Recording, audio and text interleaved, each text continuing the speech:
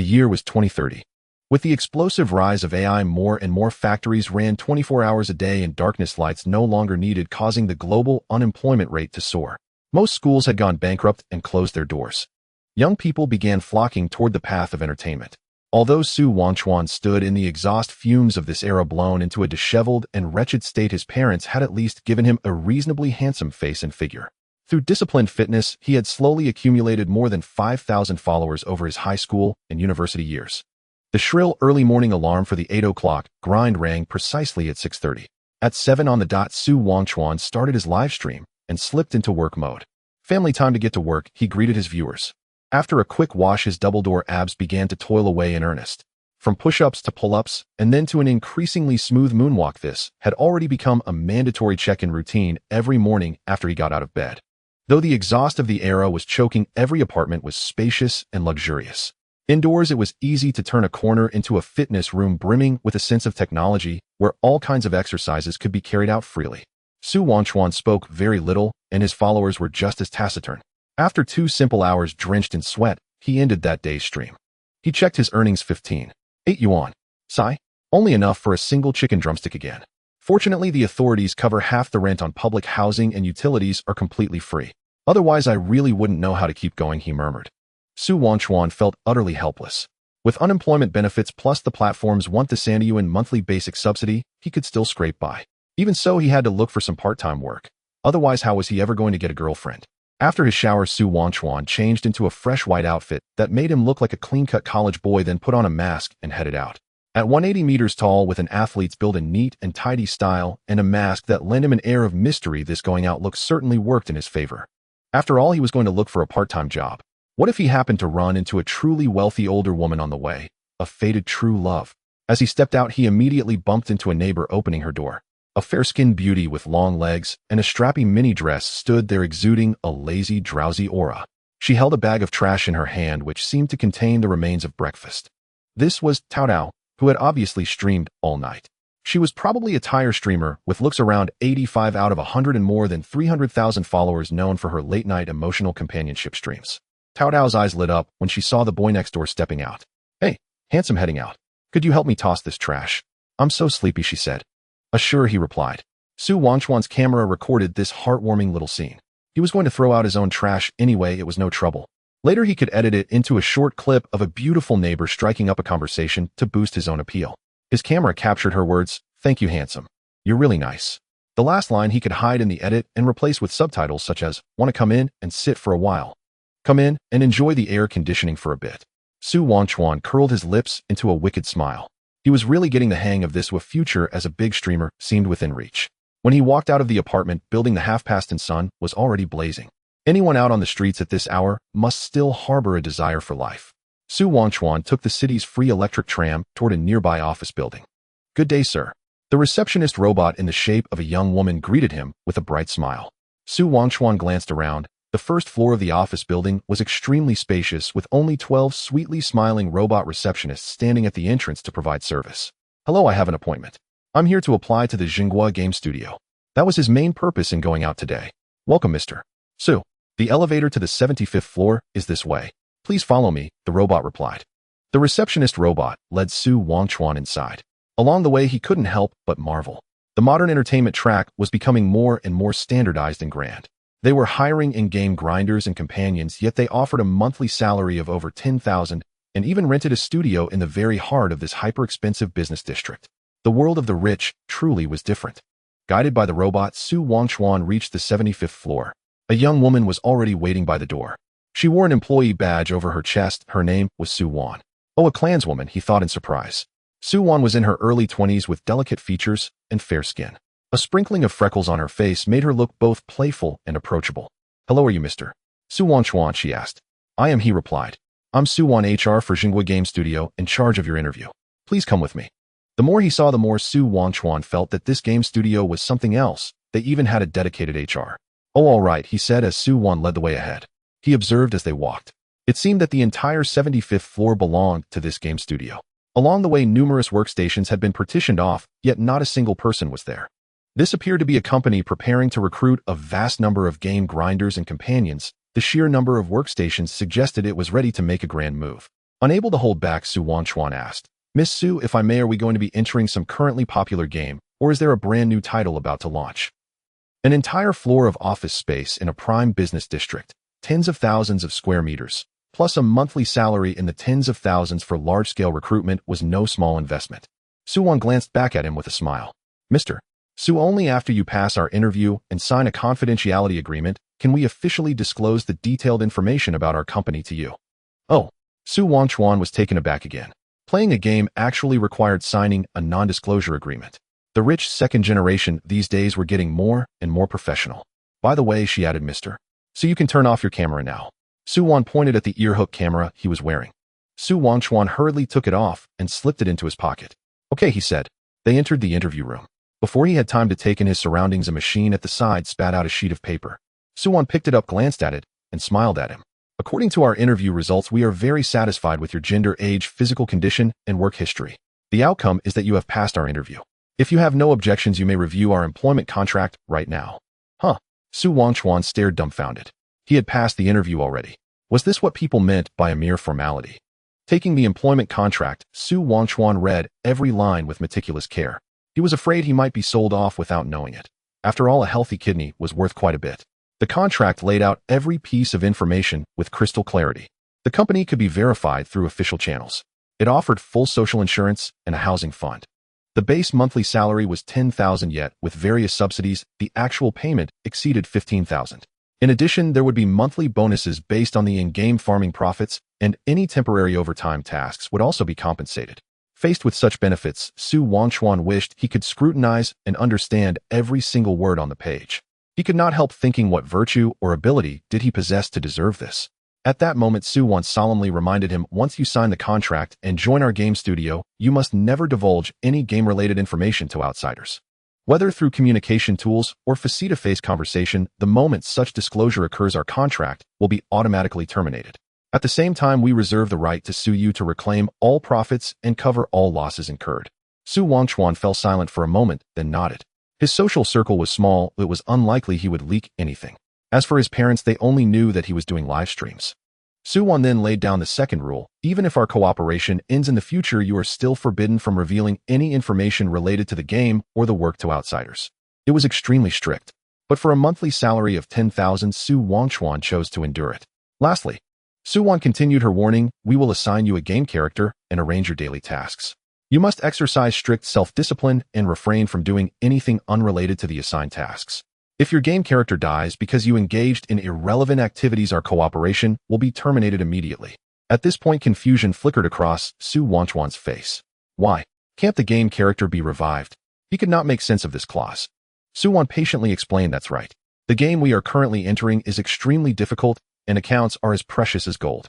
Each account has only one chance at life. Once the character dies, the account is immediately cancelled. Therefore, every member of the studio must act strictly according to the regulations. Enlightenment dawned on Wangchuan. He understood now. The reason he had likely passed the interview was that they had seen his live streams through his social media accounts and observed his years of strict self-discipline. Without a certain level of self-control, one simply could not handle this job. Suwon went on to outline the post-entry requirements. The studio requires every employee to become familiar with the game within 7 days and grow to the point of generating tangible value. In other words, after 7 days, you must begin our in-game farming plan to accumulate virtual assets for the studio. You must at least ensure that you complete the day's assigned tasks every single day. Don't worry, the workload we assign can be completed within 6 to 8 hours, so it won't take up too much of your time. In the game, do not get into conflicts with anyone. After finishing your tasks, you must log out only within a safe zone. Every restriction Suwon laid out, Wangchuan engraved firmly in his mind. Once the employment contract was completed, an official notice arrived. Since he already had a new job starting this month, he would no longer be eligible to apply for unemployment benefits, and his monthly public rental housing subsidy would also be temporarily suspended. Welcome aboard, Suwon said. Come, I'll take you to collect your gaming equipment. Suwon stood up and led Wangchuan to a window that resembled a blood-drawing station. Our game uses DNA plus dynamic retinal binding. When you register for the first time, we bind your DNA and record your iris data. After that, every login requires an iris scan. You can put your hand inside. Following her instructions, Wangchuan extended his arm into the window. A faint sting pricked between his fingertips, and then a beam of red light swept across his face, focusing on his eyes. Done. Just wait a moment, Suwon said. She soon returned, placing a box in his hands. Inside was a silver alloy gaming helmet, somewhat retro in design, yet light in weight, brimming with a sense of advanced technology and fitting snugly to the touch. Congratulations on joining us successfully. This is your gaming device. Once you put it on, you'll know how to operate it. But before you officially log in, I'll find you a mentor so you don't act recklessly and waste the account. Su-won took him back into the elevator, and they went up to the 74th floor. The 74th floor resembled a massive gym. All kinds of training equipment were available, including an indoor swimming pool, a small ski slope, a shooting range, and a boxing ring. Luxurious to a shocking degree. Wangchuan stared dumbfounded. They were too rich. Then he noticed that on one of the walls was the logo of the Warring States Game Studio. This meant it was not a public gym, but an internal training ground belonging to the studio. Sister Su, is this also the studio's property? He asked. Yes, Su-won replied without even turning her head. You can come here to exercise whenever you like, but photography and sharing anything outside is forbidden. Only internal members are allowed in. Wangchuan drew in a sharp breath. He suddenly had the urge to stay here until old age. By the way, Su-won suddenly added, our company has its own employee apartments also in this very building. Once your game character stabilizes, you can move out of your public rental housing and apply for an employee apartment. The conditions there are much better than your current place. We also have our own staff cafeteria, which is free. Wangchuan was already so astonished that he could no longer find words. A thought suddenly leaped into his mind. Just how many floors of this building did the studio actually occupy? Sister Su, with benefits this good, is our company still hiring? I could recommend some of my classmates, he said, his mind already turning quickly. No need. Su-won rejected him outright. Don't forget the company has a confidentiality system. Besides, we have our own standards for selecting people. You just need to do your own job well. Her tone was cold, the typical voice of an HR professional. For a moment, he felt she was a little less adorable than before. But with a roof over one's head, one could not help but bow. Thinking of the monthly salary and bonuses exceeding 10,000, the employee apartments, and the staff cafeteria, all the resentment in Wangchuan's heart instantly vanished like smoke. Under Su-won's lead, they walked up to a middle-aged man with a bare upper body and sharply defined muscles. The man in his early 40s had keen eyes and fists wrapped in bandages, his powerful punches landing one after another with solid muffled thuds. Instructor Yu, Su-won called, we have a new employee here. Please take him under your wing.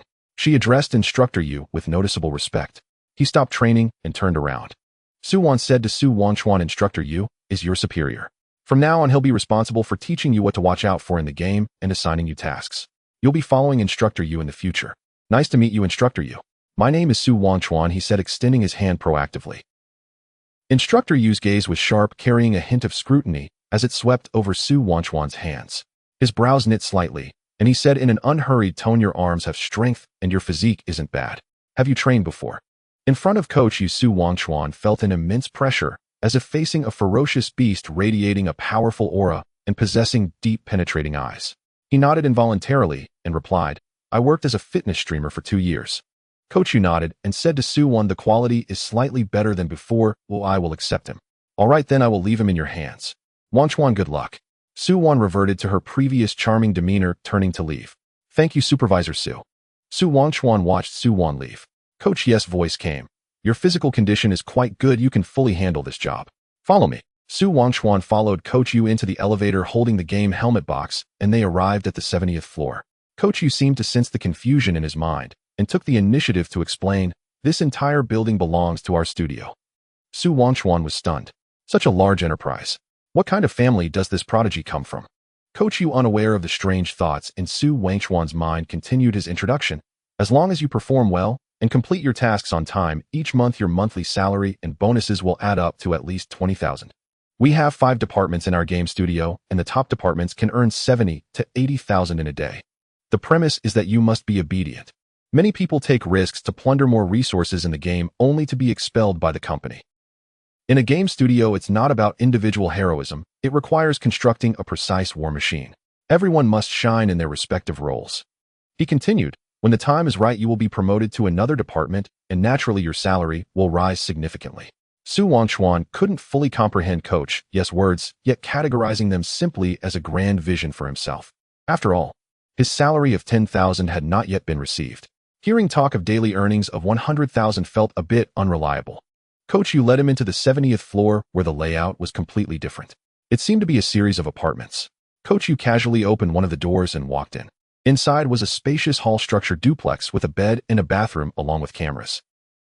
When entering the game, it is crucial to be in a relatively quiet and safe environment, otherwise being disturbed during the game can put your character in danger. Su-Wan must have already told you about the various restrictions in the game. The game character has only one life. If you die, the account becomes useless and the game helmet will self-destruct. Therefore, every player must be well prepared. At this point, Coach Yu pointed to the sofa and said, "Put on the helmet, create a character log into the game, and after entering the village you will randomly spawn in any village. What you need to do is send me the village name and number so I can see who from the studio is with you." Okay. Wangchuan quickly sat down and put on the game helmet as instructed. A beam of red light scanned his eyes. A voice came from within. "New user detected. Would you like to create a character immediately?" "Yes." In front of Wangchuan appeared a lifelike image of himself as if 3D printed, but his clothes were rather rough, made of worn gray fabric, and he wore straw sandals. "Please name your new character." "Wangchuan. Character creation successful. Would you like to enter the game?" "Yes." Due to being a new user entering Ling Yu for the first time, you will be randomly assigned to a novice village. After the system prompt, Wangchuan felt darkness enveloping him. Then he heard the crowing of chickens and the rhythmic sound of iron being struck. He opened his eyes. He found himself in a village. Wangchuan looked around. Surrounded by dirt and stone walls, dozens of wooden houses were scattered about. Not far away stood a sturdy village gate flanked by 2 guards wielding long spears. It felt very much like an ancient village. Yet it seemed strange. What kind of village needs to have a high earthen wall? What kind of village requires dedicated guards? What dangers lie outside? Never mind. After all, it's just a game. It wouldn't be surprising to have a dragon lurking in the village. Wangchuan recalled Coach Ye's advice and summoned his attribute panel. A transparent frame appeared before him. Wangchuan, male, vagrant, hunger level 100100, strength 8, attack 23, agility 8, defense 1, 6, speed 8, stamina 8, health 80, spirit 8, not activated. Current location: Tiannan Continent, Nanyu Country, Sana County, Huishui County, Haishi Village. Haishi Village.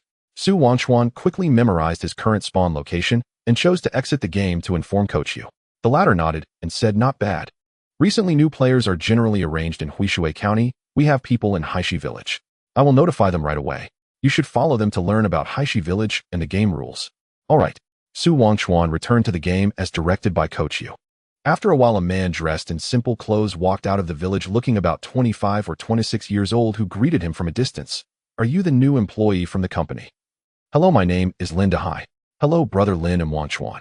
Wangchuan greeted him politely. "Haha, us young people don't need to be so polite. Come, Wangchuan, I will take you to find the village chief. First, we need to change your vagrant status to registered in Haishi Village. It will make coming and going much more convenient." Okay. Wangchuan, entering the game for the first time, naturally followed the instructions of the experienced employee. New players have a week of adjustment period when they first come in. Lin Dahai seemed very easy to talk to and opened up. "Haishi Village is not big.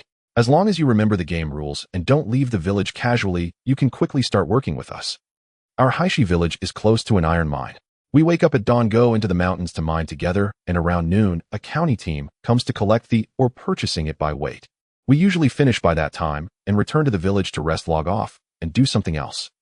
Every 7 days, a person from the studio comes to collect the earnings, calculating bonuses based on the amount. That's basically the situation. Do you understand?" Wangchuan nodded. "Understood, so my daily task will be to mine in Haishi Village." "Exactly. The more you work, the more you earn."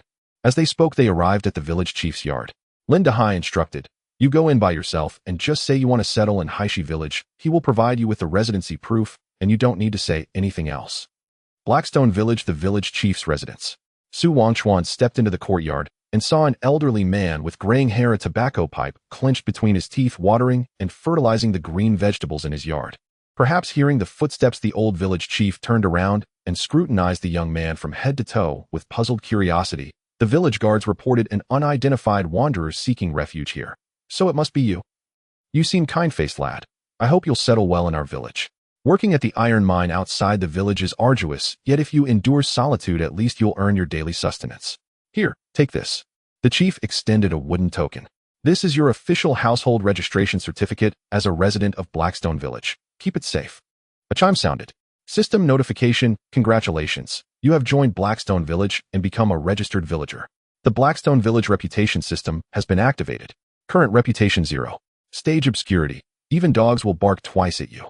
Wangchuan accepted the token, but its texture felt astonishingly real. Engraved upon it were the characters Blackstone Village Wangchuan. The grain of the wood and the incised script stood out with striking clarity, like tracing the ridges of mahjong tiles by touch. Damn, this game boasts extraordinary realism. No wonder affluent heirs poured such staggering capital into it. If this fails to take the world by storm, justice itself would falter. Yet strangely, not a whisper of it had surfaced on Douyin. Not a single gaming streamer had mentioned Ling Yu. Stunned, Su Wangchuan realized even his inventory interface was absent. His household certificate could only be tucked inside his robe. He patted his chest, reassuringly secure. The chief had already averted his gaze and issued his dismissal. Remember, lad, you may leave the village only by day and must return before sunset. Should you arrive late, the gatekeepers will bar your entry. Go on. Su Wangchuan nodded in acknowledgement and departed the chief's home. Lin Dehai materialized beside him as if conjured from mist, smiling. Excellent. Now that you bear legitimate status, only equipment stands between you and the mines. I offer 2 paths. One accelerates mining immediately, the other delays it by several days. Su Wangchuan hurriedly sought clarification. Lin Dehai explained most newcomers arrive destitute, lacking both pickaxe and basket, and must also prepare a day's rations before they may begin mining. Su Wangchuan listened intently. You must labor in the village to earn coin, feeding chickens or trapping weasels for old Mrs. Wang, or apprenticing with the blacksmith, working gratis until you've saved enough for tools and provisions.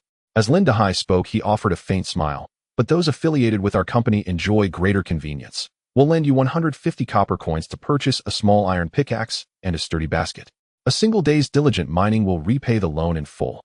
Of course, this loan bears terms. You must surrender tomorrow's entire earnings to us as repayment for our time and risk. Su Wangchuan grasped the logic instantly. Through lending, they leveraged short-term profit multiplication. 1 day's or yield would net 150 copper coins. Tomorrow's haul, pure gain. Yet, considering Lin Dehai had sacrificed his own mining hours to guide him, that profit rightly belonged to him. Moreover, compared to spending days performing menial village tasks, this arrangement proved mutually advantageous. I'll follow Brother Lin's advice and borrow from you. Su Wangchuan decided without hesitation. Clever. Lin Dehai smiled warmly. Once a stubborn youth refused this path, insisting on self-reliance through village quests. Tell me, do you know how that ended?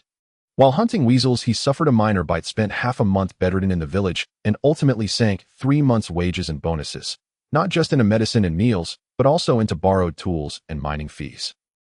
Su Wangchuan stared dumbfounded. Bedridden for half a month from a weasel bite. Seeing his disbelief, Lin Dehai winked mysteriously. Check your character panel. Look at the hunger stat. Su Wangchuan glanced obediently. His hunger gauge, once full at 100,100, now read 89,100. Lin Dehai continued. In Ling Yu, all systems mirror reality. From the moment you log in, your avatar begins to exist. Hunger depletes 10 points per hour. When it hits 0, health begins to drain, 1 point every half hour. Starve long enough and you truly die. Su Wangchuan had lost count of how many times this game left him breathless. To starve is to perish. He'd leapt from being a wage slave in the real world, straight into servitude within the game. This time his role was a miner, bearing hardship on both ends. At least his real-world salary remained generous. Watching Su Wangchuan's expression, Lin Dehai chuckled. Once you master this world's underlying laws, you'll understand just how wise today's choice truly was. Here, take this. Lin Dehai produced a leather pouch and counted out 15 large copper coins and 5 small ones. Su Wangchuan examined them closely. The small coins were light, the large ones weightier, each possessing remarkable tactile presence. Their obverse and reverse both bore the seal script character 10. The small ones are copper tokens. Each large coin equals 10 tokens. Take these to Master Sun the blacksmith. He'll sell you a new iron pickaxe for 130 copper coins. Don't let him palm off a used one. Then seek old Mrs. Wang for a basket, large sturdy, 20 tokens. Finally visit Big Brother Wang for steamed buns, 5 tokens for 2. Lin Dehai pointed the way. Su Wangchuan clutched the coins and headed first to old Mrs. Wang, not because he doubted Lin's guidance, but because acquiring the basket first would ease carrying the heavy pickaxe later. The world's fidelity was astonishing. Every additional copper coin added palpable weight to his person. Even holding the pickaxe sapped stamina.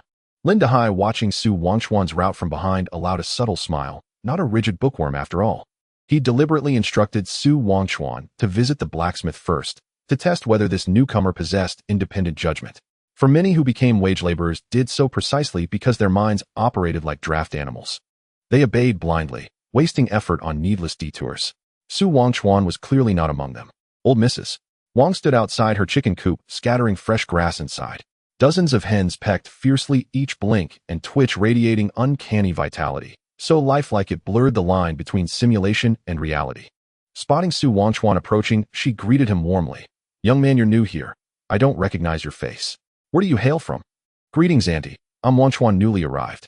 This is my household registration certificate." He presented the wooden token given by the chief. "Ah, another newcomer. Wangchuan, that's a fine name." She beamed sincerely. "You're off to the mines then. Come to me for baskets. I weave them large and stout. 20 copper tokens apiece. But since you strike me as honest, 18 will do." Huh. Su Wangchuan froze mid-step. Bargaining was possible. This game held unexpected depth. Since Aunt Wang had offered a discount, Su Wangchuan naturally took out his money and handed over 2 copper coins, expressing his support on the spot. Aunt Wang cheerfully accepted the payment, turned around, and brought out a large basket that was too big to hold in her arms, handing it to him along with 2 copper coins. Remembering Lin Dahai's words, Su Wangchuan carefully examined the basket made of bamboo strips, which was quite sturdy. Basket durability, 100,100. It can hold heavy items. Aunt Wang then pulled out a palm-sized patchwork cloth bag from her bosom, smiling as she said, "Wangchuan, this is a gift for you. Use it to hold your money, but don't lose it." "Thank you, auntie." Su Wangchuan quickly expressed his gratitude as he was in need of this item. "No need to thank me, it's just a small piece made from leftover cloth, not worth much." Aunt Wang smiled kindly, turned around, and continued to feed the chickens. Su Wangchuan placed all his copper coins into the money bag, tightened it, and tucked it into his chest, feeling much more at ease. Carrying the basket, Su Wangchuan bid farewell to Aunt Wang and followed the sound to find the blacksmith's son's house outside. Blacksmith's son was hammering an iron pick at the door, the sound of clanging metal and flying sparks showing his intense focus. Inside there were several finished iron picks and other items on display, including spears and large knives lined up against the wall. "Uncle, my name is Wangchuan. I just arrived in the village and I want to buy an iron pick." Su Wangchuan, having learned from previous experiences, took out his wooden token to introduce himself. 130 copper coins. Blacksmith's son glanced at him and quoted the price directly. Su Wangchuan felt a bit disappointed. There was no discount. He was still hoping for a little discount to save some money. "Uncle, can you lower the price a bit?" Su Wangchuan, unwilling to give up, clutched the patchwork cloth money bag. Blacksmith's son initially wanted to refuse, but seeing the young man with the money bag, he looked at him again, rubbed his nose, and said, "I can give you a maximum discount of 5 copper coins, no less." "Thank you, uncle. He'll buy it." Su Wangchuan's eyes brightened as he immediately counted out the copper coins. The money bag felt much lighter, leaving only 1 copper coin and 2 copper pieces. He selected a brand new iron pick from the blacksmith shop, which was heavy and solid. Iron pick durability 100,100, attack 11, can be used for mining. This was the first piece of equipment he obtained in the game that had attributes. Su Wangchuan felt pleased as he placed the iron pick into the basket, the genuine sensation of weight pulling at his back, making him increasingly aware that this game was not simple. After acquiring the iron pick, he didn't rush to leave, but instead looked around the entire blacksmith shop, examining the other equipment crafted by Blacksmith's son. Roughly made spears durability 100,100, attack 23, subpar equipment. Roughly made large knives durability 100,100, attack 23, subpar equipment. Rough wooden shield durability 100,100, defense 12, subpar equipment. At the back there were also some dull-edged swords and knives. Su Wangchuan curiously asked, "Uncle, how much are these weapons?" "The swords are 1,500 copper coins each, the spears are 1,400 copper coins, the shields are cheap at 500 copper coins," Blacksmith's son replied. "When you're out, it's also very necessary to buy something for self-defense, as the mining area isn't safe." Su Wangchuan was taken aback. The mining area isn't safe? Are there monsters? He wasn't particularly worried. Since the company had been mining there for some time, they should have enough experience to ensure safety. Moreover, there were Lin Dahai and several companions with him. "All right, once I earn some money, I'll come back to support uncle's business." Su Wangchuan tightened the straps of the basket and prepared to leave. Blacksmith's son showed a meaningful expression and called out to him from behind, "Wait a moment." Su Wangchuan halted, looking bewildered. "What is it?" "Do you want to earn some extra money?" "My." Su Wangchuan was taken aback. Blacksmith's son put down his hammer and assessed him. "I see you have strong arms and a steady footing. Would you like to come and be my apprentice? Practice blacksmithing with me." "Blacksmithing?" Su Wangchuan hesitated. "You can mine during the day, and if you don't mind the trouble after delivering your goods, bring back some iron, and I can teach you blacksmithing. The iron tools will earn you some wages." Blacksmith's son seemed to understand the situation with mining outside and voluntarily explained, "It might be a bit tougher than what others do, but if you can endure it, saving up money to buy a house and find a wife could be a viable path. Think about it." He didn't rush Su Wangchuan for an immediate decision. Su Wangchuan nodded, indicating he would think about it. and then turned to leave. Blacksmith's son's invitation made him hesitate. He wasn't sure if the matters concerning Blacksmith's son would trigger a main storyline quest affect the company's tasks or conflict with his own schedule. Everything could wait until he was on track here. After all, a monthly salary of over 10,000 was the main goal. Stepping out of the blacksmith shop and arriving at the village entrance, he could smell the fragrant aroma wafting in the air. The pancake shop. The flags at the village entrance fluttered in the wind. Wang Dalong, a small man in his 30s wearing a dirty apron, stood in front of two large baskets filled with fragrant pancakes. Two villagers were counting their copper coins, 5 copper coins for 2 pancakes. "Give me 2. They'll take 4 just in case I get hungry later." The words of the other villager made Su Wangchuan look over curiously. Coming up at midnight. Could this person be a player? The two exchanged glances, immediately becoming sensitive to each other. A newcomer. Another one. Su Wangchuan's basket and iron pick were brand new, easily recognizable by an observant eye. "Hey, let's go, let's go." The two bought their pancakes and left, appearing unfriendly. Su Wangchuan didn't think much of it. Wang Dalong greeted with a smile. "Newcomer, I saw you before. I didn't expect you to buy a basket so quickly. Come fresh out of the oven pancakes, they're still warm. Eating them will give you strength. Want to buy one? I have 12 copper coins." Su Wangchuan emptied his money. Wang Dalong was very easygoing. "All right, I'll give you 5 pancakes." He quickly wrapped 5 pancakes in lotus leaves for him. "Pancakes edible, can fill your stomach. Tastes good." "Thank you. Come back if they taste good." Wang Dalong was also happy to complete a big sale. "Sure thing." In a good mood, Su Wangchuan bid farewell to Wang Dalong, when Lin Dahai suddenly appeared out of nowhere, looking surprised at the thick stack of 5 pancakes in his hand. "I remember only giving you 155 copper coins. Did you find some money?" Lin Dahai was very surprised. Brother Lin, you can have some." As Su Wangchuan shared 2 pancakes with Lin Dahai, he recounted his bargaining experience in detail, including Blacksmith's son's offer for him to become an apprentice. Lin Dahai held the pancakes, looking dazed. "In the past, I heard some people had good luck and could trigger quests, but among the 5 of us in the company, we've really never encountered it. Wangchuan, your luck is truly good." Looking at the pancakes in his hand, he found Wangchuan increasingly pleasing to the eye and said, "Becoming Blacksmith's son's apprentice is a way to make money, and it takes place in the village, so it isn't considered a dangerous task. The higher-ups won't say anything." Lin Dahai carefully tucked away the baked pancakes and glanced at the sky, saying to Wangchuan, "I see you learn quickly and are cautious. Today, let's speed up the pace and take you out of the village to familiarize yourself with the iron mine." "Sure." Su Wangchuan's eyes lit up. The 2 baked pancakes were indeed well received. According to Lin Dahai's previous plan, it would be difficult to go out to mine today. The subsequent time should be spent familiarizing with the NPCs in the village, and they would gather the team again after dawn tomorrow to conduct their daily activities. But who wouldn't want to engage in gold-earning tasks faster? Who wouldn't want to earn a little more money? Lin Dahai took Su Wangchuan out of the village. The 2 guards at the village gate were tall and robust, with sharp eyes that clearly indicated they were trained fighters.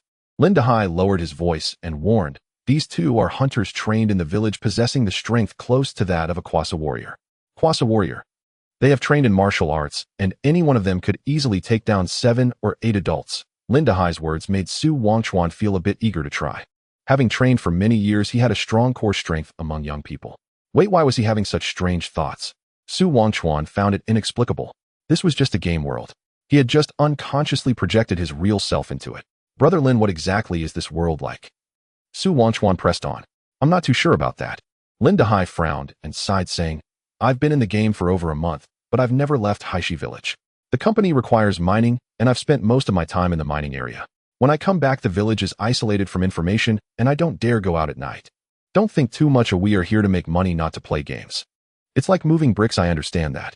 It just feels like this game is made too realistically. It will definitely become a phenomenal hit in the future." "Exactly." The 2 chatted as they left the village. Su Wangchuan then noticed that Lin Dahai wasn't carrying a backpack. Upon asking, he learned that Lin had returned temporarily, leaving the backpack with his companions in the mountains. The iron mine was not far from Haishi village, only about 7 or 8 miles away. A fast walker could return in just over 10 minutes. Carrying things would take over an hour. Lin Dahai informed Su Wangchuan. It was noon, 12 o'clock, and in another 2 hours the county's collection team would arrive at the mining area. If they hurried, they still had a chance to dig up some iron ore and earn a few pancakes. Su Wangchuan felt a surge of excitement. Regarding this very generous, high-paying job, he couldn't wait to get involved. The 2 proceeded along the village path flanked by endless rice fields. The fragrant aroma of the rice fields again gave Su Wangchuan a sense of walking in the real world. After a few miles, his steps gradually became heavy. Su Wangchuan adjusted his breathing using the breathing method he had created during his workout, and indeed felt much easier. His heart was increasingly shaken. Lin Dehai smiled and said, "In the future when you pass here, be very careful, as sometimes there will be yellow weasels and wild rabbits or mountain chickens hiding in the fields. If you encounter a yellow weasel, ignore it. If you see a wild rabbit or mountain chicken and have the ability, catch it and sell it for money. Wang Dalong will buy them for 50 copper coins. The village hunters might also need them for drinks. There shouldn't be any other wild beasts in the rice fields, right?" Su Wangchuan asked with a smile. "Not that I've encountered so far." Lin Dehai shook his head and laughed, saying, "Typically company personnel travel in groups, so they aren't afraid of danger. However, caution is still necessary, as the beasts in this world can be fierce and improper handling can lead to death." Su Wangchuan felt a chill in his heart. He glanced at the rice fields on both sides of the road, becoming a bit more vigilant. Beyond the rice fields was a small orchard, and behind it was a small hill. According to Lin Dehai, once they climbed over this small hill, they would see the iron mine. Lin Dehai specifically reminded Wangchuan the iron mine was already considered to be in the mountains far from the village and the village path, and they could encounter all kinds of beasts, so it was best not to act alone. Later he'll introduce you to the company members so everyone can team up to mine together, log in at the same time, eat, and live together, and deal with any dangers that may arise. Alright. Su Wangchuan quickly followed Lin Dehai as they climbed over the small hill and entered a dense forest. Inside the dense forest, a dedicated path had been cleared, the ground paved with crushed stone extending into the much dimmer mine.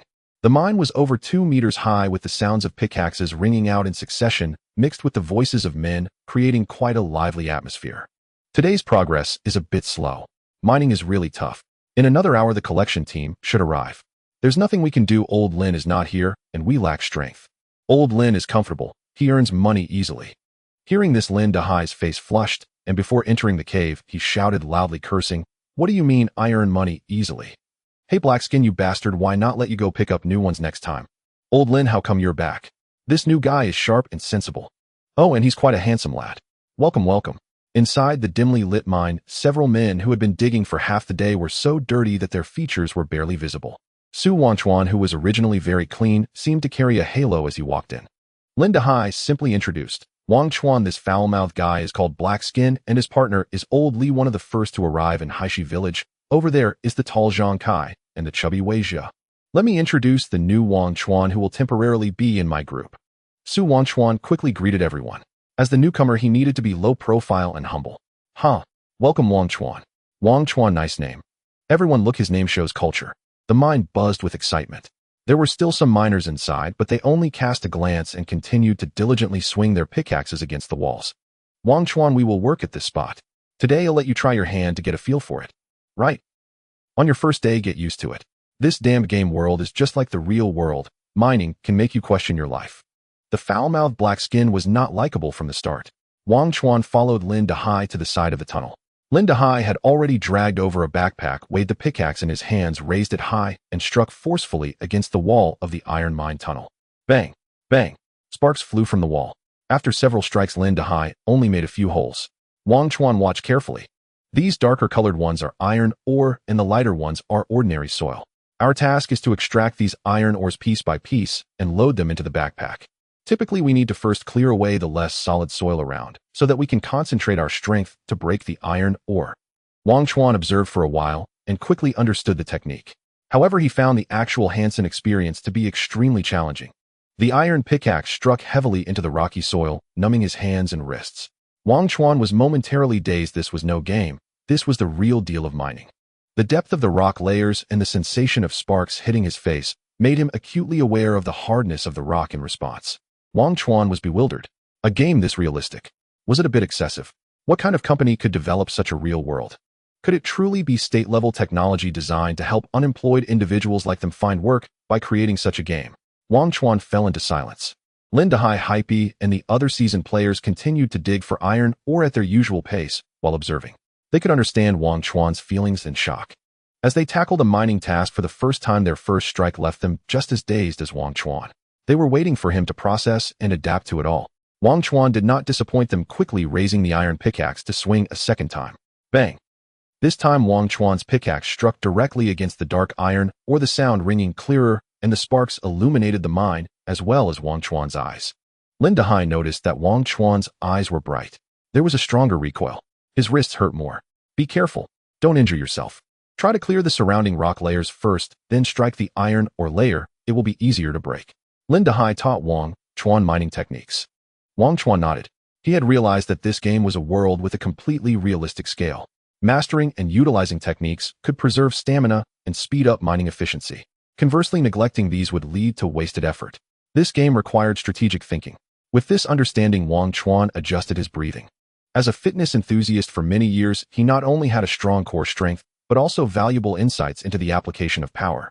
If mining, or could be considered a form of weightlifting, it was entirely feasible. It was merely a repetitive mechanical exercise demanding physical strength. Wangchuan slightly adjusted his stance to stabilize himself. With a determined gaze, he estimated the height of the rock layers, calculated the swing path of the pickaxe, twisted his waist, and exerted force. Bang! His action had slight differences compared to the seasoned players. However, in the dimly lit mine, these subtle distinctions went unnoticed. In his repeated swings of the iron pickaxe, Wangchuan continuously made slight adjustments to his steps and the trajectory of the swing. If anyone had been watching him, they would have seen him seemingly swinging the pickaxe in place to clear the rock layers, while in reality, he was making subtle adjustments, and every swing was remarkably smooth and forceful. The pickaxe penetrated deeply into the rock layers. Soon a section of rock was cleared, revealing the iron ore layer. Wangchuan struck down hard. The first piece of iron ore showed cracks. Clang, clang. The first piece of iron ore broke and swayed precariously. That's right. Just like that. Wangchuan, you picked it up quickly. Yeah. You mined the first piece of iron ore so fast, your strength attribute must be quite good, reaching a full value of 5 points, right? 5 points. Wangchuan was taken aback. He remembered that when he summoned his attribute panel, all 4 of his attributes were at 8 points. What does a full value of 5 points even mean? Wangchuan was previously into fitness. I estimate his strength could be 6 or 7 points, Lin Dahai remarked on Wangchuan's behalf. That's impressive. Just an extra point in strength makes mining much easier. Over a normal day, the amount mined could exceed that of an average adult by more than 10. TSK. So enviable. I didn't realize Wangchuan was so capable. Hype and several seasoned players all expressed their envy. Wangchuan deduced this game didn't set everyone's initial attributes the same, rather it projected them based on real-world physical fitness. No wonder he felt such effortless control over this body. Secretly, he was astonished once more. Ling Yu is impressive. Reflecting on his years of disciplined fitness, which granted him 3 additional points in strength, agility, stamina, and spirit compared to an average adult, he chose to conceal his situation. A slight advantage could spark admiration from peers, however, too many advantages might invite jealousy and distancing. As a newcomer, he needed to fit in with the veterans quickly to familiarize himself with this game and survive. Most importantly, he had to keep this job. Brother Lin, how much can this piece of iron ore sell for? Iron ore sells by weight, about 5 pounds for a copper coin. This piece weighs over 5 pounds, so you'll earn 1 copper coin. Lin Dahai's tone was tinged with envy. Wangchuan, however, looked shocked, dumbfounded. It's only worth 1 copper coin. So cheap. Wangchuan couldn't believe it. Hype spoke bluntly. Those ordinary stones are the truly worthless ones. Mining 1,000 pounds wouldn't yield anything. Moreover, how could the real profits from iron ore end up in our hands? The convoy craftsmen, weapon merchants, and officials take the lion's share. Wangchuan fell silent at a loss for words. Oldly chuckled. If you mine 1 or 2 more pieces of iron ore, it's enough to trade for a flatbread. Clearing a segment of iron ore should at least earn you 2 flatbreads. Thinking like that makes it easier to keep going. To be fair, after his explanation, he felt much better. Wangchuan immediately exerted himself, clang, clang, clang, vigorously smashing down piece after piece of iron ore into his backpack. About 30 pounds, enough for 6 copper coins. He checked the time. Approximately 10 minutes had passed. At this rate, he could mine iron ore worth 20 to 30 copper coins in an hour, and over a morning plus lunchtime in 6 to 8 hours, he could exceed 150 copper coins. But this work was truly exhausting. After just 10 minutes, Wangchuan felt as if he had done half an hour of intense exercise. Fortunately, he maintained a workout routine of over 3 hours daily, giving him enough stamina and resilience. Keep going. Get to work. After about half an hour, he was thoroughly fatigued. His wrists were slightly cracked. Hype and Oldly took breaks midway. Some took out flatbreads to eat. Wangchuan summoned his attribute panel to take a glance. His hunger level had reached 70,100. Heavy physical work indeed accelerated hunger. Lin Dahai advised Wangchuan eating a flatbread can relieve 60 hunger points. It's best to wait until your hunger drops below 40 before eating. Wangchuan immediately shelved the idea of eating and continued to clang, clang, clang, focusing hard. An hour passed, and his hunger swiftly dropped below 40. His stomach growled. The backpack at his feet was already half filled with iron or estimated to weigh at least 200 pounds. The mining progress was quite satisfactory. At this moment a bell rang outside. Several people perked their ears up. Voices echoed from the mine. The convoy is coming. Get ready to head out. The caravan. Is it here already? Wangchuan glanced at the basket at his feet, which was not yet full, feeling a bit regretful. Lin Dahai had already given orders. According to the rules, those of us close to the cave entrance should transport the iron ore first. Everyone stop what you're doing and head outside. I will team up with Wangchuan, Haipi, and Lao Li will be the second team, and Zhang Kai and Wei Ji will stay behind to watch over the iron ore for now. All right. Lin Dahai's basket also contained about 200 pounds of iron ore. Haipi and Lao Li came over with 2 thick ropes, quickly tying them around the baskets and fastening them to Wangchuan and Lin Dahai. You haven't mined much iron, or a single trip will be enough. After unloading, come back to help. Come on, lift. With the help of the 2, Lin Dahai lifted the 200-pound basket and started walking outside step by step. It was Wangchuan's turn. Only then did he realize how important the basket was. Wangchuan quickly assumed a horse stance, and with the help of Haipi and Lao Li he shouldered the iron ore he had mined, feeling as if he was being crushed. The caravan is not far from the cave entrance. Oh, just bear with it, pay attention to your feet, take it slow, and don't fall. Lin Dahai reminded as he walked ahead. Wangchuan gritted his teeth and followed behind, stepping outside one step at a time. 200 pounds, very heavy. It was a true test of core strength. Fortunately, Wangchuan had enough stamina and strength and quickly adapted, keeping pace behind Lin Dahai. Then he heard Haipi and Lao Li's voices coming from behind. Wangchuan, not bad at the base level. You're adapting really fast. I don't know, after I go back will I have time to hit the gym. Haipi was indeed quite chatty, still able to talk at a time like this. Wangchuan dared not show any signs of fatigue as he followed Lin Dahai for about 30 meters, stepping off the gravel path and seeing sturdy wooden mule carts parked by the roadside. A merchant stood nearby along with 7 or 8 young men. Each young man had an iron weapon at his waist. Dahai, are you here? Oh, a new face. The merchant was tall and thin with narrow eyes and a mustache, clearly a shrewd businessman. The merchant noticed Wangchuan following behind Lin Dahai and couldn't help but ask. Lin Dahai placed the basket on the cart and helped Wangchuan unload, saying, take out your household registration certificate. Oh, okay. Wangchuan quickly took out the wooden plaque. The merchant glanced at it and handed it back, saying, since you're from the village, we'll give you your price, 5 pounds for a copper coin. Both of your baskets count as 200 pounds, so each person gets 40 copper coins. Come take it. The merchant counted out 8 large copper coins and handed them to Lin Dahai and Wangchuan. Wangchuan quickly secured the money and returned with Lin Dahai to help at the mine. Lin Dahai still had a basket of iron ore. Haipi and the other 4 had mined iron ore for a day, earning about 180 copper coins. The group was exhausted and ate pancakes by the roadside.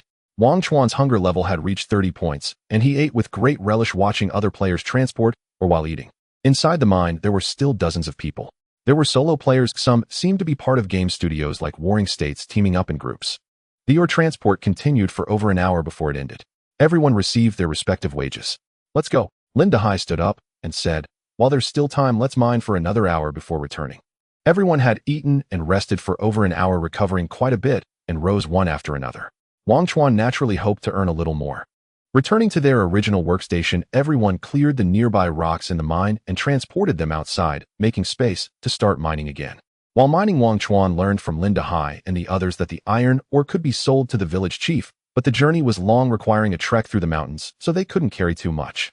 The group agreed to the custom, only to mine for an hour's worth of iron ore. Once the others had finished resting, they successively entered to continue mining. An hour passed. Around 4:30 in the afternoon, everyone tacitly began to clear the rocky debris and then carried a small half basket of iron ore outside. Less than 100 pounds of iron ore felt much lighter than before, but the distance was far more than before. A full 40 or so people resembled a small migration team walking towards Haishi village against the setting sun. On the way, Wangchuan filled his stomach with another pancake. After walking and stopping for over an hour, the sky began to darken. Finally, before the sun completely set, everyone returned to Haishi village, where the 2 guards at the entrance had been waiting eagerly and quickly closed the village gates as if something terrifying would come in after nightfall. Wangchuan also noticed that besides these 2 guards, there were capable-looking hunters patrolling the earthen walls around the village, creating a rather serious atmosphere. Lin Dahai took the initiative to explain, after nightfall the area outside the village becomes very dangerous. Besides wild beasts and homeless bandits, there seem to be some peculiar creatures. At night, don't linger outside the village. Wangchuan, when night falls, go back inside to rest, and don't come out unless necessary. Hype raised his eyebrows at Wangchuan and said, sometimes the village might not be safe either. I heard Laoli say that a month ago there were actually more people in Haishi village than now. Wangchuan didn't understand the meaning behind Hype's words. The group had gathered at the village chief's yard. The village chief was buying iron ore. 5 pounds for a copper coin. Everyone almost received 20 copper coins. A day's normal earnings could reach 200 copper coins, and after deducting the day's meal for 4 pancakes, he could actually keep 190 copper coins. Wangchuan calculated silently. Lin Dahai turned around and said in a low voice, the iron ore the village chief buys ultimately goes to the blacksmith shop. Wangchuan, doesn't master son want to take you as an apprentice? You can take the iron ore over and see if you can sell it for a better price. Wangchuan's eyes brightened, and he left the group alone heading towards the blacksmith shop. Master Sun was still forging iron at the entrance. When he saw Wangchuan approaching with the heavy basket, he grinned and asked, have you made up your mind? Master, I want to learn to forge iron from you. Good, good, good. Master Sun appeared very happy. Perfect timing. If you come a little later, the iron ore from the village chief will be delivered, and you can help me out and see how to smelt the iron ore. The iron ore the village chief sells to me is 4 pounds for a copper coin. Since you are already my disciple, I won't let you lose out, and I'll also buy it at 4 pounds for a copper coin, but only for you. More than that, the village chief will be unhappy. Master Sun specifically reminded him. Wangchuan smiled and said, thank you, master.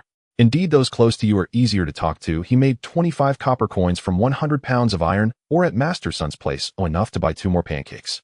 Wangchuan, while Wang Dalan's pancake shop is still open, buy some more pancakes. You'll have plenty to do tonight.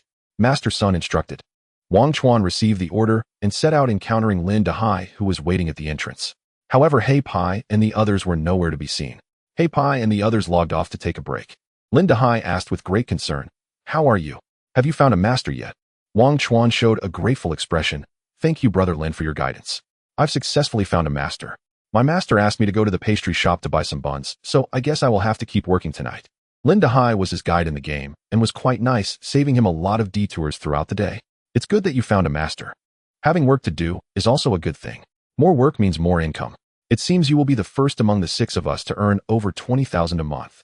Lin Dahai gave him a thumbs up and said, work hard, but don't overexert yourself. Tomorrow morning at 6 we will gather in front of Wang Dalang's shop. As he was leaving, he specifically pointed to a wooden house nearby. Try to find a house when you log off, it's much safer. That area is where we log off.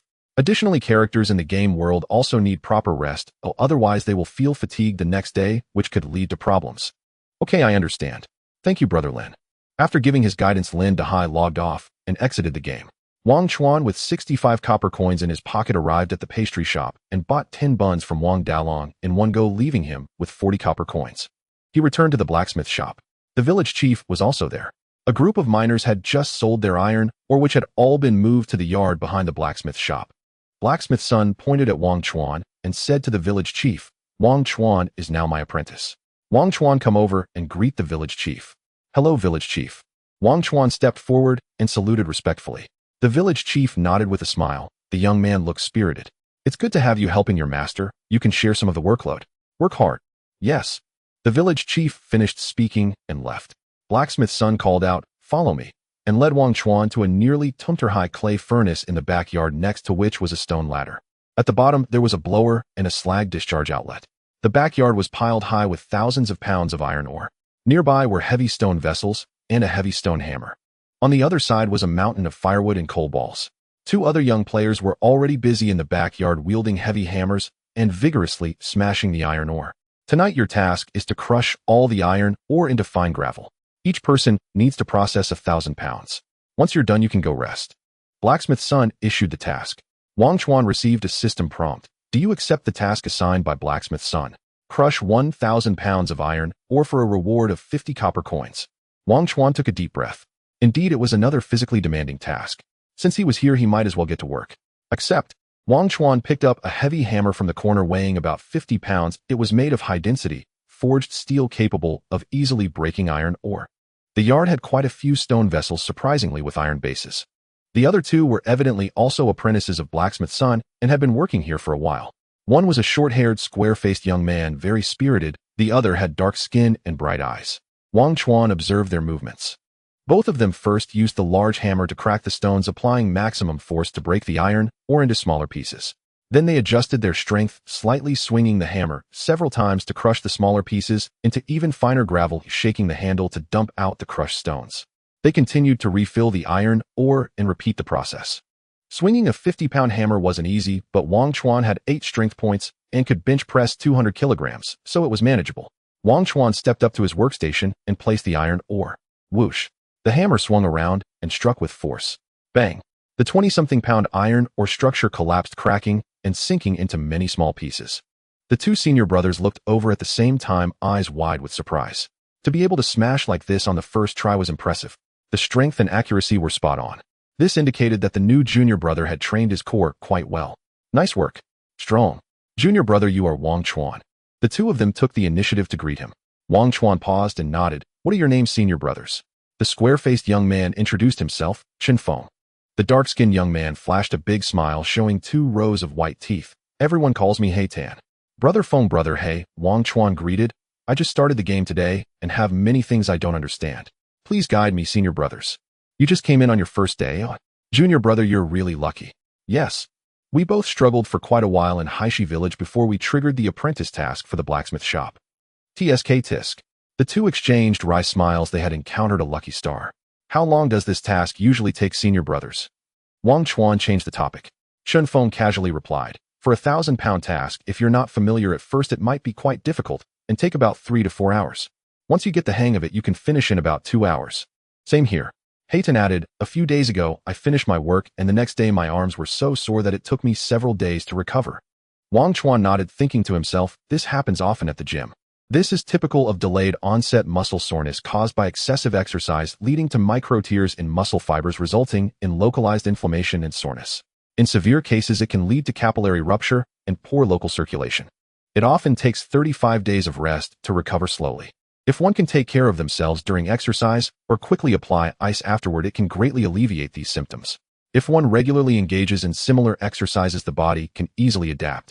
Wangchuan had already made plans in his mind. He trained for several hours every day and had strong adaptive capacity in his arms, but such high-intensity exercise would still cause discomfort the next day.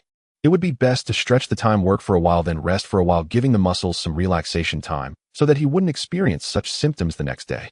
Wait. Wangchuan suddenly showed a look of surprise.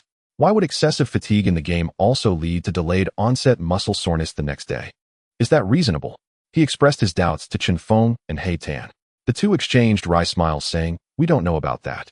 Perhaps our bodies in reality are synchronized with the game world, or our bodies can feel fatigue. Exactly. Not only does the game character get tired, but our bodies in reality also feel fatigued and can exhibit mild symptoms. Wangchuan looked incredulous, saying, how is that possible? If the experiences of the game character are directly linked to our nervous systems and physiological functions, then if we were killed in the game, wouldn't that pose a life-threatening risk? Wangchuan suddenly recalled the game rule that once a character dies, the account is immediately deactivated, and a shadow flickered through his mind. How could that possibly be? Junior brother, you're overthinking it. Still, in this game, the penalty for character death is indeed severe. You lose everything and your account is terminated. Our gaming studio has repeatedly stressed never undertake hazardous missions or enter dangerous environments. Chinfeng and Heighten spoke as they began working. Wangchuan, though deeply skeptical that a game could threaten his real-world self, could not shake off an enduring sense of foreboding. Enough. He'll know tomorrow morning whether the game's immersive experience affects real-world physiology. He remained only half convinced by his senior brother's words. Work demanded full concentration, especially the first strike, which required precise force and aim. Soon all three immersed themselves fully, their gazes sharpened, their conversation tapering into silence. Only the rhythmic clang of hammers striking or echoed through the blacksmith's forge. Wangchuan learned swiftly, but every 20 minutes or so he paused, excusing himself to drink water and step outside to stretch his limbs and relax his muscles. After roughly 10 minutes, he returned to work. 2 hours passed. Wangchuan, keep going. Junior brother were logging out now. Chinfeng and Heighten completed their daily task, reducing 1,000 gene of iron ore into fragments and fine powder, and handed it over. Wangchuan still had about 400 gene left, another hour and more of labor. See you tomorrow, senior brothers. Tomorrow, the two departed. Only Wangchuan remained in the forge. By then the village had grown markedly quieter, its sounds reduced to a single monotonous rhythm. It seemed everyone had drifted into slumber. Yet Wangchuan maintained his steady pace. During breaks, he stepped outside the forge to gaze beyond its threshold. Guards patrolled the village unchanged in number, yet their vigilance had intensified. They circled the earthen ramparts with unwavering focus, spears and bows never leaving their hands. At last, an hour and a half later, Wangchuan finished his task. A bit slower than expected, but done at last. All right, go rest. Master Sun the blacksmith offered no harsh rebuke. Handing Wangchuan 5 large copper coins, he gestured for him to find lodging anywhere in the village. Numerous vacant houses dotted the village. Simply open the door, and one could rest freely. Wangchuan entered Lin Dahai's log cabin where no bed stood. He sat cross-legged against the wall. Before logging out, he deliberately ate 2 scallion pancakes to deplete his hunger bar, then patted the coin purse at his chest and the 8 remaining pancakes, before selecting log out. Exit game. Yes. Emerging from the game, neon lights already shimmered outside. 1030 p.m. It was late. Su Wangchuan removed his VR headset. The room empty except for himself, the instructor you had long since vanished. Beside him lay a note. Lin Dahai says you've adapted well in game. I'll take my leave now. You may use the game studio's rooms freely. Entry to the building uses facial recognition. Your biometrics are already registered. You're authorized access to floors 7075. You may work here or commute from your own apartment. Be online and assembled by 600 m. daily, and safeguard your VR headset carefully. Su Wangchuan folded the note, ran his fingers lightly over the sleek curve of his headset, and walked to the floor-to-ceiling window, its glass reflecting the city's glittering neon skyline. Gazing down upon the metropolis, his heart swelled with quiet awe. Today he had not only become an employee of an enigmatic game studio, standing within a skyscraper he'd once deemed unimaginable, but also lived an entire day inside a game of staggering realism. He knew a pivotal choice now loomed before him. Should he uproot his entire life and move into Warring States Tower? One thing was certain. His days of waking at 7 each morning to stream live would likely vanish forever. He could no longer squander his life for 15 yuan and 80 fen a day. He must seize this opportunity, firmly, irrevocably. After long deliberations, Su Wangchuan resolved to return to his apartment first, to see out the month, before deciding whether to relocate. And in that moment, cradling his headset, he stepped out of Warring States Tower. Behind one of the 75th floor windows, Su Wan stood motionless, her freckled face radiating an uncharacteristic aloofness and incisive sharpness. New hire Su Wangchuan, on his very first day in game, has already secured his second in-game position. A fortunate young man indeed. Nurture him well. Guide him carefully. In the coming period, more newcomers will likely be assigned to Blackstone Village, making it a new focal point for our resource extraction. Back at his apartment, Su Wangchuan passed his neighbor's door just as it opened.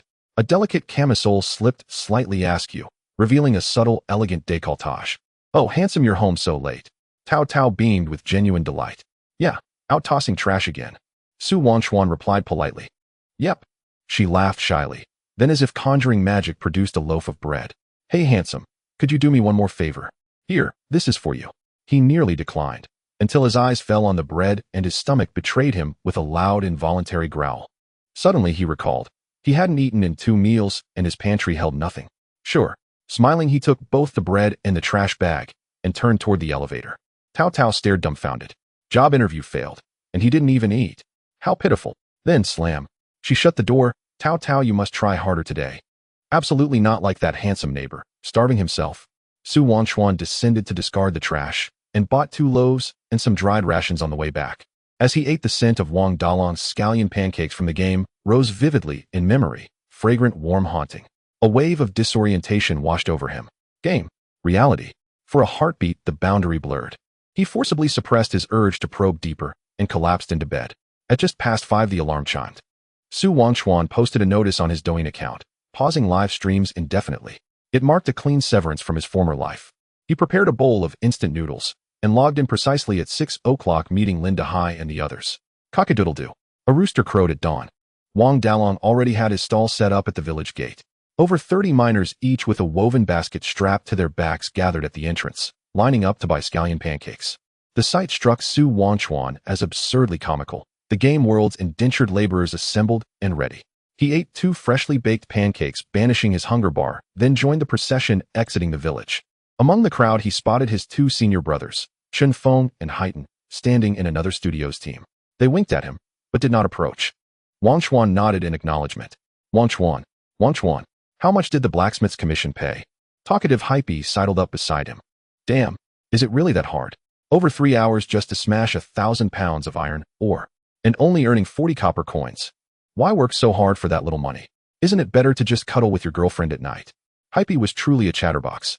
After learning about the apprentice's task at the blacksmith shop from Wangchuan, his initially envious expression turned into one of disdain, and he began to teach him with exaggerated gestures. At the very least, we are a high-income group. With monthly salaries over 10,000, we should learn to enjoy life. What else can you do after working from 6 in the morning until 10:30 at night? Sleep alone. Lying in a cold, empty bed, is that the meaning of your life? Listen to me, find a girlfriend. If that's not possible, then find two. We have the means for it. Hype's half-joking teasing lightened the dull travel time, adding a few laughs. Once Hype lost interest in Wangchuan, Lin Dahai turned to him. How's your body? Do you feel any soreness or pain? If so, it's normal. You'll get used to it in a few days. Don't rush to pay back the money you borrowed. Brother Lin, I'm fine. Wangchuan smiled at Lin Dahai. The latter chuckled, saying, once you enter the mine, you won't be so cocky anymore. He thought Wangchuan was just putting on a brave face. The group entered the mine. Everyone returned to their respective mining sections. The Jianghu studio still stayed close to the entrance, saving time and effort. Hype set down his backpack, spat into his hands, rubbed them together vigorously, grabbed his pickaxe, and began to smash the ore. Lin Dahai and Lao Li focused on Wangchuan.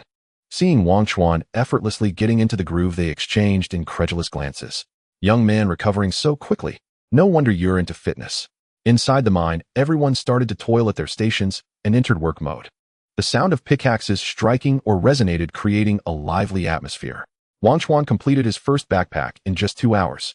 The rest had to be temporarily piled to the side. Busy until the sun was high, everyone began to munch on baked pancakes. Wangchuan, your speed is impressive. You've stacked it higher than I have. Hype then noticed that in the dim mine, the iron, or under Wangchuan's feet, was indeed more than his own. High-strength attribute really has its benefits. What time did you wake up, 6 or 7? 6 o'clock. At this moment, Wangchuan had to play dumb. Many people feared that their brother was struggling, yet also worried if he drove a Range Rover. They absolutely could not disrupt the harmonious atmosphere among brothers. After a break, they worked for a few more hours. During the monotonous process of digging, the mining truck team finally arrived. At the sound of the bell, everyone quickly sprung into action. This time, after hauling 200 pounds of iron, or Wangchuan made 5 trips to finish, earning 200 copper coins. Lin Dahai's group was somewhat bewildered. Everyone else earned 160 copper coins, but Wangchuan, the newcomer, earned a whopping 200 coins. It's your treat. Wangchuan, you have to treat us. Wangchuan, seizing the opportunity, thanked Lin Dahai. Brother Lin, it's all thanks to your guidance. Then he handed over 155 copper coins, saying to the other, this is for buying the pickaxe and backpack, and all the mining earnings for tomorrow belong to Brother Lin. Everyone's attention immediately turned to Lin Dahai with various expressions of envy. Lin Dahai beamed, saying, great. Since Wangchuan is so polite, I can't fall behind either. Tonight, everyone gets 2 baked pancakes. It's on me. All right. Brother Hai is generous. Having each mined 100 pounds of iron, or they returned to Haishi village. Lin Dahai handed out 2 baked pancakes to everyone, and Wangchuan got his share as well. Everyone happily logged off. Lin Dahai smiled and reminded Wangchuan of a couple of old sayings before logging off and leaving the game. Wangchuan then took the iron ore to the blacksmith shop to accept the task. Chun Feng, Haitan, and Wangchuan stood in front of Master Sun the blacksmith. Today, Master Sun assigned a new task to the 3. The crushed iron ore has all been pushed into the clay kiln, and after a day's high-temperature roasting, it should be ready to form molten iron. Your task is to forge the molten iron I give you into refined steel. Do you accept the task of forging refined steel? Each piece of molten iron must be folded and forged 100 times, a total of 50 pieces, with a reward of 200 copper coins for completing the task. The 3 accepted the task. Chun Feng and Haitan had bitter looks on their faces. Wangchuan, curious, asked, Brother Feng, brother He, this task has a high reward. Why do you both seem displeased? Is there some inside story? The task of forging refined steel is not only arduous, but it also has the longest cycle. Moreover, if the forging isn't done correctly, the reward will be deducted, and the final amount received will be far less than yesterday's task. Haitan explained to Wangchuan with a distressed expression. Chun Feng added painfully, each piece of molten iron must undergo at least 100 strikes, then be folded, meaning it requires 10,000 strikes to complete just 1 piece of refined steel. Just think about how difficult that is. The last time we forged refined steel, we initially planned to do it 50 times and then turn in the task, but the master noticed, and we lost more than half of the 200 copper coins. Not only did we not earn money, but we also wasted 7 or 8 days. Every half month, there will be a task for forging refined steel. If the task isn't completed, we can't move on to the next round. That's why we cut corners. Submit the task, and at least we can enter the next round and earn some money. Haiten explained. Wangchuan couldn't help but grimace. One piece of refined steel requires 10,000 strikes. 50 pieces means 500,000 strikes. Why not get a stamping machine? Treating people like machines. But despite the complaints not wanting to be expelled from the blacksmith shop and wishing to keep this money-making identity, the three could only quickly prepare. The forging table and furnace were all set up. Master Sun personally handled the sealing and crafting of molten iron, delivering rectangular blocks of molten iron to the forging table of the three, and then instructed Wangchuan. Wangchuan, I will demonstrate once. Watch every one of my movements carefully, remember everything I say, and then do as I show. Master Sun deliberately slowed down his movements while placing the scorching bright red molten iron onto the forging table from the melting pot, saying, when the molten iron is entirely in liquid form, you cannot touch it. It will splash and injure both you and others. Wait a few breaths, then start. Like this. With a small hammer in one hand, he struck down hard on the rectangular molten iron, sending sparks flying. Ding, ding, ding. Master Sun paid no mind to the sparks flying, his hammering movements quick and rhythmic. In just a minute, he completed 100 strikes, then placed the oddly shaped, nearly solidified iron block into a nearby bucket of water for rapid cooling and solidification, finally throwing it into the high-temperature furnace for roasting, declaring with authority, the red-hot iron block must be folded, hammering it 100 times on both sides, then soaking it in water to solidify, quickly releasing impurities, and then refiring it. The time from the red-hot iron block being soft to solidifying is very short. You must complete 100 strikes in the shortest time possible, or it will take more time and become inefficient. Chun Feng and Haiten, standing in front of Master Sun, executed every action meticulously. Ding, ding, ding. Under the high temperature and intense hammering, the two quickly broke into a sweat, their skin reddening and their muscles trembling. Master Sun, the blacksmith, demonstrated the technique 3 times in succession, folding and heating the iron block with seamless fluidity. Wangchuan was confident he had grasped all the details, took the hammer and tongs, and began to practice. Master Sun assigned the task to his 3 apprentices and moved aside to manage the bellows. At first, Wangchuan struggled to operate the tools with proficiency, having never done such work before. However, as he adapted to the weight and force of the hammer, his left hand began to maneuver the tongs more skillfully, and the connections between his actions became increasingly rapid. Clang, clang, clang. After several minutes, Wangchuan finally got the hang of it. Although he still couldn't match Chun Feng and Heitan's proficiency, he was capable of completing 100 strikes before the heated iron solidified. As time passed, Wangchuan found himself gradually getting into the rhythm. The speed of his hammer strikes increased. Water it. Temper it. Change to the second piece. There were 3 pieces of heated iron in front of Wangchuan, ensuring he had alternatives while forging. After hammering continuously for several minutes, his right arm grew slightly fatigued, prompting him to switch to his left hand. The sound changed. Chun Feng and Heitan glanced over, their faces filled with astonishment. Swinging the hammer with his left hand, can he really generate force with his left? However, the two soon realized that after a brief period of practice, Wangchuan's left hand swung the hammer swiftly, with strength comparable to his right hand, and the rhythm followed suit. Unbeknownst to them, over the past few years while Wangchuan was training his core strength, he had also developed his left hand's dexterity to match that of his right. With the interchange of hands, Wangchuan's right hand could relax and rest. After half an hour, it was time for a rotation. Chun Feng and Heitan were drenched in sweat, yet Wangchuan remained fully immersed in the progress of forging the 100 refined steels. 1 hour passed. 2 hours went by. Chun Feng and Heitan's movements gradually became disjointed. They had to stop to eat some flatbreads. Wangchuan was drenched in sweat, but showed no signs of leaving the forging table or the furnace, maintaining a high intensity of forging action. Moreover, his movements became quicker, smoother, and more proficient, flowing seamlessly. Finally, after 3 hours, clang, completed the forging of 1 piece of 100 refined steel. Task progress 150. Clang, completed the forging of 1 piece of 100 refined steel. Task progress 250. Clang, completed the forging of 1 piece of 100 refined steel. Task progress 350. Wangchuan had lost count of how many strikes he had made, but since the system indicated he had qualified, it meant he had struck enough times. 3 hours, 3 pieces completed. Wangchuan tossed the finished 100 refined steel block into a nearby container. Master Sun approached after hearing the sound, inspected it, and smiled, nodding in approval. Not bad. Now looking at Chun Feng and Heitan. Neither of them had completed a single piece of 100 refined steel. Chun Feng and Heitan jolted, hastily picking up the 100 refined steel they had forged countless times and presented it to their master for inspection. Master Sun's expression darkened. Not satisfactory. Continue forging. The two lamented their plight. Little junior brother, Are you some kind of monster? You can also strike out qualified 100 refined steel with your left hand. Just how much strength do you possess? It's over. The master used Wangchuan to set an example for us. If we don't complete this task, we probably won't be able to proceed to the next round. But 50,000 strikes. My goodness. I'm going crazy. Chun Feng and He Tin exclaimed in disbelief. After 3 hours, they had failed to forge a single piece of qualified 100 refined steel. Even if they were to somehow forge one, it would take them half a month to complete the task, earning 200 copper coins in half a month. Only a madman would do that. Chun Feng and He Tin toiled until midnight, finally pulling the progress bar to 350, feeling as though they had been fished out of water, abandoning the progress and logging off to rest. Wangchuan, with hands swinging vigorously, found himself less fatigued than they were. Full of energy, he glanced at the task progress line showing 650 and decisively logged off to rest. If he didn't rest, it would affect tomorrow's tasks. The next morning, Wangchuan logged on to see Chun Feng and He Tin looking weary and full of despair, standing at the village entrance watching him. What's wrong? Senior brother. The task of forging 100 refined steel cannot be completed ahead of schedule. We might not be able to stay at the blacksmith shop any longer. Chun Feng spoke to Wangchuan. Wangchuan was taken aback. He Tin sighed. It will take us at least half a month to finish the task of forging 100 refined steel.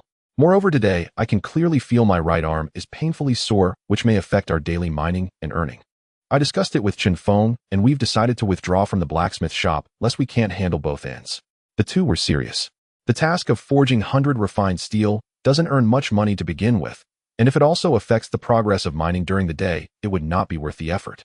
Wangchuan showed a look of surprise. He hadn't expected his two senior brothers to make such a decision. He felt a pang of guilt thinking they were quitting the blacksmith shop because of him. At that moment, he didn't know what to say. It's fine. Leaving the blacksmith shop, we can always find other part-time jobs. Aunt Wang has the task of cutting bamboo to make strips, and De Lang has tasks for harvesting rice and hunting. But you completing the forging 100 refined steel task alone will likely be quite the ordeal. Chun Feng and He Tin also felt a bit guilty towards Wangchuan. They felt as though they had abandoned him. As they talked, the village gate opened. Everyone then parted ways. Wangchuan bit into his flatbread, turmoil swirling in his heart. His two senior brothers had left. The blacksmith shop was left with only him as an apprentice. Should he continue? The task for 200 copper coins would take at least 8 days to complete. That amounts to 20-some copper coins a day. Moreover, the forging task was extremely taxing, requiring at least 3 flatbreads during the process. That means he would only earn a little over 10 copper coins after a hard day's work. Is it worth pushing himself so hard?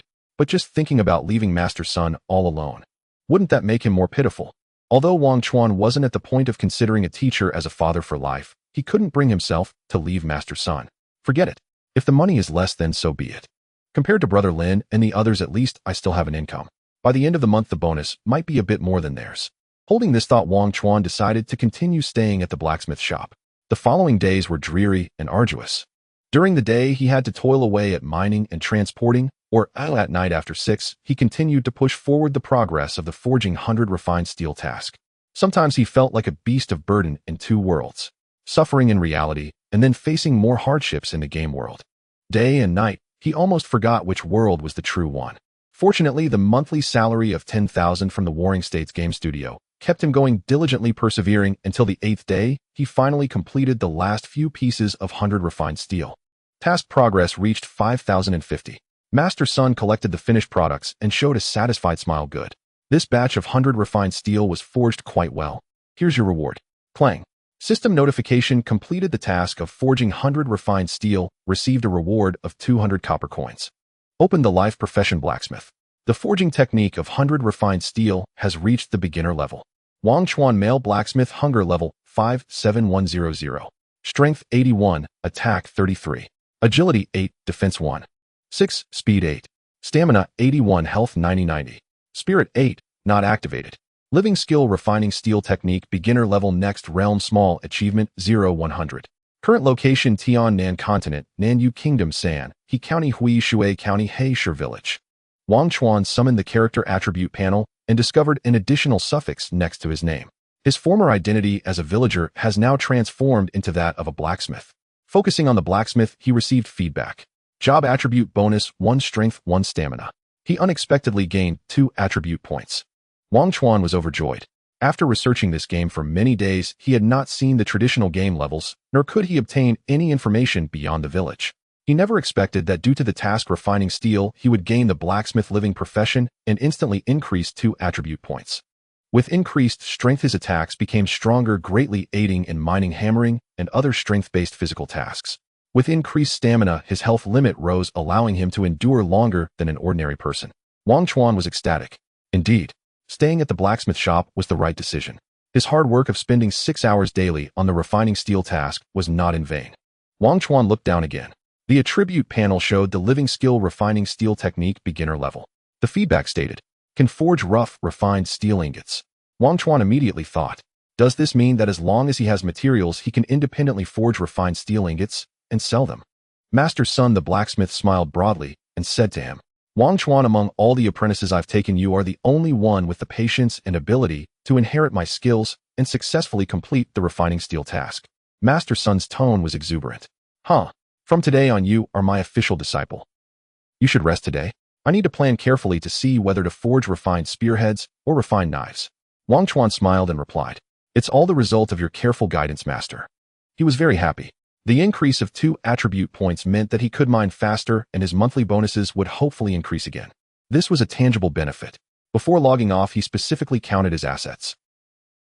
Since he had just passed the rookie adaptation period and had not yet submitted his earnings to the company, he had a total of 1,400 copper coins, enough to pay off Lin Dahai's debt. Even if all this money was exchanged for large copper coins, it would amount to a total of 140, and it felt quite unsafe. I need to process this batch of money quickly. This game is too realistic with no inventory or backpack, and I don't even know if they will issue a storage bag. It's so troublesome. Finally managing to leave the game early, Wangchuan looked at the equipment in his apartment that had gathered dust for several days and suddenly felt inspired to familiarize himself with it to avoid losing core strength. As a result, while doing pull-ups, he was quite shocked. Usually he could only complete 100 pull-ups continuously before gasping for breath, and he needed to rest after at most 150. But today he effortlessly completed 150, and his body was still in a cold state, showing no signs of overheating. What's going on? Wangchuan was quite perplexed, stopping to look at his hands, and then at the pull-up bar. Suspicious. He leaped again to grip the bar firmly, continuing to pull up. Another 100 pull-ups effortlessly. 300. How is this possible? How did I suddenly break through? Wangchuan could hardly believe his eyes, feeling as if he were dreaming. He knew very well that jumping from 150 to 200 pull-ups was a significant leap, and now he had done 300 consecutively. Moreover, he felt like he could keep going. Wangchuan touched his biceps, lost in deep thought. After a while, he moved to the vertical bar that connected the floor and ceiling, flowing through a set of spacewalking exercises. Then he lowered himself to do 300 push-ups. Every exercise project had surpassed his previous limits, and the breakthroughs were substantial. Especially in the bench press, the weight had increased from 200 kilograms to 220 kilograms. It felt as if he had instantly opened the meridians. Good thing I didn't go live, or else my fans would think I'm on performance-enhancing drugs. But why is this happening? Does mining in Ling Yu also affect the real world, synchronously enhancing my abilities? Wangchuan was puzzled. The only connection he could find was that he had obtained the blacksmith living profession, which came with effects of 1 strength and 1 stamina. With this doubt in mind, he fell into sleep. The next day, Wangchuan greeted Lin Dahai and others as if nothing had happened, then went mining. However, while mining, he clearly felt that he had changed. With a strength of 9, his body was stronger and more powerful, and the pickaxe felt light, requiring only 8 of the usual effort to break the iron ore. The rate of hunger decrease slowed down. What was once a heavy physical burden became easy and simple. Including when the team arrived to collect the ore, he could stand up with the 200-pound backpack without needing help.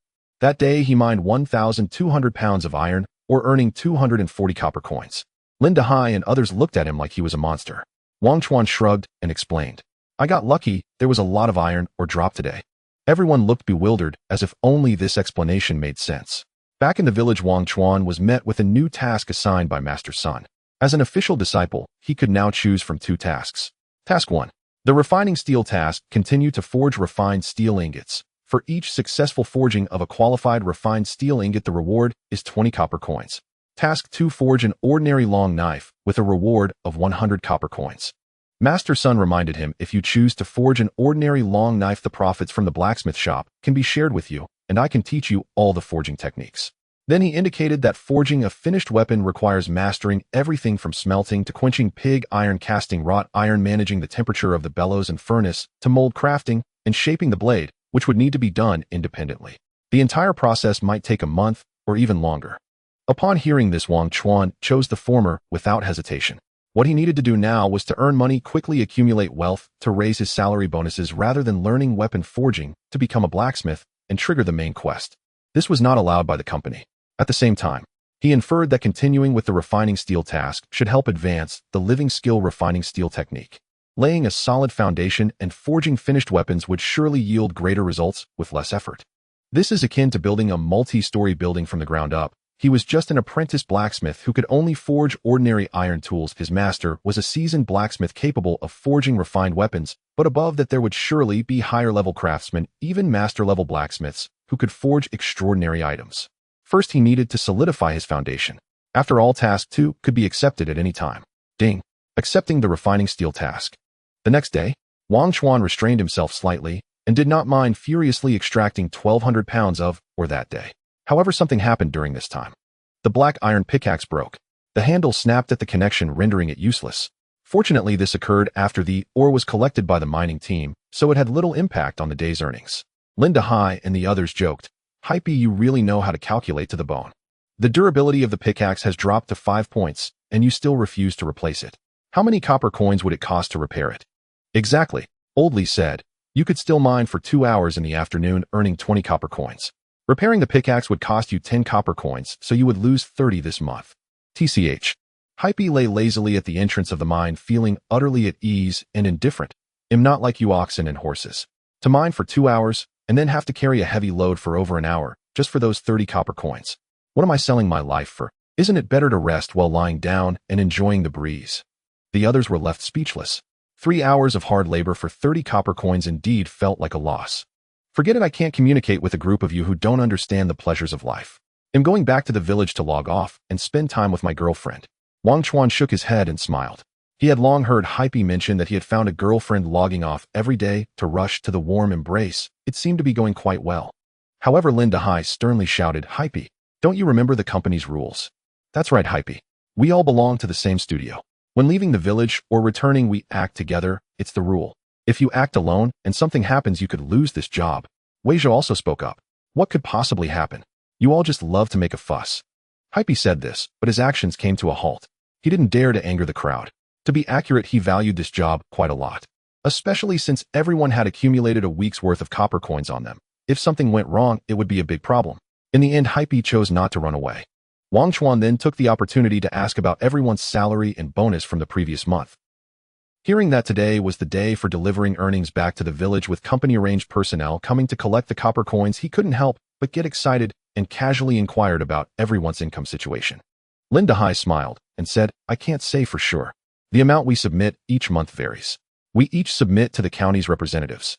Aside from the fixed monthly salary of 10,000, I really don't know how much bonus everyone has.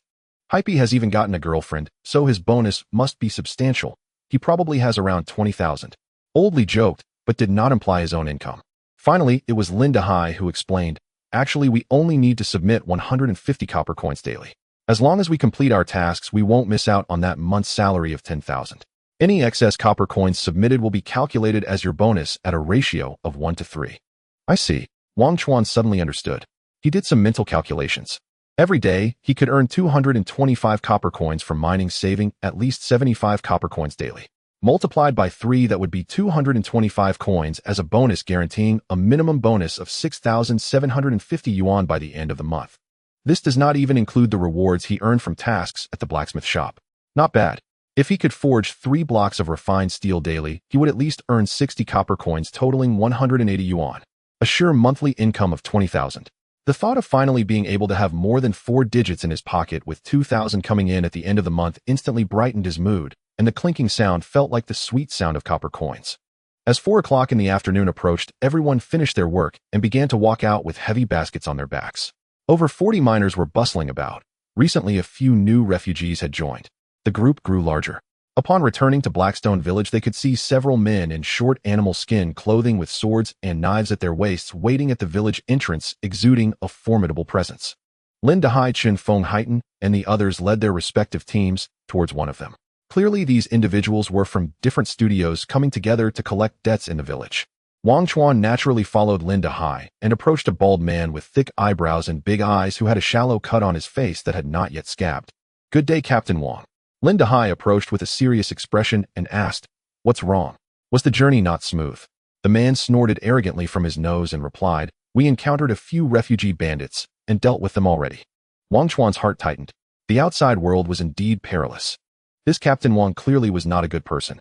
If those refugees dared to provoke someone so well-armed, what would happen if they encountered this group of miners? He didn't dare to think any deeper, but silently reminded himself to be more vigilant and cautious outside. He could not afford to lose this job that paid a monthly salary and bonus of 20,000. At this moment, everyone began to take out their money bags and submit their weekly mining earnings. Lin Dehai and the 6 others took turns submitting their earnings. Captain Wang took out a piece of paper to record. Wangchuan, being new, had his name listed separately. As a result, Wangchuan's copper coins turned out to be the highest. 180 big coins, nearly double that of the others. He only kept 8 big copper coins for himself to buy pancakes, and for emergencies, submitting all the rest to the company. Captain Wang was quite surprised and took another look at him, then noted his name and wrote down the numbers afterward. "All right, your money has all been collected. I should leave now. I must return to the county before sunset." After Captain Wang finished speaking, he secured the wooden box filled with a large amount of copper coins to his back and left Blackstone Village together with the other collectors. A few of them left without even entering the village. Wangchuan was quite puzzled. Isn't it too dangerous for them to leave the village at this time with night approaching? "Don't worry," Hype said quickly. "They are warriors who escort goods. If they are skilled, they should be able to return to the county before dark." Lin Dehai nodded as well. "They are different from us. They specifically escort goods. They know very well where the dangers are and where they can go, and besides, transactions have always been at this time without any problems." "All right then." Wangchuan remembered skill. "Yes, this feels more like a game world." Everyone returned to the village to deliver the iron ore and then logged off. Wangchuan bought 4 pancakes and went alone to the blacksmith shop to continue the task of forging steel. Yesterday, the experience points for refined steel forging increased by 3 points, and he logged off at 11 after completing the task. Today, he wanted to challenge himself. P.S. Yes, the contract was successfully signed. If possible, I could use some candy-coated bullets. Brothers, if you have time, send a message, love you. Ding, ding, ding. The 9 points of strength and 9 points of stamina indeed bestowed Wangchuan with greater force and control his hands, alternating in rapid strikes. A double strike can significantly shorten the impact time of refined steel. While others logged off to rest, Wangchuan stood alone by the forging bench and the high-temperature furnace in the blacksmith's backyard, hammering the heated iron block repeatedly. As Hei Pai was enjoying himself with his girlfriend somewhere unknown, the flames illuminated Wangchuan, who was serious and focused. Master Sun came over several times to observe, and seeing Wangchuan's increasingly adept technique and motions, he revealed a satisfied smile. Hiss! The scorching iron block quickly cooled in the water bucket before being tossed back into the high-temperature furnace. Wangchuan clamped out another heated iron block, secured it, and began to hammer. Clang, clang, clang, clang, clang. The deep sound of hammering was exceedingly pleasant, full of rhythm, accompanied by sparks flying, bursting with impact. In the furnace, there were currently 4 heated iron blocks, meaning 5 blocks of refined steel ingots were being forged simultaneously, including the one currently in process. He worked tirelessly until midnight. Wangchuan successfully forged 5 blocks of refined steel ingots. Master Sun approached, inspected them with satisfaction, and handed him 10 big coins. Go and rest. After 5 continuous tens of thousands of hammering strikes, Wangchuan was indeed tired. Thank you, master. Then he found a room to lie down and logged out of the game. Forging 5 blocks of refined steel ingots every day is already my limit. I cannot increase it any further. If I take on more tasks, it will burden my body. 100 copper coins, equivalent to a daily income of 300, is already quite good. Let's leave it at that for now. Wangchuan knew he had pushed his abilities to their limits. If he could maintain this pace, earning over 20,000 a month, he would finally break free from the cycle of living paycheck to paycheck. Day rose and set. Soon, 20 days passed. Wangchuan finally experienced a small breakthrough. The refined steel forging technique had progressed from beginner to a small achievement. This breakthrough was surprisingly accompanied by a system notification ding. The life skill refined steel forging technique has advanced from beginner level to small achievement, granting a reward of 1 point of strength. Wangchuan was taken aback. Such good fortune. He initially just aimed to solidify his foundation to forge better refined steel to raise his value, but unexpectedly received an unexpected bonus. Wangchuan quickly calmed down and pondered. Continuously engaging in heavy labor, much like lifting weights, stimulates the nerves and muscle groups, leading to improvement in physical quality. It's possible that the small achievement in life skills is triggered by the million-level hammering actions, activating system rewards, and attribute enhancements. With that said, it made sense. However, Wangchuan also noticed that a new realm had appeared behind this life skill: refined steel forging technique. Small achievement: next realm. Practice makes perfect. 300. This meant he needed to forge 300 blocks of refined steel. Wangchuan calculated that if he forged 5 ingots a day, it would take about 2 months to push the life skill to the next realm and obtain the next level of reward. Ding dong. At midnight, a notification sound came from his phone. A message indicated that his salary had been credited. Wangchuan's mood instantly became tense and excited. Upon opening it, the Warring State Studio has transferred 27800 yuan to you. Remark: salary bonus. Your bank card balance is 28100 yuan. In the moment he received his first month's salary, Wangchuan was so thrilled that he stood up and clenched his fist vigorously. Awesome. A large sum of money has arrived. His pockets were finally no longer empty. After working hard for a month, he received a reward. Wangchuan was so exhilarated that he almost wanted to share this good news with his parents, even wanting to tell his old fans. But as soon as he thought about how he couldn't explain where his salary came from, and that he couldn't disclose anything related to Ling Yu, to protect the hard-earned job he ultimately gritted his teeth and held back. Holding his phone, he tossed and turned for a long time before finally falling asleep. The next day, upon waking, he felt as if the air in the game was exceptionally fresh. Walking along the path outside Haishi village, his steps were light. Wangchuan, considering the time, it's been a month since you came to the company. Have you received your salary? Heipai noticed the smile on Wangchuan's face and strolled over, lowering his voice to ask. Wangchuan nodded. It was sent right after midnight. How much? I won't tell you. Wangchuan replied decisively. Who told you to keep it a secret? See, I knew it. Wangchuan may look young, but he's quite clever. Lin Dehai laughed heartily. Wangchuan, Heipai probably has run out of money. You mustn't lend him any. This guy borrows money to spend on his girlfriend, and he still owes me 2,000. Old Li said to Wangchuan. Heipai is asking you for money too. Fatty Wei Zhe looked astonished. Everyone turned their gaze to Heipai. Wangchuan understood. Everyone probably had been borrowed from by this guy, and moreover, none of them had been repaid. Heipai looked foolish, quickly dismissing the thought of borrowing money, scoffing. I just happen to be tight on funds lately. Once I have some extra, I'll settle up with you all. Everyone stopped ridiculing Heipai and continued on their way. Suddenly Wangchuan gazed at the expanse of golden rice and exclaimed, the rice is ripe. It should be time for the autumn harvest soon. Probably in the next few days. Lin Dehai chimed in. At noon, the mining truck team arrived. While everyone was resting, the merchant did not leave immediately, but publicly announced, everyone, we won't be coming for the next 7 days. Huh? Why? Over 40 miners stood up and shocked the buns in their hands, suddenly losing their appeal. If the truck team didn't come to collect or how would they work? How would they earn money? The merchant had prepared in advance and explained the official announcement states that the time for the autumn harvest has arrived. To prevent damage to the crops by wild boars in the mountains, all laborers in Huishui County will need to rush to harvest the rice. If all goes well, the village head of Haishi village will also issue you a rice harvesting task where you can find work over there. We will return in 7 days to collect the ore as usual. Upon hearing this, everyone suddenly understood and felt a sense of relief. The merchant team departed. That afternoon, everyone returned to the village and indeed heard the village head announce that early the next morning they would go out to rush to harvest the rice, with 1 basket exchanging for 3 copper coins. However, everyone needed to buy a sickle. The sickles were not expensive, costing 5 copper coins. Many rushed to the blacksmith's shop to buy sickles. Master Sun said to Wangchuan, you don't need to go for the rice harvesting task tomorrow. Master, why not? Harvesting rice wears out the sickles quickly, we need to accelerate the production of sickles. Master Sun's expression was serious as he said, moreover, it is now late autumn, and according to past years' habits, many wild boars will come down from the mountains in search of food, leading to significant weapon wear. Our blacksmith shop will begin large-scale production of farming tools and weapons, especially iron arrowheads. Tonight, I will teach you how to forge arrowheads. Do you accept the task of crafting iron arrowheads? The task can be repeated. Compared to the task of harvesting rice, Wangchuan naturally chose the manufacturing task that could bring him more benefits. Initially, harvesting rice might bring in quick profits, but as the rice near the village was harvested, the distance for subsequent trips became increasingly longer, and the profit margin continued to decline. Where was the ease in this? Moreover, mastering the skill of making iron arrowheads was far more lucrative than forging ordinary long knives. Arrowheads are consumables. Blacksmith Sun was unaware that Wangchuan had put a lot of thought into it.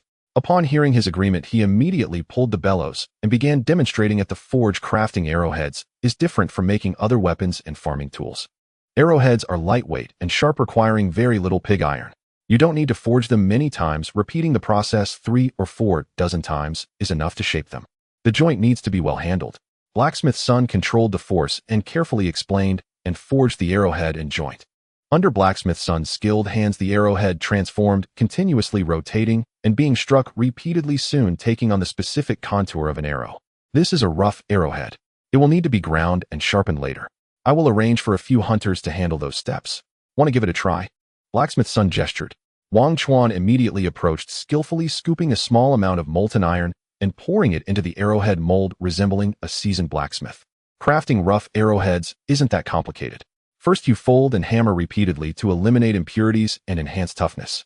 When it's nearly done, slowly hammer the front end into a sharp, flat shape, while the rear connection hole hardly needs any alteration, just rotating and striking it to the appropriate size. The difficulty of forging ordinary rough arrowheads is far less than that of refining 100 refined steel ingots, easily completing the first one.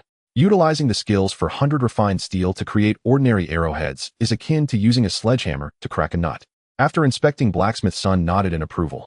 Then came the mechanical repetition of actions. The entire crafting process was swift. In less than 10 minutes, one piece was completed. By the end of the night, a full basket was ready. Blacksmith's son arranged for the villagers to take it away. Wangchuan quickly realized the speed of making money is quite fast. 100 arrowheads brought in 100 big copper coins, equivalent to 1,000 copper. In just one night. The profits from finished weapons are indeed astonishing. No wonder great nations want to be arms dealers. Wangchuan suddenly felt like changing professions. Since the profit from crafting weapons is so considerable, far exceeding that of being a miner, he hoped that similar tasks could continue for a while after the autumn harvest. The only regret he felt was that forging arrowheads would not unlock new skills, nor would there be any attribute rewards. The next day, Wangchuan informed Lin Dahai early that blacksmith's son had assigned him a new task, preventing him from participating in the rice harvesting. Lin Dahai and the others didn't say much. After all, the village was quite safe. Moreover, Wangchuan was not a newcomer anymore. Then we won't wait for you. Let's go. Let's harvest the rice. A group of miners transformed into relentless reapers rushing out of the village. Wangchuan remained at the blacksmith shop, transforming into a merciless machine, continuously piling up rough iron arrowheads, completing 100 in a morning, earning 1,000 copper, in the afternoon another 1,000 copper, by nightfall. Throughout the day, aside from eating, drinking, and other necessities, Wangchuan dedicated all his time to manufacturing rough iron arrowheads, earning in one day what an ordinary miner would make in half a month. However, 400 rough arrowheads seemed insufficient to meet the demands of Haishi village. He observed that the guards and hunters in the village were all equipped with quivers. Early in the morning, in front of Wang Dalong's pancake shop, he saw Lin Dahai. Lin Dahai informed him that yesterday the hunters in the village discovered a group of wild boars near the rice fields close to the mine. After a confrontation, the wild boars fled, but several hunters were injured. Haipizi vividly described Wangchuan. You have no idea, those wild boars weigh at least 300 to 400 pounds. Their hides are incredibly tough. Iron arrowheads simply create surface wounds. Those wild boars were hit by over a dozen arrows, looking as if they were porcupines unfazed. TSK, TSK, everyone exclaimed. Wangchuan felt a surge of dread. He finally understood why Master Blacksmith's son insisted on him continuously crafting iron arrowheads. At this rate of consumption, the 300 arrowheads crafted yesterday had already been completely used up. Old Li sighed in the crowd. Fortunately, we are far away and did not encounter the wild boars, otherwise we probably wouldn't outrun them. Haipizi agreed. You see, there are noticeably fewer miners today. Everyone is afraid of dying. What if they die? Their accounts get cancelled and they lose their jobs. Rather than earn this money, it's better to wait for these 7 days to pass and mine safely. Wei Zhe and Zhang Kai exchanged glances, both feeling a bit discouraged. Lin Dahai said it's not that easy. The village can do without iron, but it absolutely cannot be without food. As long as the rice isn't harvested, the iron mine cannot be activated. Everyone pondered. Oh, it made sense. When harvesting rice, everyone should try to stay together and not stray from the main group, especially not too far from the village hunters. The main group left the village. Wangchuan returned to the blacksmith shop with a serious expression. Blacksmith's son had been waiting for a while. Upon seeing Wangchuan enter, blacksmith's son said solemnly, yesterday, the village hunters drove away a group of wild boars thanks to the iron arrowheads you forged. However, they will surely come again today to ravage the crops, but our stock of arrowheads is running low. Wangchuan, let's work hard today. We must ensure we suppress these wild boars, otherwise if the harvested rice is less, the village will have a hard winter this year. Yes, master. Wangchuan nodded quickly and accepted the task of crafting rough iron arrowheads again. The master and apprentice promptly began working busily. The blacksmith shop became lively. During this time, the village chief specially brought villagers over to take away the crafted iron arrowheads. The village chief also brought some bad news. Today, a hunter was accidentally gored in the abdomen by a wild boar while patrolling, bleeding profusely. Though he was brought back, even if he survives, he will likely be severely injured and disabled. Fortunately, under the villagers' unified effort, 2 wild boars were shot down, boosting the morale of the villagers. Otherwise, the miners in the village would likely flee. Blacksmith's son's face turned grim, and the sound of the hammer striking iron changed. Wangchuan looked on in astonishment. He heard his master say gravely, "Wangchuan, ordinary iron arrowheads find it hard to inflict lethal damage on wild boars. Now I will teach you how to craft 100 refined steel arrowheads." Having spent considerable time with Master Sun, the blacksmith, Wangchuan increasingly felt that his master was a living, breathing person with flesh and blood. When facing Qin Feng and He Tin, Master Sun had always concealed his skills, unwilling to showcase his craftsmanship, as he had discerned that these two were solely motivated by profit and came only for the sake of money. They were unwilling to endure hardship. The task of forging steel from iron was excruciating for them. However, for a blacksmith, it was merely a routine task. Thus, Qin Feng and He Tin were eliminated. Only Wangchuan remained as Master Sun's disciple, inheriting the art of forging steel. Knowing that the village was about to face tremendous pressure and would require a considerable amount of arrows, Master Sun immediately set about preparing to craft iron arrowheads, arming the hunters of the village.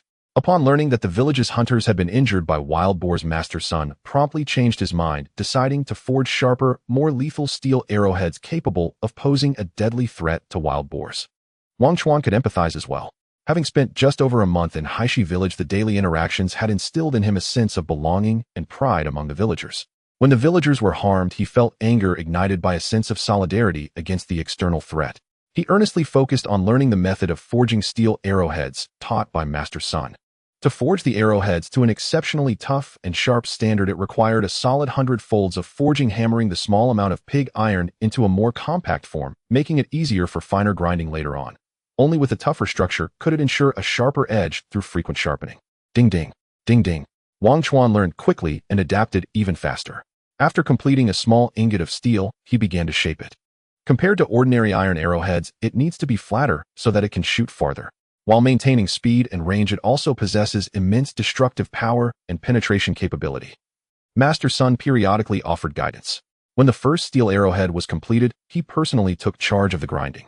After about 10 minutes, the tip of the steel arrowhead was sharp with blades on both sides capable of slicing through hair. It's a success. Master Sun took an arrow feather, secured it tightly, and pulled out a wooden bow from somewhere, easily drawing it to a full moon shape. Letting go. Whoosh.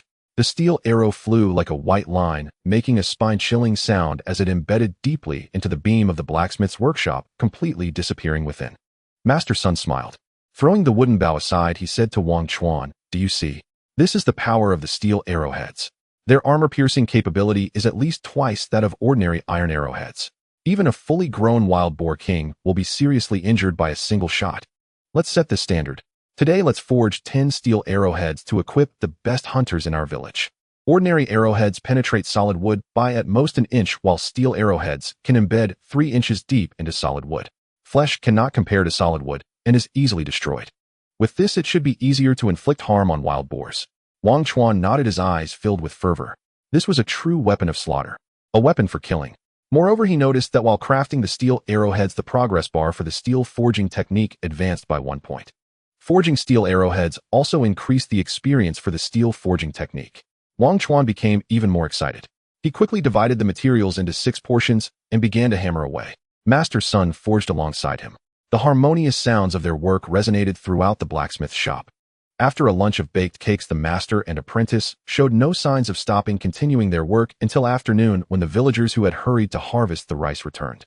The village closed its doors, and together they forged a total of 48 steel arrowheads.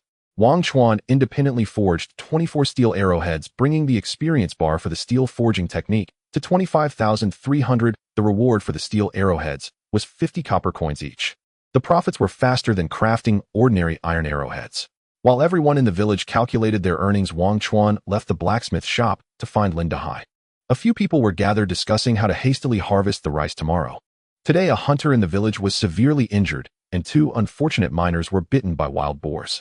Although the injuries were minor, it left everyone shaken. Wuxia and Jianghu both expressed their reluctance to take on tasks tomorrow. As the rice around the village was being harvested, everyone was being pushed further away, not only seeing their profits dwindle, but also getting closer to the wild boar pack, making it very dangerous. Tomorrow their situation would surely become even more perilous. Wangchuan noticed that not only the few people from his company, but even the small group from Chunfeng and Heitan Studio were filled with concern discussing the possibility of going on strike tomorrow. At that moment, the village chief was alerted and stepped out to stabilize the people's hearts. The wages for tomorrow's rice harvesting will be increased by 1 copper coin on top of the original amount, changing to 4 copper coins per basket. Additionally, we will arrange for the village hunters to be on high alert, strengthening the hunt for the wild boar pack, ensuring everyone's safety. Everyone can harvest rice with peace of mind. Of course, if anyone is unwilling to take on tasks, then please leave Haishi village. The last sentence from the village chief carried significant weight. Many players who had initially planned to strike were suddenly stunned. Leave Haishi village. Where would they go? Without the village's protection, their situation would be incredibly dangerous. Especially for those players with a certain amount of wealth, stepping outside would make them easy targets for robbery. After all, the displaced were unprotected. After the village chief announced the village's decision, he turned and left. A group of players dared not voice their anger, gradually logging off. As Lin Dahai was leaving, he couldn't help but express envy. Wangchuan, you're so lucky. In times like this, staying in the village means work without risking your life. Safety is better than anything else. Saying this, he returned home and logged off. Wangchuan returned to the blacksmith shop where Master Sun had finished discussing with the village chief and came over to remind him. The village chief said that we lost quite a few arrows today. Tonight we still need to forge a portion of iron arrowheads. This way one of us can forge steel arrowheads while the other crafts iron arrowheads. Then let me forge steel arrowheads. Wangchuan volunteered. The rewards for forging steel arrowheads are slightly lesser than those of ordinary iron arrowheads, but they can increase the experience for the steel forging technique, achieving 2 goals with 1 effort. Good. Master Sun revealed a pleased smile. With you responsible for the steel arrowheads, it makes my work easier. Come, let's collaborate. We'll strive to forge as many arrowheads as possible before tomorrow arrives. Wangchuan smiled. Yes, master. The master and apprentice continued their work. By the end of the night, Wangchuan had forged another 18 steel arrowheads, earning nearly 2 taels of silver that day. At 6 in the morning, Wangchuan casually grabbed a couple of pieces of bread before going online. Let's get to work. Let's make money, make money. The thought of earning 2 taels of silver daily filled Wangchuan with excitement. Converted to RMB, that amounts to 6,000 a day. Why sleep? Cattle and horses don't have the luxury of sleep.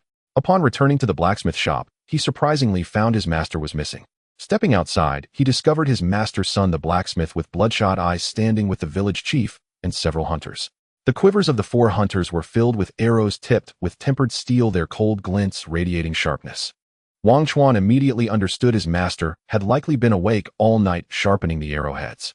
Seeing Wangchuan's son, the blacksmith approached him, saying, "Once you've rested, go forge some iron. I need to take a quick nap." "Yes, master, you rest. I'll head to the forge right away." Wangchuan could sense the dedication in his master's efforts to reduce the village's losses. Naturally, he empathized and didn't dare to slack off, hastily eating 2 pancakes to satisfy his hunger, and began his new day's labor at the unextinguished forge. The village chief at the village entrance earnestly instructed the 4 best hunters. "In recent days, wild boars have ravaged our grain and even injured people. Today, you must eliminate all the wild boars that have wasted our village's food. Sun, the blacksmith, has worked tirelessly to provide you with the best arrows. You cannot let him down." "Yes, rest assured, village chief. With the armor-piercing arrows, we will definitely deal with these pests. Just watch us." Having said that, the hunting team set out. Besides the 4 best hunters, they were followed by 16 hunters, a total of 20 people who initially left the village to seek out wild boars. Once all the hunters were in position, the miners in the village began to sluggishly carry their baskets to hastily harvest the rice. Unexpectedly, news of success quickly spread from outside. "Damn, wild boars actually spent the night in our rice fields. When we arrived, they were still asleep. We managed to take down 7 or 8 of them on the spot." "Huh. The armor-piercing arrows crafted by Sun, the blacksmith, are indeed effective." The large wild boar was shot through the throat and didn't run far before it collapsed. "Got 2 more. Those wild boars are finally scared and are fleeing. Too bad they ravaged the rice fields overnight." Amidst the continuous stream of good news, a miner returned carrying the carcass of a large wild boar, each one beaming with joy.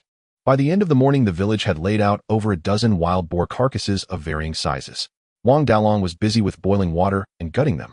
The village chief, beaming with delight, quickly arranged for someone to contact the tavern in the county to come collect the goods. All the while, Wangchuan listened attentively, not daring to relax, and continued forging tempered steel arrowheads. There were certainly more than a dozen wild boars coming down the mountain. Moreover, many of the armor-piercing arrows had not hit fatal spots, and were taken back to the mountains by the wild boars. Experience continued to grow. By the end of the day, he had hastily produced 48 tempered steel arrowheads, advancing the experience value of tempered steel forging technique to 91,300. Sun the blacksmith returned beaming with excitement, clearly pleased with the performance of the armor-piercing arrows. Wangchuan, good disciple. The armor-piercing arrows killed a total of 16 wild boars today. The village chief said to arrange for 2 wild boars for our blacksmith shop and let Wang Dalong process them into cured meat to store in the cellar. In winter, we can enjoy cured meat for the entire season. Additionally, the village sold the remaining wild boars and rewarded our blacksmith shop with 10 taels of silver. Here's your share. Sun the blacksmith directly tossed over 5 taels of silver. Wangchuan fumbled to catch it. This was the first time he had seen silver. The shiny silver was quite dazzling. Master, I usually receive a lot of compensation. This I cannot accept. Wangchuan indeed felt that his wages were already quite high, and it felt a bit awkward to accept an extra portion. At this moment, he even forgot that this was a game. Sun the blacksmith was clearly in high spirits and waved his hand, saying, I have seen your efforts over these past few days. The profits from tempered steel arrowheads can't compare to regular iron arrows, and forging them is quite labor-intensive and difficult. How could I not know that? This is a sort of compensation for your choice. You should accept it. With Sun's firm tone, Wangchuan had no choice but to accept it. Thank you, master. Wangchuan felt a surge of warmth in his heart. At that moment, the silver in his hand had already exceeded 10 taels. However, we cannot slack off. The armor-piercing arrows forged yesterday have all been consumed. Although a portion was recovered, they all need to be melted down and reforged. Sun the blacksmith instructed, we still need to continue to forge tempered steel arrowheads quickly. Yes. Wangchuan also hoped to continue forging to quickly elevate the skill level of tempered steel forging technique to the realm of mastery. He wondered if leveling up his life skills would yield reward points. 3 days passed in the blink of an eye. The villagers and hunters of Haishi village, utilizing the armor-piercing arrows crafted in the blacksmith shop, had successively hunted down over 50 wild boars, greatly protecting the miners who were hastily harvesting rice while driving the remaining wild boars to other locations. The work of hastily harvesting rice in Haishi village was nearing completion. That afternoon, 5 guards arrived at the village entrance. It was time for the weekly collection of silver. The profits from hastily harvesting rice were not as stable as mining, and due to the heart-pounding nature of the process, the amount of silver everyone contributed was generally not high. When it was Wangchuan's turn, he took out 2 silver ingots. 10 taels of silver. Wang the guard's eyes widened in disbelief as he stared at Wangchuan for a long time before finally writing it down. Wangchuan, 10 taels. Of course, this was not all of Wangchuan's earnings for the week. He still had 7 taels of silver on him. However, he was worried that revealing too much would invite trouble. Little did he know, after Wang the guard left, he immediately reported this matter to the company. A phone call soon came from the company. Wangchuan temporarily exited the game to answer the call. The voice of Yu the instructor came through. Wangchuan, I heard from old Wang that you reported 10 taels of silver this week. Can you elaborate on this to the company? Yu the instructor's tone was very kind. Rest assured, we will evaluate the game data you provided according to its value and then reward you. The higher the value, the more substantial the reward. Upon hearing there was a reward, Wangchuan immediately shared that he had officially become Sun the blacksmith's disciple, switched to blacksmithing, and learned the life skill tempered steel forging technique. He explained that these earnings were saved from crafting arrows during this period. Yu the instructor suddenly understood and began to analyze. So that's how it is. Actually, our studio also has people who have switched to blacksmithing, but they are in the county. They are currently still in the phase of helping to forge agricultural tools and basic ironware, and the profits are not as high as you mentioned.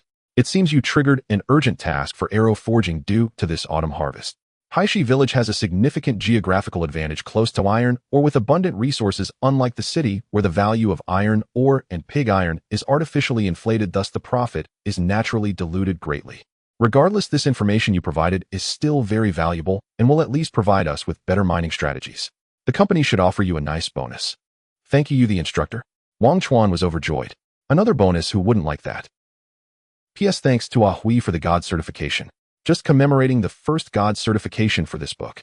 The coach Yu shifted the topic and asked over the phone, Wangchuan, are you still living in your old apartment? Haven't you considered moving closer to the company? The living conditions near the company are quite good, with robots delivering meals right to your door at mealtimes, allowing you to eat whenever you're hungry. As for fitness, it's even more convenient.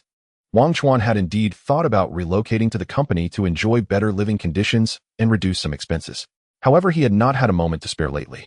In the first month, he worked tirelessly to secure a good salary bonus, and then he encountered an urgent task involving the autumn harvest of rice, which brought in astonishing daily profits. Naturally, he wouldn't waste this opportunity to earn money. After explaining his situation to Coach Yu, he replied, "Once this task is over, I'll find a time to move to the company." "Great. When the time comes, give me a call, and I'll have the moving company come to handle it. You can just come to the company directly. It won't affect your progress in the game." Coach Yu's suggestion made him overjoyed. "Okay. Thank you, Coach Yu. In a big company, things are handled efficiently." After hanging up, Coach Yu called Su Wan to explain the situation and said, "There's a new opportunity in Haishi Village. We can consider sending more people there." Su Wan was equally surprised to learn that the newcomer Wangchuan had already changed his profession to blacksmith and was achieving remarkable profits. Great. Indeed, there are a few newcomers in Wuxia County whose development is average. Tomorrow, I'll arrange for people from the escort agency to escort them to Haishi Village to see if we can cultivate more blacksmiths. All right. Coach Yu said, "How should we arrange the rewards for Su Wangchuan?" After pondering for a few seconds, Su Wan replied, "If this information helps us cultivate more blacksmiths, it counts as valuable intel. Let's give him 50,000 and include it in next month's bonus." 50,000. Isn't that a bit low? Coach Yu hesitated and said Su Wangchuan can earn at least 6,000 to 9,000 a day. The additional blacksmiths will impact his future earnings. In his view, Su Wangchuan's information could actually fetch a higher bonus. The current profits are only temporary and lack sustainability. Su Wan had her own considerations. How about this? If our people can enter the blacksmith shop and successfully change professions, we can add another 50,000 to his bonus. All right. Coach Yu said no more. Su Wangchuan received the call at night. 50,000 in bonus isn't too much, nor is it too little. However, upon learning that the gaming room planned to send more people to the blacksmith shop in Haishi Village, he couldn't help but frown. He was well aware of the limited manpower and resources in Haishi Village.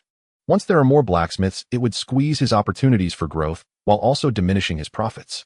It felt like a loss. At this moment, he somewhat realized that he shouldn't have disclosed his earnings and blacksmith profession. But since it had already happened, regrets were of no use. He now hoped to quickly elevate his refining steel forging technique to the level of mastery in the time to come. Currently, the experience for the refining steel forging technique was at 289,300. If he forges 11 more steel arrowheads tomorrow, he would reach the next milestone. The next day, he logged in. Wangchuan wasted no time, cleared his hunger, and hurriedly began forging steel arrowheads. Within just a few hours, he heard a system prompt ding. The refining steel forging technique has leveled up. From minor achievements to mastery. Reward 1 point in strength, 1 point in agility. Wangchuan's eyes lit up with joy. 2 attribute points. This time he was awarded directly with 2 attribute points. Awesome. He felt like he could soar with happiness. Master Sun the blacksmith clearly sensed this and raised his head with a puzzled expression. Wangchuan showed no signs of stopping. After all, the autumn harvest was about to conclude, and he didn't know if he would have another opportunity to forge refining steel arrowheads at will in the future. Suppressing his joyful emotions, he continued forging a new batch of refining steel arrowheads. At that moment, his task panel had changed to Wangchuan, male blacksmith, hunger level 6, 2100, strength 83, attack 34, agility 81, defense 1. 8, speed 9, stamina 81, health 90, spirit 8, not activated. Living skill, refining steel forging technique, mastery level, next level, proficient 1500, current location Tian, Nan Continent, Nanyu Kingdom, San, He County, Huishui, County, Haishi Village. With 11 points in strength, Wangchuan felt the hammer in his hand becoming lighter, and each swing was cleaner and more powerful, allowing him to control his strength more precisely. Ding ding, ding ding, ding ding ding. After a series of hammer strikes, the original rhythm changed. Wangchuan found that after performing a double strike, he still had the energy for a third strike. The hammer struck the glowing iron block 3 times rapidly in one go. Ding ding ding, ding ding ding. The rhythm quickened. Moreover, the sound became crisper and more compact. Master Sun trembled slightly and looked up in disbelief. A continuous 3 strikes. Wangchuan, you actually managed to perform a continuous 3 strikes so quickly. Wangchuan was completely immersed in the new rhythm. Hearing this, he paused his actions and asked Master Sun, "Master, what is a continuous 3 strikes?" An ordinary blacksmith loses most of their power while striking the iron block, which is the most basic technique. Once you manage to release your strength, evenly performing 2 rapid strikes on the iron block counts. As an adept blacksmith with higher skills, during forging the efficiency is greater. This provides a greater advantage in creating finished iron products. Master Sun showed a fervent expression and said, however, very few can perform 3 consecutive strikes. One reason is lack of strength, and the other is that it requires considerable stamina and strong control, demanding a high physical standard from the blacksmith. At this point, Master Sun couldn't help but say bitterly, "Even I can't do that. I never expected your talent to be so high that you could achieve a continuous 3 strikes in just over a month." Wangchuan was dumbfounded. The master can't even do it. But he quickly realized that it was because his strength, agility, and stamina attributes had a high starting point. Master Sun probably only mastered the refining steel forging technique, so even though this skill was high-level, it still couldn't compare to him. With the skill of continuous 3 strikes, you will have a greater advantage in forging anything, allowing for faster and more efficient completion. You should give it a try. Master Sun was as excited as a child in his 40s, urging eagerly. Wangchuan was naturally pleased. The ability to execute a continuous 3-strike technique meant an enhancement in skill and higher efficiency, allowing him to forge more qualified, refined steel arrowheads each day and earn more money. What could be more exhilarating than this? Wangchuan immediately picked up a new piece of red-hot iron, calming his mind, and quickly entering a focused state, seeking the sensation he had just experienced. Clang, clang, clang, clang. Sparks flew. Wangchuan swiftly entered the state of continuous 3 strikes, evenly controlling the force with a rhythmic hammer, striking the red-hot iron. He completed 100 strikes in the forward direction in just over 30 seconds. Swish. Next piece. Wangchuan's speed increased even more. This breakthrough enhanced his agility by 1 point. Through the continuous forging process, Wangchuan became increasingly adept at mastering the new power and speed, constantly shortening the time taken. Clang, clang, clang. The sounds were crisp, 3 strikes merging into 2. Sun the blacksmith's eyes brightened as he stood aside, observing for a long time, holding his breath, lest he disturb Wangchuan's focus. A long time passed. Finally, he exhaled a breath of relief. I have completely mastered the continuous 3 strikes. If I can merge the 3 sounds into one, it would be even more impressive, potentially elevating the ability of the continuous 3 strikes to its peak state, with a chance to reach a profound realm as a blacksmith, or even to become a renowned craftsman. Sun the blacksmith looked at Wangchuan's focused demeanor with increasing admiration. It was rare to have such a talented disciple. In his joy, Sun the blacksmith unusually fetched a small amount of tea leaves from inside, brewed himself a pot of tea, and listening to the pleasant crisp sounds of hammering, unexpectedly fell asleep. Wangchuan did not disturb his master. During these days, his master had to guide him while tirelessly forging iron arrowheads, truly working hard. Wangchuan was wholeheartedly focused on forging. The refined steel arrowheads, being small, typically took about 3 hours to produce a batch, but now he was rapidly nearing a 2-hour time frame. The first batch took only 2.5 hours. The second batch took 2 hours and 18 minutes. By the afternoon, the third batch was completed in just 2 hours and 10 minutes. During this, Wangchuan still needed to pick up raw iron and continually monitor the furnace and control the bellows. Just as he was about to finish forging his 4th batch of refined steel arrowheads, several unfamiliar faces, led by Lin Dahai, gathered at the blacksmith's door to inquire about purchasing iron picks. The rice harvest is done. The village chief asked me to bring some newcomers to buy a few iron picks. The people Lin Dahai brought quickly took out their money. Sun the blacksmith nodded. Finally completed a major task. With the rice stored this winter will be much easier. You all wait, Bill get you the iron picks. Soon Sun the blacksmith completed the transaction with the newcomers. At this moment, Lin Dahai smiled and asked Uncle Blacksmith, do you still need apprentices at the blacksmith shop? He was here on a mission. The company had assigned the newcomers to him, asking him to lead them to the blacksmith shop to inquire, as he needed to understand for the sake of the company bonus. Upon hearing this, Sun the blacksmith squinted slightly, glanced at Lin Dahai's physique, and shook his head. You are not suitable. Lin Dahai's face showed a bitter expression as he stepped aside, allowing Sun the blacksmith to look at the 6 people behind him. The 6 were all quite young and in good shape. Sun the blacksmith picked out 2 and asked, the blacksmith shop is different from other places. Can you endure hardships? We can. I can. The 2 replied confidently, standing tall. They had long known that the blacksmith shop in Haishi village was more lucrative than the ones in the county, with newcomers earning 2 to 3 taels of silver a day after switching to blacksmithing, and even winning bonuses of up to 5 taels, likely breaking 12,000 in monthly income when bonuses were factored in. With the opportunity to stay in such a place, they were naturally eager. Then stay. Sun the blacksmith's words made the 2 overjoyed. Lin Dahai smiled. As long as someone stays, it's good. My bonus is secured. The 4 who were not chosen left, with Lin Dahai full of disappointment. Sun the blacksmith led the 2 into the inner courtyard. The 2 looked around, their gazes quickly landing on the young man, sweating profusely behind the forging platform. With fair flushed skin, strong and powerful movements, and the constant bursting sparks, it created a scene filled with a sense of strength and impact. As Wangchuan sent the forged iron block into a bucket to cool, Sun the blacksmith called out with a smile, Wangchuan, pause for a moment. I found you 2 helpers. Wangchuan set down his work and walked over.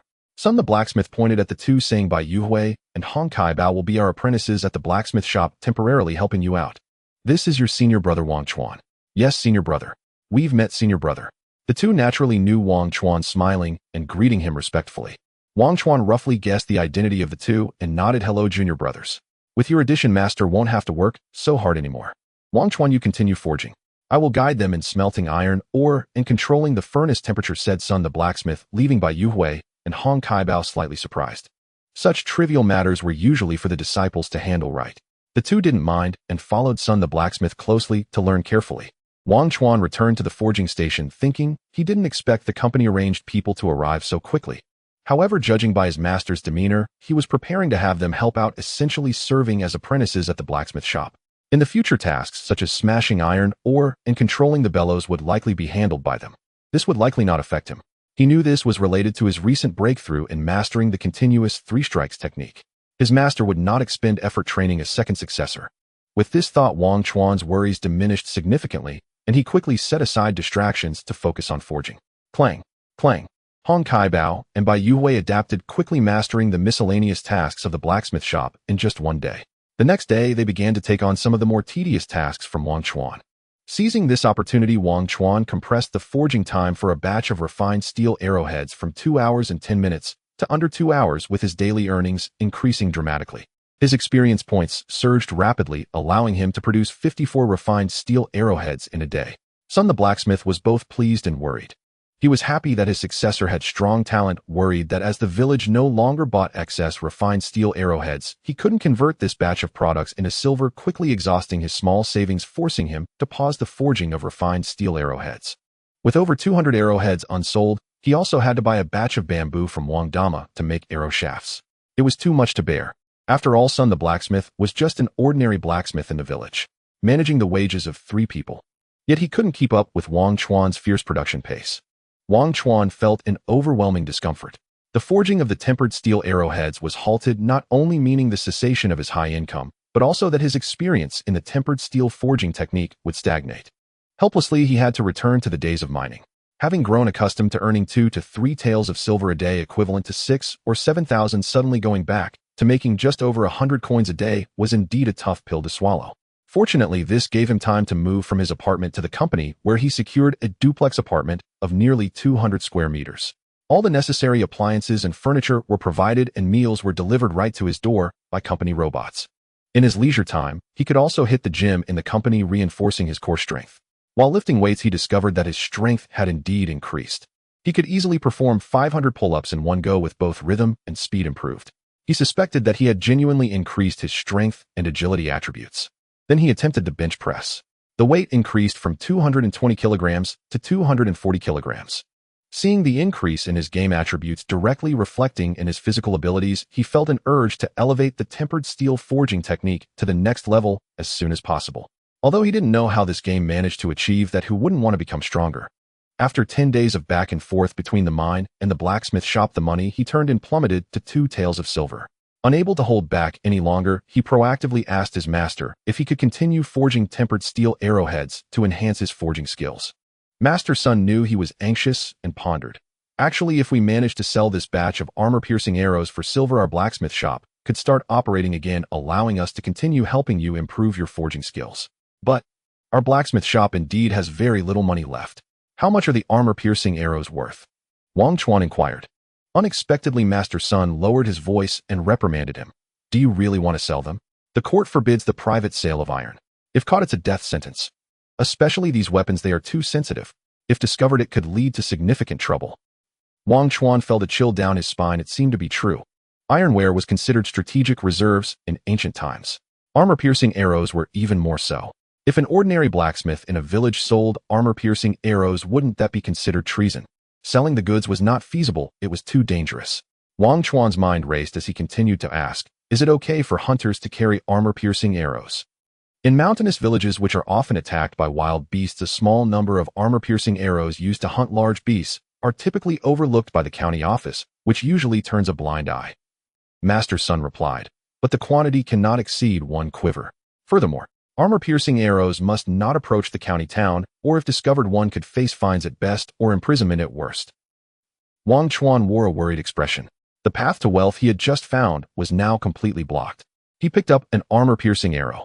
Armor-piercing arrow, white, grade 5 attack, 1 armor penetration, Such a fine item was just gathering dust in the blacksmith shop.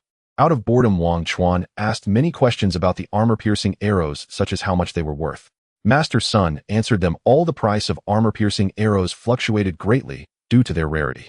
On a usual day, the county's blacksmith shop would produce them at around 3 taels of silver per bundle of 20, translating to 150 copper coins each. However, during emergencies, when supply could not meet demand, their prices would skyrocket, selling at 2 to 3 times the usual rate. This autumn, wild boars disrupted the harvest. The village chief bought a bundle of armor-piercing arrows at a high price from the blacksmith shop, selling it for 4 taels of silver. After deducting the material and labor costs for the arrowheads and shafts, Master Sun actually made quite a bit. Unfortunately, after hoarding quite a bit of stock in the following days, they ended up costing him. Wangchuan quickly understood. The blacksmith shop had a total revenue of over 80 taels of silver, of which more than 30 taels were expenses. If there hadn't been any stockpiling, his master would have made over 50 taels. But just in labor costs alone, nearly 30 taels were spent. Considering the material costs, iron or shaft's labor, and his own living expenses, what would be left? By the way, master, do the hunters from nearby villages need armor-piercing arrows? Wangchuan asked with a spark of inspiration. Master Sun waved his hand, saying, I had someone ask. The wild boar problem in other villages isn't as severe as ours, so this batch of armor-piercing arrows will likely gather dust for a while.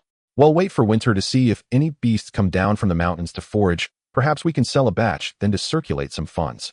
Winter is still over half a month away. Wangchuan did not want to waste time. Master Sun clearly sensed his thoughts and proactively said, when winter comes, everyone in the village must be prepared for battle. I remember you still don't know how to shoot arrows or handle a spear, do you? Moi. Wangchuan was taken aback. Master Sun was already getting enthusiastic. Since you have time on your hands, practicing with a spear and a bow would be beneficial for you. Will the village's situation be very dangerous after winter? That is natural. Master Sun's face revealed a trace of worry and seriousness as he spoke heavily. In previous years, when beasts descended the mountains looking for food, they would attack nearby villages, stealing chickens and ducks, and some would even eat people. Wolves, tigers, leopards, and bears. They all have enormous appetites and would dare to do anything when starved in winter. Besides wild beasts, there are also man-made calamities.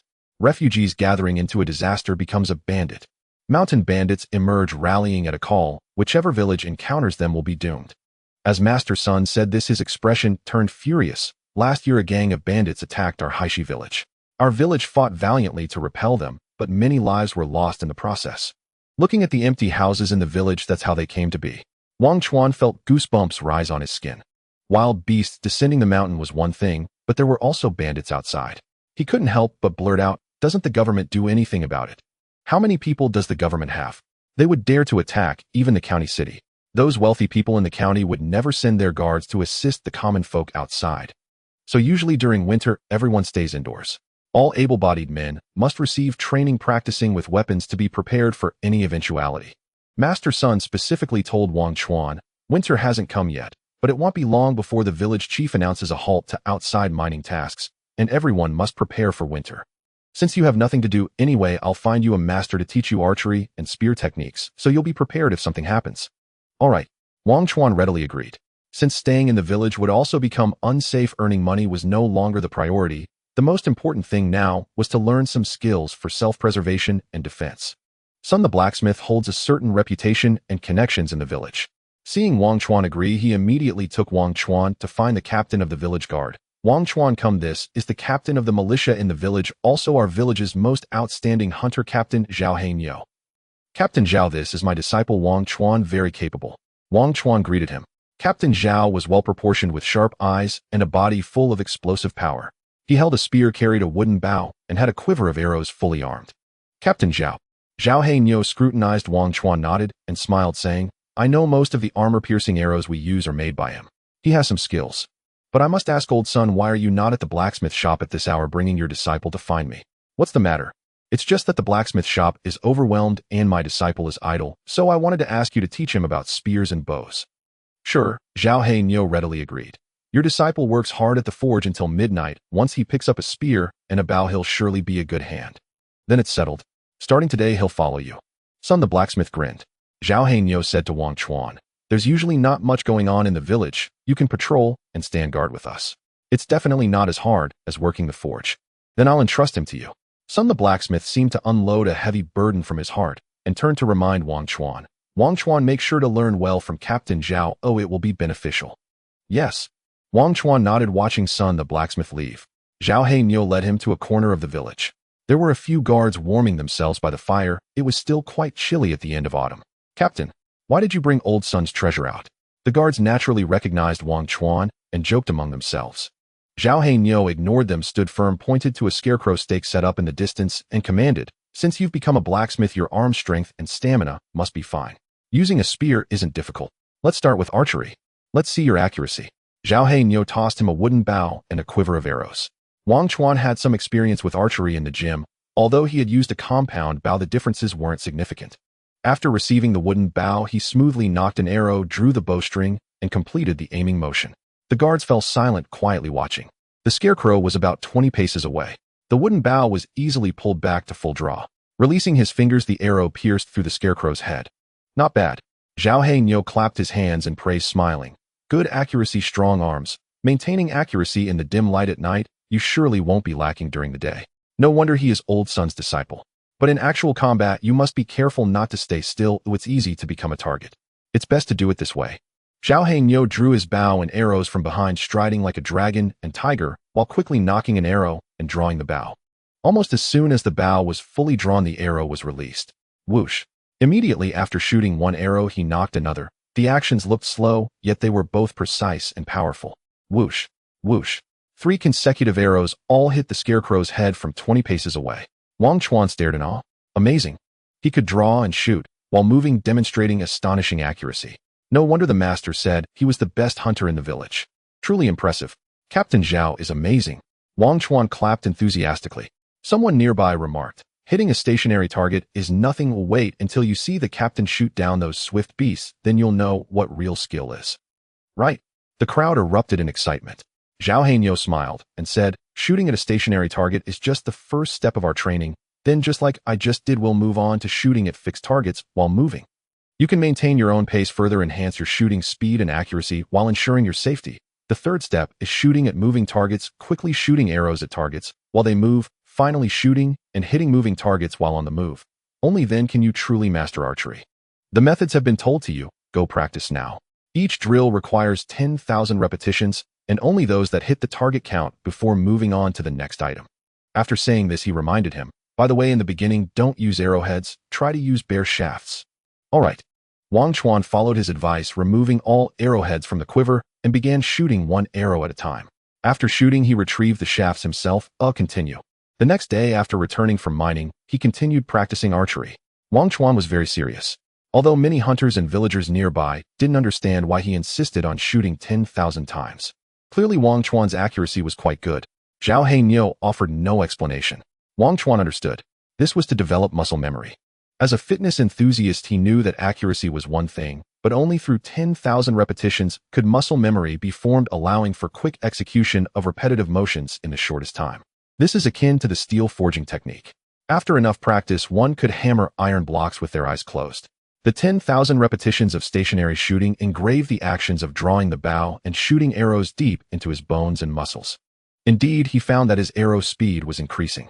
After completing the first step, Wangchuan already understood the weight of the wooden bow and the arrows, allowing him to nock and shoot in the shortest time. After training for more than half a day, he finally moved on to the next step. The difficulty of the second task increased significantly. Shooting while moving. At first, all the arrows missed the mark. Only a lucky few could hit the target. Wangchuan went offline to learn about the essential points of archery. After delving into it, he began to adjust his breathing rhythm, controlling his pace and posture, ensuring that his breathing wouldn't affect his aim, ensuring that his pace remained controllable and wouldn't stray from the target, ensuring that his upper body wasn't affected by his lower body. His mind became more tranquil, his movements became gentler, the actions of holding the bow and drawing the arrows grew increasingly steady. The arrows slowly began to hit the target. Although the hit rate was not high, every time he hit the target, it brought him an unprecedented sense of accomplishment. Wangchuan practiced for 5 consecutive days. This week, he had only submitted 2 tails of silver. It seemed as though he had returned to the past. But Wangchuan was indeed growing quickly. After 5 days, he completed 10,000 shots at the target and could now manage to hit 10 arrows on 10 targets, capable of mimicking Captain Zhao Hainyo's swift shooting actions. Not to say he could match Captain Zhao Hainyo, but at least he had earned the admiration of a group of hunters in the village.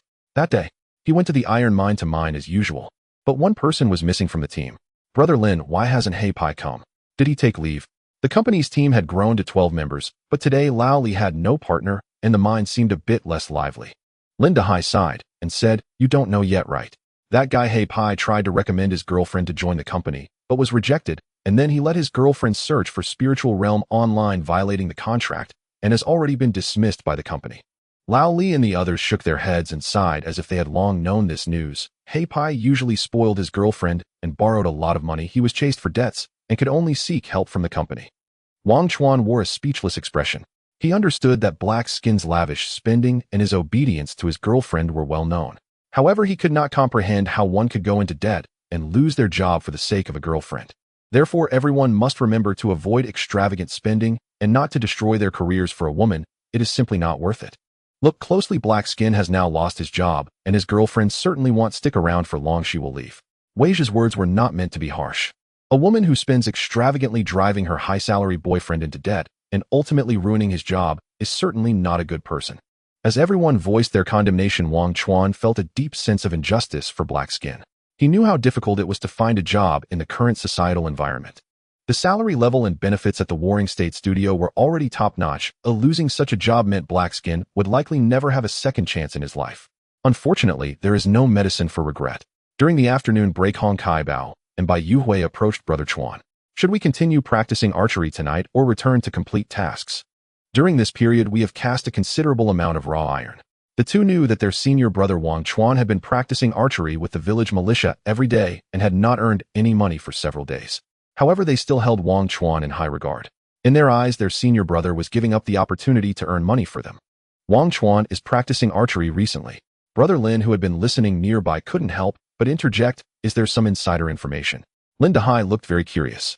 "After winter arrives, the village may not be peaceful. The master told me to practice archery and gun techniques for self-defense." Upon hearing this, everyone showed expressions of shock. Is it happening again? Last time it was during the autumn harvest. What kind of trouble will there be this time? Can't we just mine and farm peacefully? Weijia cried out in despair, looking very pained. Last time during the autumn harvest, he earned the least due to his lack of physical strength. The expressions of the others were also not very pleasant. For those who are used to a calm life of hauling bricks, a little disturbance means fluctuations in earnings. If one accidentally gets injured, the consequences are even greater. Last time several players were injured and had to recuperate in the village for over half a month. What is happening this time? Lin Dahai asked for details meticulously. After Wangchuan explained the situation as conveyed by his master, everyone's expressions became serious. The mines will be closed after winter. Doesn't that mean there will be no earnings for the next few months? Newcomers who had just arrived in Haishi village suddenly became anxious. Had they only just settled in for a few days? If I had known, I would have rather stayed in the county to do some odd jobs. Exactly. Should we apply to the company to go back to the county? The four of them were already mumbling about wanting to leave Haishi village. Lin Dahai and the others fell silent. Wangchuan did not speak. It was a fact that there would be no income for the next few months in Haishi village, and he could not stop others from seeking wealth. Sure enough, that day as they returned to Haishi village, Coach Yu called. Upon answering Coach, yes, first words were Wangchuan. Is what you said true? The iron mine in Haishi village will be closed for several months. The master told me that whenever it snows, access to the mines becomes difficult and wild animals are likely to appear, so the village will close the mines, and no one will be allowed to come and go freely. Wangchuan shared everything he knew. Coach Yu quickly hung up the phone. The next morning, the four newcomers in Haishi village detached from the team and voluntarily gave up their identities as villagers, reportedly to be reassigned to other villages for work. Weizhou also left. Old Li teamed up with Zhang Kai. The team size at the studio in the mine was reduced to 6. Lin Dahai and the others did not choose to leave because there were no better opportunities available from the company. Although there were jobs in the county, it wasn't easy to get in there. The cost of living was high. Lin Dahai informed Wangchuan that they planned to work until it snowed, and when the mines closed, they would have to let the company arrange for them to go elsewhere. After all, the company also needed to make money and could not just pay salaries for several months without any work. Wangchuan definitely would not leave. He was already a blacksmith, had established his identity here, and with winter approaching, the blacksmith shop should have plenty of work, ensuring he wouldn't go hungry. Hong Kai Bao and Bai Yuhui were also hard to come by in the company. They would not let them leave until their goals were achieved. In the evening, Wangchuan began his third archery training session with Captain Zhao Heinyu. Progress was made with the second moving shooting exercise. Wangchuan could now quickly draw his bow and shoot accurately, while on the move hitting his target within 20 steps with both speed and precision. However, the third training session was more troublesome. It required finding a living target. The village's poultry couldn't take it, the wild animals in the mountains were too dangerous. Ling Yu suggested using someone dressed warmly as a moving target to assist in the training. But Wangchuan hadn't reached the level of being able to hire militia hunters for several hours of practice. After thinking it over, he approached Lin Dahai. "Brother Lin, if you have nothing to do tonight, could you stay and accompany me? I won't take advantage of you, I'll pay." "No, I'm not into that." "Really?" Lin Dahai was so startled that he shivered, stiffening and stepping back. Wangchuan realized he had misspoken. "I mean, that's not what I meant. I need someone to practice archery with. 10 copper coins per hour, and you need to keep moving. How about that?" Lin Dahai, confirming that Wangchuan was not making a pass at him, seriously considered and asked, "How long do you usually practice at night?" 6 hours. Moving for 6 hours, 60 copper coins, which translates to 180 in bonuses. Seems reasonable. Lin Dahai gritted his teeth and agreed. "All right, let's do it. Daily settlement for wages." "Sure." Wangchuan was eager to meet Ling Yu's requirements and master archery, so he was willing to spend heavily to hire Lin Dahai as his practice partner. Lin Dahai was also very dedicated. He brought back several damaged baskets from the mine and used rags and grass ropes to put together an unattractive set of armor. Wangchuan made a rough iron helmet for him at the blacksmith shop to use. After an hour, Lin Dahai laughed. "Chuanzi, your aim isn't good. In an hour, you've only managed to hit a few arrows. It's not painful or itchy. I feel guilty taking this money." He even made a sarcastic remark. Wangchuan stood still, drew his bow, and aimed. "All right. Then how about you take a little less?" "No way. We need to uphold the spirit of the contract." Of course, Lin Dahai wouldn't allow that. He twisted his butt and swayed his waist to dodge the arrows. "Haha, that was close. Try again." "Ouch. Missed again. Can't hit. Just can't hit." Lin Dahai, who usually carried over 100 pounds of iron or over several miles, was now light as a feather while running. Dodging arrows like a pro, he kept bantering, making a group of guards and hunters laugh uncontrollably. "This kid runs pretty fast. I bet even wild boars can't catch up with him. Interesting. How long will this continue? Captain, are you sure this can really help us train?" Ling Yu just smiled and said nothing. A night passed. Wangchuan had at least drawn his bow over 10,000 times, hitting his target very rarely. Lin Dahai easily earned 60 copper coins. "Great job, Boss Chuan. See you tomorrow, Boss Chuan. Do you know why your arrows missed their target?" A voice came from behind Wangchuan. He turned around to see Ling Yu holding a wooden bow, a single arrow casually resting on the string, aimed at the crowd nearby. Suddenly, he shouted loudly to Sean. In the crowd, a hunter turned to look, his pupils dilating as he quickly dodged to the side. Almost simultaneously, Ling Yu slightly adjusted the arrowhead, released it, and with a whoosh the arrow struck its target, hitting the hunter, named Deshaun, in the waist. Fortunately, it was just a light pain without the arrowhead. Deshaun touched the spot where he was hit, feeling relieved. Ling Yu turned back to him and asked, "Do you know the reason now? To hit a living target, you must understand its next move, then predict and shoot." After saying this, he walked away, leaving Wangchuan lost in thought. The next afternoon, Lin Dahai walked to his workstation wearing something unusual. "Boss Chuan, Nioma is here to report for duty." Every day, there was an additional part-time job earning more than Bai Yu Hui and Hong Kai Bao, which made Lin Dahai very happy and well-prepared. But today he felt Wangchuan had changed into another person. With bow in hand, first suppressing, then elevating. As he moved and dodged, suddenly an arrow shot toward him, miraculously hitting him. Being hit by several arrows consecutively caused some pain. Lin Dahai initially didn't pay much attention. "Maybe I'm just lucky." Then he got hit by a few more arrows. Lin Dahai thought about whether he had been too careless. "No, I need to find yesterday's state. I can't be slack." Whoosh, whoosh. Wangchuan calmed himself, holding the bow and waiting, confirming Lin Dahai's direction. Each time he identified Lin Dahai's route, he immediately drew his bow and shot. The feeling of shooting at a fixed target returned. In a full quiver, he managed to hit Lin Dahai about 13 or 14 times. "Oh, Wangchuan, don't be too arrogant. Oh, strange, did you take some medicine? Your aim is so good today. My buttocks. Can you not aim at my butt? I'm nervous." "Ah, this is too much." Lin Dahai circled around Wangchuan, jumping and dodging, trying all sorts of tactics. Wangchuan remained unperturbed, patiently waiting for the opportunity. Lin Dahai finally realized the situation was dire. Wangchuan seemed like a different person today, his aim terrifyingly accurate. After 2 hours, he had been hit by countless arrows with not a single good spot left on his body. A group of hunter militia watched from a distance, dumbfounded. "Wangchuan is impressive. He can hit a moving target so quickly. Most of the time he can hit the target. With that accuracy, it's already good. He can handle some low-difficulty tasks. Old Sun's disciple has some skills." When winter comes, at least there will be one more archer. He is a blacksmith. Well, that makes sense. In the distance, Zhao Heinyo showed a satisfied expression. After a night of training, Lin Dahai was driven around chaotically wincing in pain. Boss Chuan, this money is not easy to earn. You need to pay more. How can that work? You need to have a sense of contract. Wangchuan laughed heartily. Today he had hit Lin Dahai at least 3,000 times, achieving remarkable results. After Lin Dahai mumbled and logged off the game, Wangchuan specifically sought out Captain Zhao Heinyo to thank him for his guidance yesterday. Zhao Heinyo smiled and said, "Study well. The weather is getting colder. Strive to master archery before the snow falls." Yes. Wangchuan felt a chill in his heart. He still had a fourth task. That would be the most difficult challenge. In the following 2 days, Wangchuan worked even harder, successfully hitting Lin Dahai over 7,000 times, becoming increasingly adept at hitting moving targets. Both his experience with shooting moving targets and his speed of release improved. He entered the fourth task, beginning to pursue and attack moving targets. Lin Dahai started to be chased around the village, causing chaos. Wangchuan followed closely behind. This kind of training was even more challenging. At first, during practice, it was almost impossible to hit the target. But Wangchuan quickly adjusted, starting to consciously look for advantageous positions, trying to corner Lin Dahai against the wall, stopping briefly at critical moments to shoot. Although it seemed somewhat underhanded, Captain Zhao Heinyo did not stop him.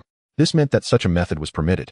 After several days of training, Wangchuan found that his movements became increasingly swift, his footwork lighter, and he developed the habit of observing his surroundings at all times. In his mind, he automatically envisioned where prey would be hard to hunt, what route to take to close in, and how to create opportunities. This kind of pursuit was addictive.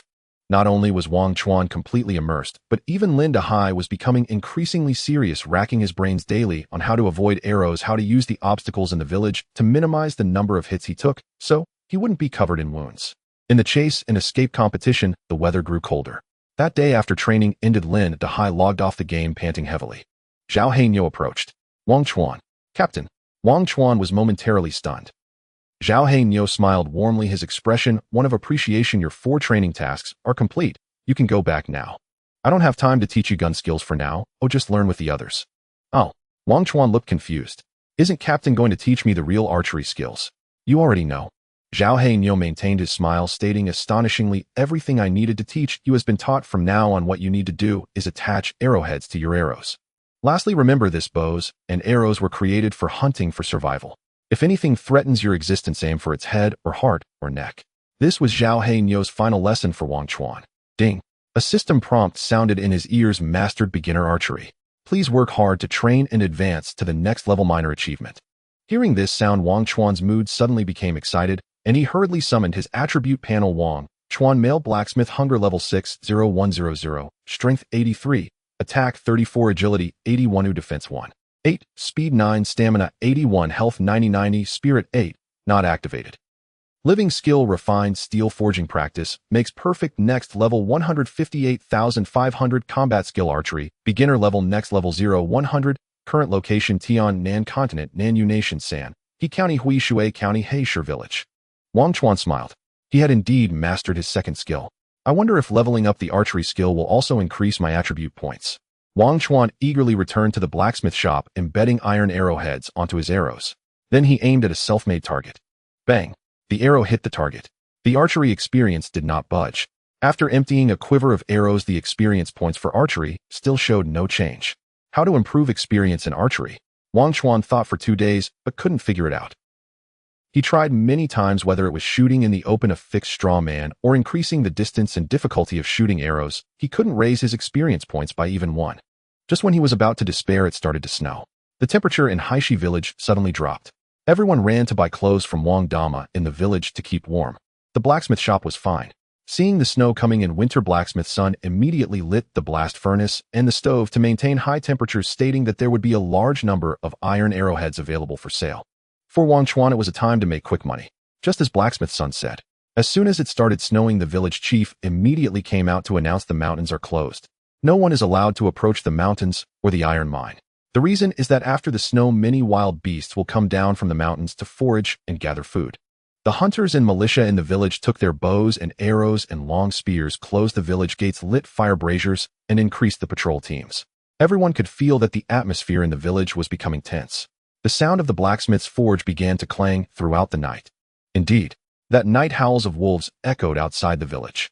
Several wolves tried to jump over the earthen wall, but were discovered by the patrolling hunters who shot a flurry of arrows, and the next day, several frozen wolf carcasses were found outside.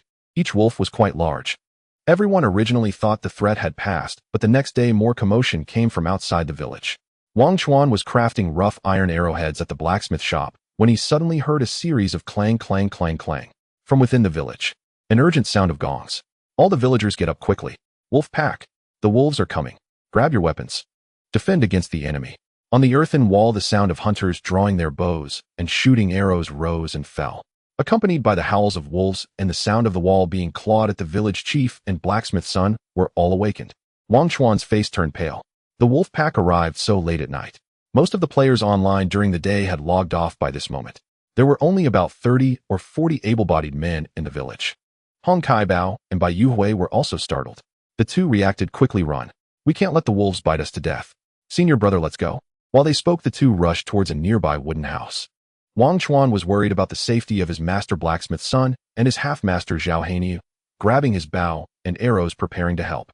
He didn't forget to carry an extra armor-piercing arrow quiver. In case the iron arrowheads were ineffective, he planned to use the armor-piercing arrows to show these mountain beasts what they were made of. Wangchuan hadn't touched a wooden bow for 2 days. The moment he held the bow and arrow, the muscle memory engraved in his bones immediately surfaced. His footsteps, his gaze, the bow and arrow. At this moment, he was a true archer. He knocked an arrow, moving lightly and quickly, scanning his surroundings with sharp eyes. The situation in the village was not optimistic. Sounds of wolves clawing at the earthen walls could be heard from all directions. The howls of wolves echoed continuously. From time to time, he saw wild wolves sticking their heads over the earthen wall, peering inside. Whoosh, whoosh. Every time this happened, arrows flew past. The wild wolves were very alert, dodging faster than Linda High. Many arrows missed their targets. This was because there were only a few hunters in each direction. Everyone stood on the inner side of the earthen wall, making it easy to be spotted when drawing their bows. The wild wolves clearly knew the power of bows and arrows, possibly having encountered hunters before, and they dodged with great ease. More and more able-bodied men emerged from the village. Everyone took up long spears and rushed towards the earthen wall. Zhao Hanyu shouted loudly, "Steady." Long spearmen in front, archers in the back. Push the wild wolves out. The villagers help protect the fire braziers. We are preparing to go up the wall. Zhao Hanyu's archery was fierce. While speaking, he shot 2 arrows in quick succession, suddenly adjusting his aim and hitting 2 wild wolves, boosting morale. Captain. Wangchuan approached with his bow. Zhao Hanyu nodded with satisfaction and said, "Stay behind me and let's go up the wall together." Just a simple sentence made Wangchuan's blood boil. At this moment, he couldn't care less about company rules or avoiding conflicts in main quests. He was a man of Haishi Village. He had to protect Haishi Village. He had to repel the wolf pack. Let's go. Zhao Hanyu had already gathered 7 or 8 people. 4 militia spearmen rushed up the earthen wall along the steps. A wild wolf lurking outside the village pounced swiftly, knocking the leading militia down the wall into the village. Zhao Hanyu did not look back, continuing forward. Wangchuan took a glance back. Although the wild wolf was ferocious, once it entered the village, it was immediately met with spears punctured with 3 or 4 holes, struggling in pain before going still. The fallen militia was not seriously injured, limping towards the steps of the earthen wall, displaying an attitude of light injuries, not preventing them from fighting. Concentrate. Zhao Hanyu's voice came from ahead. Whoosh, whoosh. In the time it took to speak, he had already climbed the earthen wall, shooting 2 arrows quickly, hearing a wolf howl in pain. It was too dark outside to see clearly. The wild wolves were also exceptionally agile. This was Wangchuan's first encounter with such a situation, and it was inevitable that he felt nervous. Under Zhao Hanyu's teachings, he took a deep breath, forcing himself to calm down, and began drawing his bow. The things he had learned during the past period were now facing the harshest test. Entry-level archery, facing the test. In front of him were 3 militia spearmen, constantly wielding their spears to block the wild wolves' approach, creating opportunities for the archers to safely shoot. It was very dark outside the village, and the only striking sight was the pairs of reflective eyes of the wild wolves. Thick and numerous. There were more than 40 wild wolves at Wangchuan's feet. The entire village was surrounded by at least over 200 wild wolves. The archers began to take action. They continuously drew their bows and shot arrows, but the hits were few. Wangchuan also tried to lock onto a target, aiming for the eyes of the wild wolves. Whoosh whoosh. Both arrows missed. Stay calm. Wait until they get closer to shoot. Zhao Hanyu loudly reminded everyone the wolf pups are very clever. They are exhausting our arrows and strength, don't fall for it. Wait until they get closer to shoot. In this light, we should at least wait until they're within 10 steps to take action. Don't be afraid. They can't get in. Zhao Haniu was indeed the best hunter in the village. His words immediately gave everyone a backbone, and they all calmed down as instructed. The winter wind was very biting. Someone brought up a fire brazier to help dispel the chill and also to illuminate the area outside the village. The figures of the wild wolves became clearer. Several unfortunate wild wolves were wailing at the base of the wall, their voices growing weaker.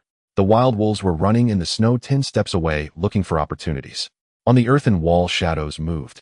Militia with spears in hand were on high alert. Hunters drew their bows with sharp gazes. Wangchuan suddenly realized that he had unknowingly been drawn into the critical battle for the survival of Haishi village. Hiss! Don't let anything happen. If something happens, it will be disastrous. Hurry! Everyone in the village who can move. Carry the arrows to the front line. With calm authority, the village elder mobilized the elderly women and children, coordinating with Master Sun the blacksmith to transport arrows to the front line. Bundle after bundle of arrows piled rapidly at the base of the earthen wall. Supplies were scarce. Master Sun, aided by a team of villagers, began assembling arrows on site. The crude arrowheads and hundredfold forged steel tips, stockpiled long ago, proved invaluable now. The blacksmith's workshop, long mired in financial hardship, would indeed find its salvation this winter. Though all knew well if the wolf pack could not be repelled, the dozens of souls in Blackstone Village might not survive the night. You two good-for-nothings, get over here and help. Master Sun personally dragged by Yu Hui and Hong Kaibao out from a wooden hut. Both men appeared disheveled and ashen-faced, terrified yet burdened with guilt. Wangchuan noticed them immediately. They hadn't logged out. Or could they not log out? But the crisis left no room for inquiry. The wild wolves beyond the village suddenly grew agitated, heralded by a piercing, resonant howl. In unison, the entire pack launched a frenzied assault upon Blackstone Village's earthen rampart. They're coming. Loose your arrows, now. A dozen archers, already drawn and ready, unleashed their shafts the moment the wolves charged forward without hesitation. This time over a dozen wolves fell, struck hidden.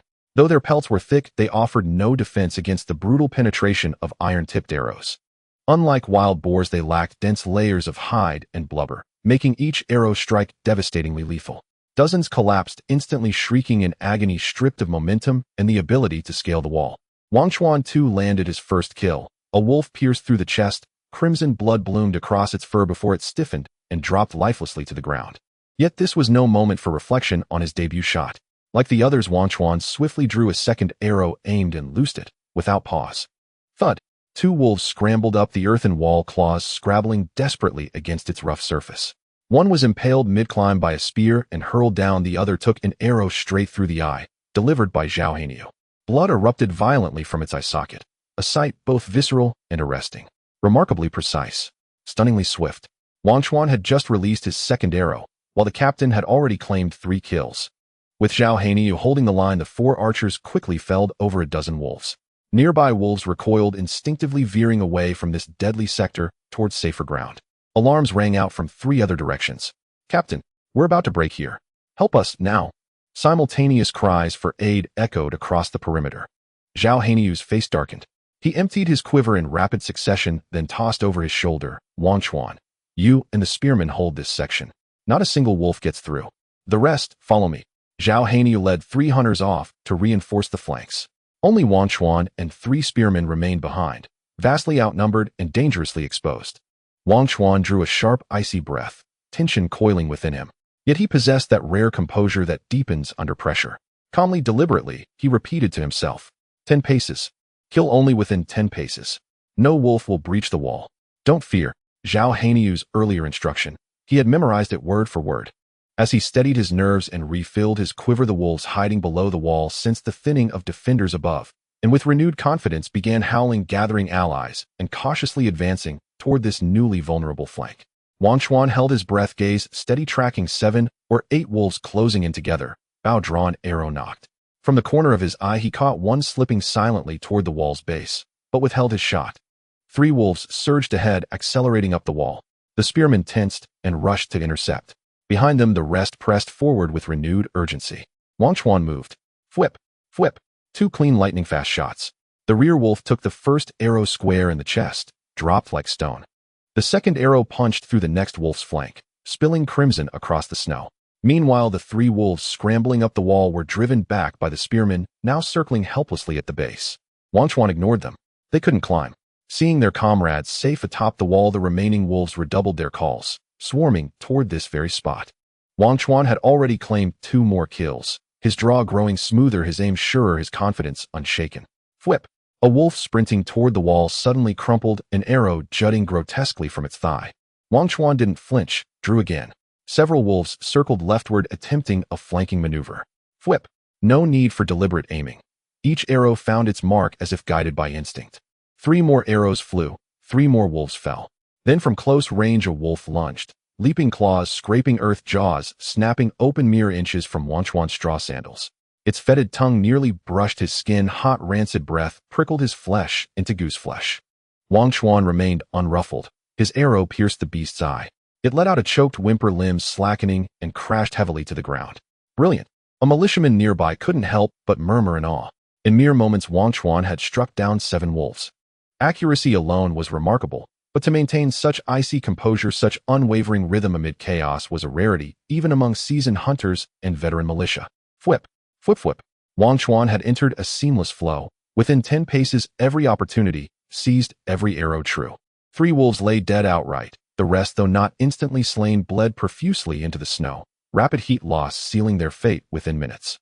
Jianghu's reinforcements arrived swiftly, stabilizing 2 other threatened sectors in quick succession. Under relentless volleys, wolves tumbled one after another onto the snow-covered ground. Yet many wolves still remained. Arrows! I need arrows now. 2 hunters had already exhausted multiple quivers. Conserve them. Jianghu shot them a fierce warning glare, aimed at 2 hunters whose aim was notoriously unreliable. Wangchuan too had emptied 2 quivers. 40-odd wolves now lay strewn across the base of the earthen wall.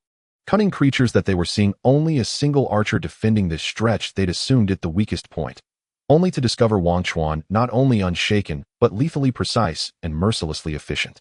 With methodical, unhurried control of his bowstring, he allowed not a single wolf to breach the village gates.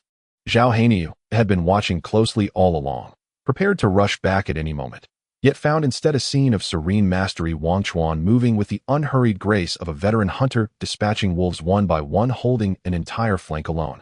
This man, a natural-born hunter. A shame he's already Master Sun's apprentice. Jianghu shook his head, a look of genuine regret crossing his face. As time passed, the number of wounded wolves outside the village mounted, agonized howls rising and falling like a grim tide. At last the surviving wolves faltered, their fighting spirit broken, retreating into the encroaching darkness. A few attempted to drag their injured kin away. Jianghu's voice rang out once more. The wolves no longer pose a threat. All hands, finish them. Leave none alive to return and haunt us again. Yes. Morale surged across the village. When Jianghu spoke, Wangchuan was already extremely hungry. In the cold wind, practical combat required heightened focus, making it quite arduous, and hunger struck fiercely. He pulled out a baked bun from his close-fitting clothing, biting into it, savagely swallowing it down in just a few bites to alleviate his hunger. Once the hunger subsided significantly, he felt as if he had come back to life, warmth returning to his chest and abdomen, helping him resist the chill of the night. However, what surprised him was that when checking his hunger level, he unexpectedly discovered a tremendous change in the experience points for archery. Since mastering it, the progress bar that had always been at 0-100 had now reached 37,100. 37. Wangchuan was taken aback. Just as he was astonished, he noticed a wild wolf not far away had finally succumbed to the cold wind, losing its last struggle. The experience progress bar advanced once more. 38,100. Wangchuan suddenly understood the way to upgrade his archery level. Kill enemies. Only by taking the lives of enemies through archery could he increase his experience points. Wangchuan felt the blood in his body suddenly begin to warm. He had finally found a way to enhance his archery. Kill. Wangchuan skillfully drew an arrow from the quiver, quickly raising his bow and aiming at the eyes of a wild wolf lurking in the darkness, all while the 3 militia members watched in astonishment. Whoosh! The wild wolf was bent down, gnawing on a dying companion, dragging it into the darkness. It was unclear whether it was looking for a bite to eat or purely out of kindness to take its companion away. The sound of the arrow piercing flesh, accompanied by the wolf's short howl, silenced both wild wolves. Wangchuan did not hesitate, continuing to draw the bow and shoot. All 20 arrows in the quiver were used up, leaving only 3 wild wolves. The remaining wild wolves saw the situation was dire and disappeared without a trace. Wangchuan checked his attribute panel and found that the experience for archery had finally stabilized at 47,100. That night, he had hunted a total of 47 wild wolves. Everyone held their ground until dawn the next day. When the sky showed signs of dawn, a player entered the game and walked out of the wooden house. He immediately smelled a strong stench of blood along with the unique foul odor of wild beasts. Looking around, he realized that the village seemed to have experienced a bloody battle. There were several injured people. The elderly, weak women and children were all in a state of exhaustion from not having slept through the night. Captain Jianghu was instructing the guards to open the village gate, then carrying the bodies of wild wolves into the village. Most of the wild wolves were killed by arrows with only a few dead by spears. What the hell? What's going on? Did we poke a wolf's den? More and more players emerged from the wooden house, startled by the changes in the village, while also being called to help. Seeing the wolf bodies piled neatly in several rows, a careful player counted 135 wild wolves. What happened last night? The villagers wouldn't voluntarily explain. The only 3 participants had already been on a continuous shift for 24 hours, starving and logging off early. Linda Hai and others finally learned from the village chief about the wolf pack attack during the night, each feeling a lingering fear that was close. Over 200 wild wolves attacked the village. If the village had been breached, would we have directly become fodder for the wolves upon logging in? Damn it. Fortunately, the village's defenses were strong enough. Everyone assumed it was the militia and hunters in the village who were responsible. No one noticed that while handling the wolf bodies, the village chief sent some of the wolf meat into the blacksmith cellar. When Wangchuan logged off, the company's robot delivered 2 breakfasts. After eating and drinking enough, he slept until 3 in the afternoon, feeling much better, only to be awakened by a call from Instructor Yu. Hello, Instructor Yu. Wangchuan answered the phone while yawning. Instructor Yu was very excited. I heard from Hong Kai Bao and by Yuhui that last night Blackstone Village was attacked by a wolf pack. Yes, that's right. Wangchuan yawned again, tears forming in his eyes. He was still quite sleepy. Instructor Yu emphasized, when did you learn archery? How did you think to learn a combat skill? I didn't during the day. I was mining to make money for the company, but I was too bored at night, so I practiced a bit. You need to tell me the complete details about your practice of archery. The company can buy this information. Instructor Yes words finally woke Wangchuan up. The company was not concerned about the wolf pack, but rather the skill archery. Wangchuan hesitated for a moment. How much is the reward? 50,000. Instructor Yu indeed mentioned this to Su Wan, and Su Wan approved a budget of 50,000. Deal. Wangchuan smiled and readily agreed. Just in time, the monthly salary had dropped significantly at the end of the month, so this would compensate. The next moment, a text message arrived on his phone indicating that his salary had been deposited. Wangchuan was taken aback. Then he realized. Today was payday. It was also exactly 2 months since he started working for the Warring State studio. The total salary and bonus amounted to 180000. The account balance exceeded 200000. Looking at the string of zeros, Wangchuan clenched his fists in excitement, feeling a wave of happiness. With this funding, life in the future would finally be much more comfortable, no longer having to live frugally. The money has already been transferred to you. Instructor Yu reminded Wangchuan. Wangchuan took a deep breath and then shared with him that Master Sun the blacksmith was having cash flow issues and that he had recommended himself to the militia captain Zhao Heinyu before winter. He also emphasized, if you want to learn archery through Zhao Heinyu, you must pass the 4 challenges he sets, completing 4 shots to obtain the entry-level archery. After a moment of silence, Instructor Yu seemed to analyze the difficulty and reasonableness of this, then replied, Okay, I have recorded and reported this to the company. Do you have anything else to add about this information? Yes. Wangchuan, who was typically soft-hearted, continued. After obtaining archery, I used many methods, but couldn't increase my experience points until last night when I killed wild wolves, and finally the experience points moved. I suspect that one must kill living beings to enhance combat skills, which is quite unfriendly. Unexpectedly, Instructor Yes' reaction was very calm. That's normal. In Ling Yu, combat skills can only be enhanced through practical combat. Wild wolves are just low-level ordinary beasts. Only by completing kills can experience points increase. If facing an equally matched opponent or a stronger enemy, each attack may increase experience. Wangchuan suddenly realized the company indeed possessed more information and skills. Instructor Yu delivered one final warning to Wangchuan. Wangchuan, remember the contract you signed with the company. Your mission is to generate profit for the company, not to immerse yourself in or play the game. This game is far more perilous than it appears. Should your character die, it will be permanently erased and your account terminated. Above all, never forget why you joined the company in the first place. Thank you for the reminder, Instructor Yu. I will proceed with utmost caution. Wangchuan gripped his phone, ended the call with Instructor Yu, steadied his breath amid the exhilaration of his newly swollen account balance, and logged into the game. I'm starving. Having slept for hours, even at rest, hunger accumulated slowly. He still felt his stomach rumbling insistently for food. Without hesitation, he stepped out to buy a sesame pancake. Yet today, no familiar aroma of freshly baked pancakes wafted from the stall. Instead, a rich, savory scent of roasted meat filled the air. Ding! System notification, mandatory quest assist in defending Blackstone Village against the wolf pack completed. Blackstone Village reputation increased by 1 tier, from obscurity to modest renown, and relations with all villagers improved. Wangchuan paused startled before the pancake stall. Just then Wang Dalong emerged holding a string of lotus leaf wrap, dried meat, his face alight with delight. Wangchuan, you're here. Come, surely you're famished. Freshly made wolf meat jerky. Here you go. Wang Dalong's unreserved warmth left several nearby players drawn by the fragrance, frozen in bewilderment. Was this preferential treatment? Wangchuan accepted the jerky and took 2 bites, tender, succulent, almost like savoring a fine steak. Excellent. If it tastes good, have another strip. Eat well, build your strength. A broad smile spread across Wang Dalong's face. How much? What are you saying? You're welcome to eat. This batch includes your share.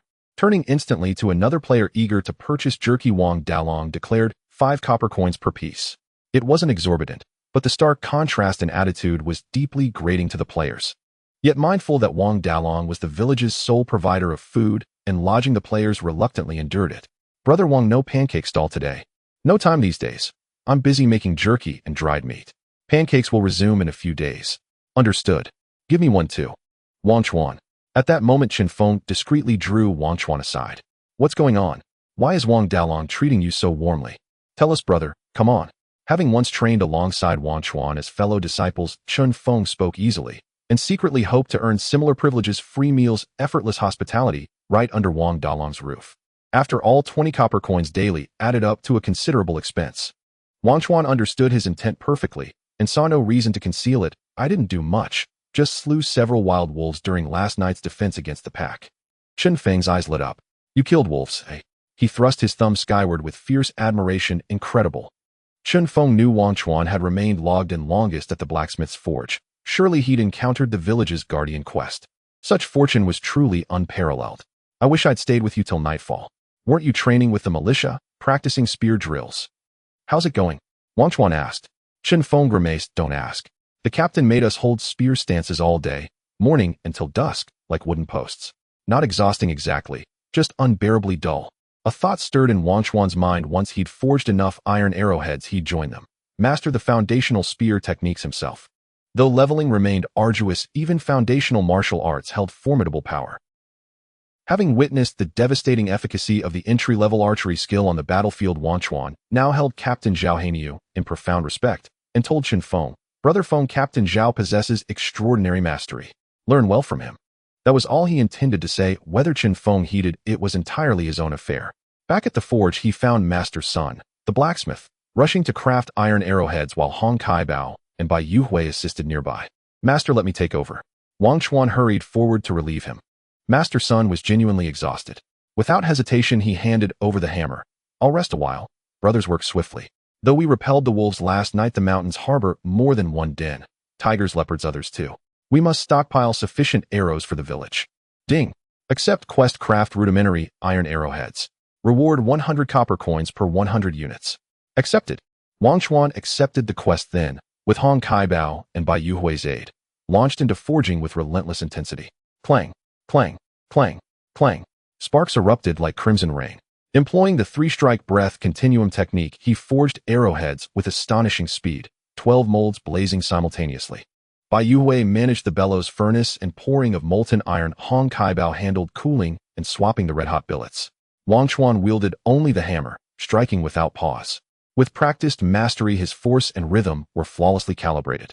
Dozens of folded hammer blows later, each arrowhead rapidly took shape, then cooled and tumbled into the waiting basket.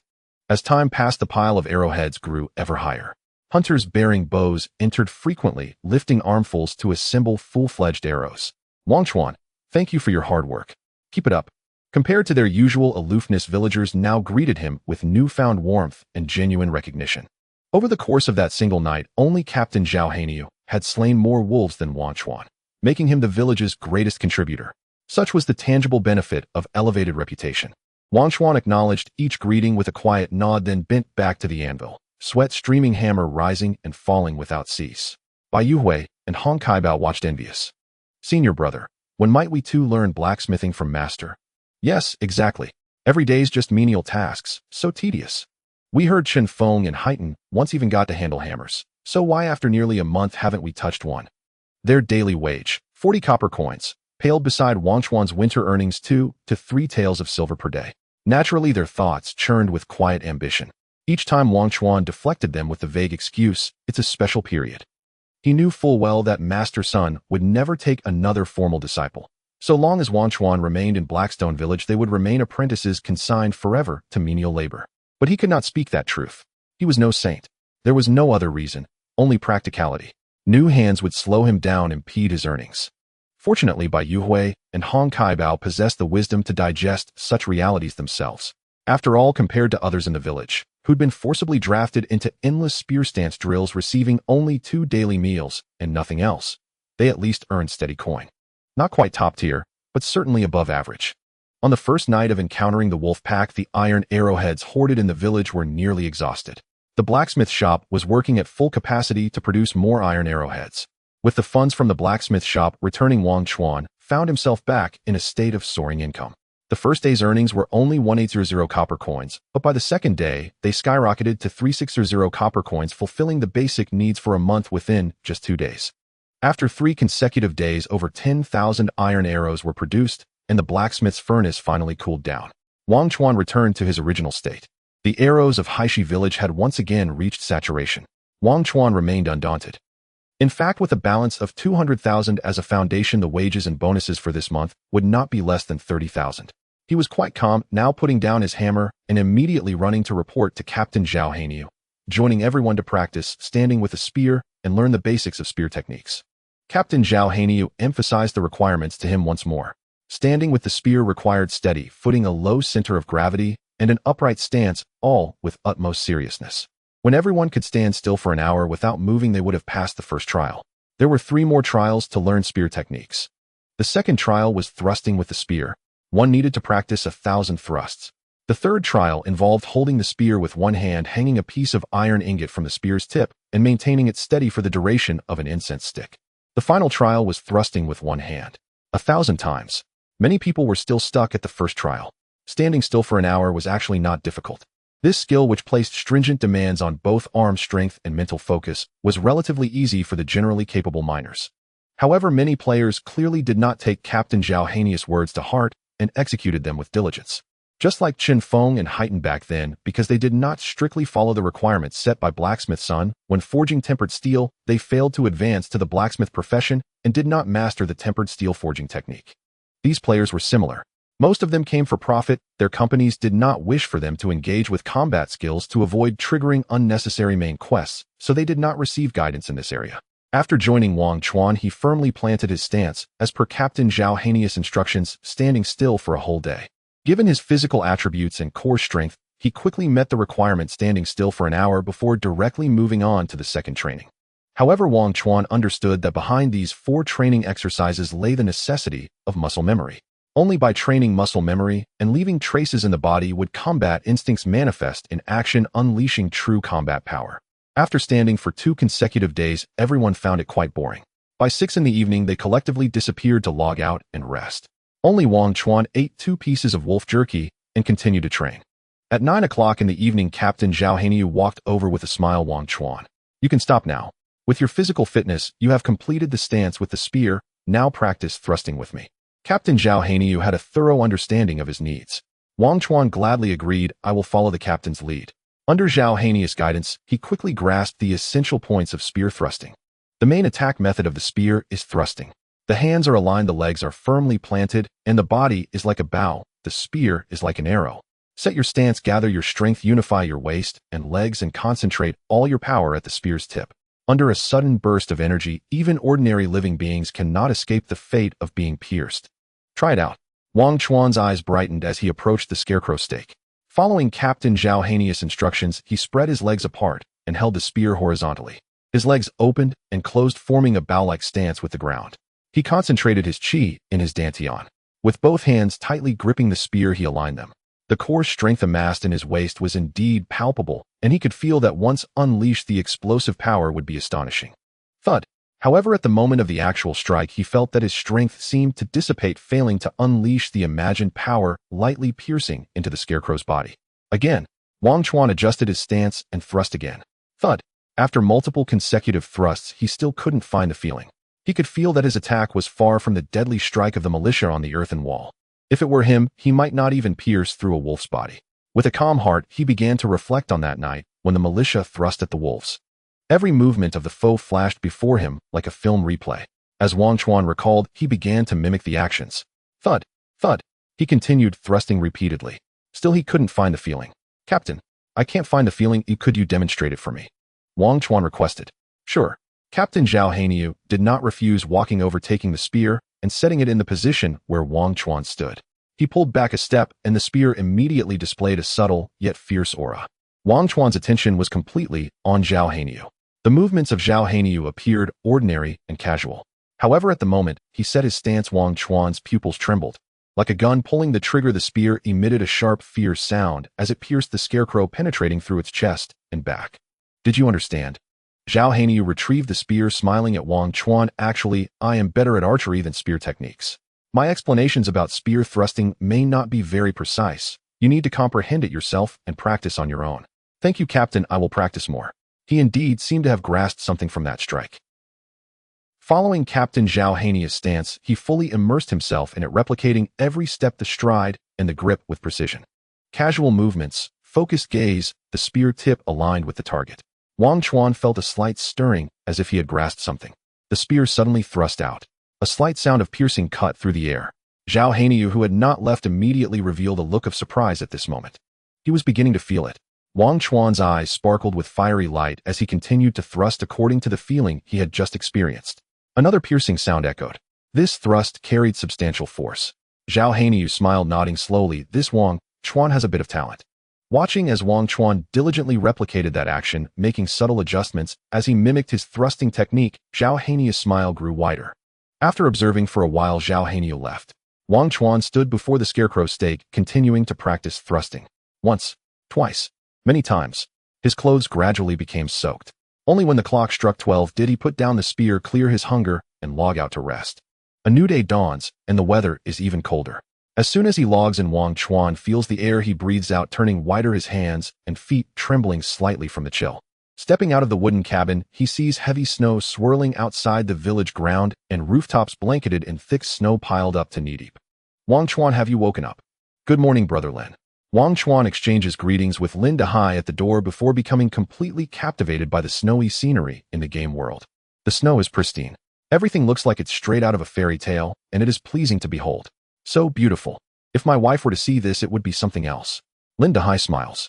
Wangchuan takes a deep breath, then steps out into the heavy snow, leaving behind a trail of deep footprints. Even as an adult, it is hard not to feel joyous in the face of the first heavy snowfall. Let's go. Practice, practice. Although Wangchuan wishes to immerse himself in the beautiful scenery, he recalls the progress he made in his training yesterday, so he decides to master his spear techniques quickly and rushes to find Wang Dalong to buy wolf meat jerky. Wangchuan, good morning. You won't have time to practice today, you know. Wang Dalong greets him and casually reminds him. Wangchuan pauses for a moment, lowering the meat jerky that was at his mouth. Why not? Wang Dalong exhales warm air, pointing towards the village, explaining, the snow is falling too heavily, and once it freezes, wolves and other wild beasts can easily invade the village. The village chief and Captain Zhao have discussed it. Today's top priority is to shovel the snow. That's no problem. This little bit of snow can be cleared quickly. Wangchuan initially brushes it off, but soon he realizes that things are not that simple. Captain Jianghu is directing the militia to clear the accumulated snow from the earthen wall while issuing snow shoveling tasks to the online players. Completing a basket of snow tasks earns 2 copper coins as a reward. Players who had not earned anything for several days instantly became excited. After all, the distance to transport the snow is not far. As long as it is delivered 30 zhang outside the village, there should be no problem. However, once they actually start executing the task, everyone quickly begins to complain. The accumulated snow, once compacted, is not easy to deal with, and moving in snow that is knee-deep is far more challenging than climbing a mountain. Everyone can only clear a wide path first, and then slowly transport it outside. Outside the entire village, there should be no snow within a 10 zhang radius. Dozens of people were busy for an entire morning just managing to transport all the snow off the village ground and rooftops. Wangchuan learned from his master son, the blacksmith, that the village must not have any accumulated snow or frozen ground. Slippery ground makes it difficult to exert force in combat and greatly increases everyone's danger. The accumulated snow near the village also needs to be cleared to prevent wild beasts from exploiting it. As everyone worked fervently until 6 in the afternoon, they managed to earn some small money and finally cleared the snow inside and outside the village, but they were all exhausted, each one smiling broadly after eating wolf meat jerky before logging off. No need to stand still and still earn some money. Good deal. Wangchuan did not log off. He wanted to stay and continue practicing his thrusting. Just as he was about to begin his training after a hearty meal, he noticed Captain Jianghu standing atop the earthen wall, gazing into the distance with a solemn expression. He did not pay much attention and focused solely on his training. The heavy snow had stopped and visibility slightly improved. In Jianghu's view, small black dots appeared in the direction of the mountains and mines. The village chief and several militia members also spotted the distant black dots. Are they wolves or wild boars? I hope they are wolves.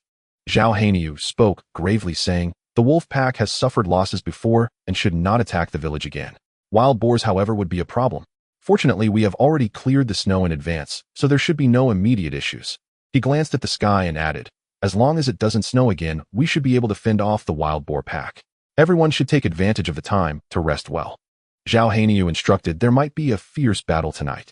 The guards and hunters, upon hearing this, gathered around the fire pit to warm themselves and rest beneath the earthen wall. Sun the blacksmith brought a wooden bow and quiver to Wangchuan's side, saying, don't tire yourself too much. There may be dangers tonight. Yes, master, I understand. After Wangchuan replied, he continued his training. Knowing that there might be a chance for a real battle tonight along with an opportunity to gain experience in archery, he was more eager and excited than anyone else. 2 hours passed. The sky turned completely dark. However, visibility in the snow was quite good. The small black dots had moved much closer to the village, arriving 30 zhang away. Jianghu and the guards confirmed that it was a herd of wild boars. There were about 50 or 60 of them, each one stout and strong with tusks protruding from their mouths, like sharp daggers, fiercer than the wild boars encountered during the autumn harvest, each one panting as they tried to push the snow that had piled up like a small mountain towards the village. Waves of snow slowly approached the village. Occasionally, when they hit a compacted ice block, they would scoop it up with their tusks and throw it onto the empty ground near the village before turning back to continue. The guards on the earthen wall saw this scene, and their faces turned grim. Damn it. These wild boars are truly cunning. How can they not be frozen to death in such cold weather? Over 60 wild boars were compressing wave after wave of snow, close to the village, getting closer and closer. At that moment, large snowflakes began to fall, landing in Jianghu's palm. Looking up, he saw heavy snow swirling. Everyone's faces turned pale. It truly is a case of misfortunes never coming singly. This is really bad. Old son, bring all the armor-piercing arrows from the shop. The village chief knew that at such times iron-tipped arrows posed no threat to adult wild boars. Only armor-piercing arrows could harm them. The armor-piercing arrows in Sun the blacksmith's hands finally turned into silver coins. However, he couldn't feel any joy. Over 60 adult wild boars posed a massive threat. Wangchuan, stop practicing, come back with me, stoke the fire, and make armor-piercing arrows. Sun the blacksmith shouted loudly. Wangchuan dared not delay, putting down his spear and picking up the wooden bow and quiver to leave. However, Jianghu spoke up again. Old son, leave Wangchuan with me. I have use for him tonight. The armor-piercing arrows are not urgent for now. Supply them all to me. Wangchuan halted, waiting for Sun the blacksmith to make a decision. The latter waved his hand. Never mind, you go help Captain Zhao first. We still have several hundred armor-piercing arrows, which should be enough for one night. If it really doesn't work, we can make more arrows tomorrow. All right. Wangchuan turned eagerly towards the earthen wall, joining Captain Jianghu and others to observe the herd of wild boars outside the village. He watched as these wild boars used their tusks and heads to vigorously push large snowballs they had rolled up to 10 zhang outside the village, with each snowball rolling down the slope and crashing to a stop at the foot of the earthen wall. Wangchuan instantly found it hard to smile. He vowed that these were the smartest pigs he had ever seen in his life. P.S. My obsessive-compulsive disorder kicked in. While writing, I found a 1-point discrepancy in the attribute calculations. I checked through the entire text repeatedly. Thankfully, there were no issues earlier. During the day, the villagers worked together to carry the accumulated snow, which was gradually being pushed back outside the village by wild boars rolling large snowballs. A large snowball about a meter in diameter was being pushed down the slope, crashing against the earthen wall of the village. Over 60 wild boars were joyfully rolling snowballs in the snowy field. The 10 zhang-wide flat ground was quickly filled with large snowballs. Even worse, a dozen wild boars of all sizes were approaching Haishi village from the darkness of night. More than 80 wild boars. The numbers were still increasing. By 10 o'clock, the snowy ground outside the village had been filled nearly to a meter high, just 1 meter away from the highest point of the earthen wall, allowing the wild boars to charge over effortlessly. Currently, the only issue was that the snow was quite soft. The hundreds of kilograms heavy wild boars left deep footprints as they stepped on it. The clever wild boars quickly found a way. They chose to compact the snow with their bodies. The wild boars became jubilant, resembling roaring miniature steamrollers. Once compacted, the snow looked just like regular ground. Thus, the villagers of Haishi saw a group of wild boars frolicking in the snow, getting closer and closer to the village's earthen wall. Although the snow had sunk about 30 centimeters, everyone's faces turned exceptionally grim, including Jianghu. His eyes were filled with shadows. The village was in greater danger. These beasts. We can't let them push down the earthen wall. Jianghu shouted loudly. First, suppress them with arrows to buy some time, but everyone should conserve arrows, control the shooting speed, and aim carefully to hit the boars in the face, neck, and legs. Receiving the captain's order to fire, Wangchuan instantly felt invigorated, fiercely tearing into a piece of wolf jerky to quickly satisfy his hunger, then picking up an iron arrow, aiming at a wild boar 10 steps away. Whoosh! The crowd had been holding back for a long time, and they began to draw their bows one after another. The wild boars in the snowy field were clear targets. Moreover, their size made them much easier to hit than wolves. However, the wild boars had tough skin and thick fat. At 20 paces, the iron arrows had already lost their sharpness, merely breaking the skin. At 10 paces, they still had some deterrent power with considerable force. But even when embedded in the wild boars' bodies, they only caused minor wounds akin to being bitten by a slightly larger insect. A slight pain, but not fatal. Even Jianghu merely hit a wild boar's ear, piercing through and eliciting a series of short, furious roars. Wangchuan's arrows were even less effective, as one struck the wild boar's chest, but the latter simply shook it off. In the next moment, all the wild boars seemed enraged, growling restlessly. Boom, boom, boom. Over 80 wild boars charged toward the earthen wall with a shared fury. The momentum was astounding. The militiamen and hunters on the earthen wall turned pale, wishing they could flee. Fortunately, the snow near the village's earthen wall was very soft. As the wild boars rushed in, they all became mired in the snow, struggling to pull their front legs out. Wangchuan's eyes brightened. At this moment, most of the wild boars were facing the earthen wall right under the arrows. A fine opportunity. Without hesitation, Wangchuan drew his bow and shot. Whoosh! Within 10 paces, the unfortunate wild boar directly had its eye pierced by the iron arrow, the shaft sinking deeply and eliciting a frantic howl of pain. Shoot! Quick shoot! Jianghu shouted while drawing his bow. Whoosh, whoosh! At this moment, the wild boars found it hard to resist the firepower coming from right in front, repeatedly getting hit by arrows. Being struck in the face brought not only pain, but also fear. Wangchuan acted swiftly. In a short breath's time, he shot 3 arrows in quick succession. All 3 arrows struck true. 2 arrows pierced through the eye sockets, 1 arrow drilled into the mouth, blood gushing forth like a fountain onto the snow. The wild boar's roars were filled with despair and rage. Wangchuan glanced at his attribute panel and saw that his archery progress had indeed increased. 3 highly lethal arrows directly boosted his experience by 3 points. Archery 50100. The wild boar was still alive, but the experience gain indicated its power level was above that of wolves. Wangchuan became excited. This opportunity was precious. He put away the attribute panel and rapidly shot arrows targeting the eyes and mouths of the wild boars trapped in the snow. The wild boars grew wise, swinging their large heads to dodge the incoming arrows while struggling to pull their legs out of the snow. Several wild boars even rolled in the snow to escape. Many arrows missed or only caused shallow wounds. The uninjured wild boars seized this chance to push their way toward the earthen wall, crashing into it with great force. Though the earthen wall was low, only 2 meters high, its thickness was quite impressive, allowing 2 people to stand side by side. Several militiamen thrust their spears fiercely, causing them to pierce through the wild boars, eliciting agonized squeals as blood splattered across the snow. The snowfield was claiming victories, the earthen wall was also holding firm. The number of injured wild boars had already exceeded 40. Wild boars could not yet break through the earthen wall. The militiamen wielding spears alongside hunters' arrows turned the area outside the village into a bloody battlefield. Wangchuan disregarded everything else. At this moment, he was fully focused on drawing his bow, unleashing arrows aimed at the wild boar's most vital spots. During this time, several of his arrows struck the wild boar's bodies and limbs, resulting in minimal damage, and his experience points remained unchanged. He quickly understood only hitting relatively vital areas could earn experience. After emptying the first quiver, he swiftly grabbed the second quiver. Continuing, Wangchuan unleashed a barrage of arrows. Wild boar noses, wild boar faces, wild boar eyes, mouths. These arrows could only injure, not kill.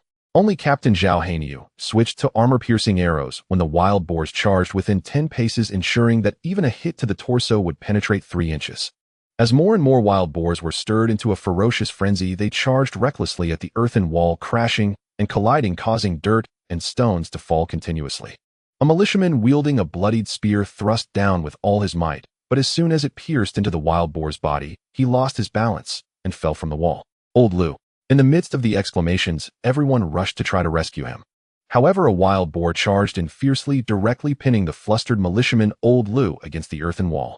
Its sharp tusks pierced through Old Liu's chest, driving deep into the wall. Blood gushed from the wound, quickly staining the snow red, forming a large pool of blood. Old Lu. Kill this beast. Avenge Old Lu. Several hunters' eyes turned red in an instant, rallying together. The murderous wild boar became the target of everyone's arrows, riddled with bolts. Its head turned into a pincushion. The death of Old Lu, a militia member, struck fear into the hearts of all villagers in Haishi village. However, the first wild boar that was killed also deeply enraged all the other wild boars. Bang! The earthen wall trembled slightly. A mature wild boar, its ferocity ignited, drove its tusks deep into the wall, blood oozing from its mouth, yet it continued to charge fiercely, seemingly intent on toppling the earthen wall. Bang! Bang! Other wild boars began to ram and charge with great force. The entire row of wild boars was infected by the frenzy, recklessly launching an all-out assault on the earthen wall. The crowd wavered uneasily. Wangchuan felt a chill of fear. He calmed himself and sensed the earthen wall being continuously breached by the tusks of the wild boars. Debris flew everywhere. The earthen wall grew thinner and more unstable. Under the onslaught of the wild boars, the entire wall even showed signs of trembling. Blood and excruciating pain drove the group of wild boars mad. The village was in danger. Ling Yu was frantic. All archers, use the armor-piercing arrows. Quickly kill the wild boars. Wangchuan reacted swiftly, recalling that he had prepared a tube of armor-piercing arrows. Switching to armor-piercing arrows. They were heavier with much greater explosive power and sharpness. One wild boar's face was directly pierced by an armor-piercing arrow, which completely embedded itself within. The wild boar in pain began to paw at its face, resulting in blood covering its entire visage.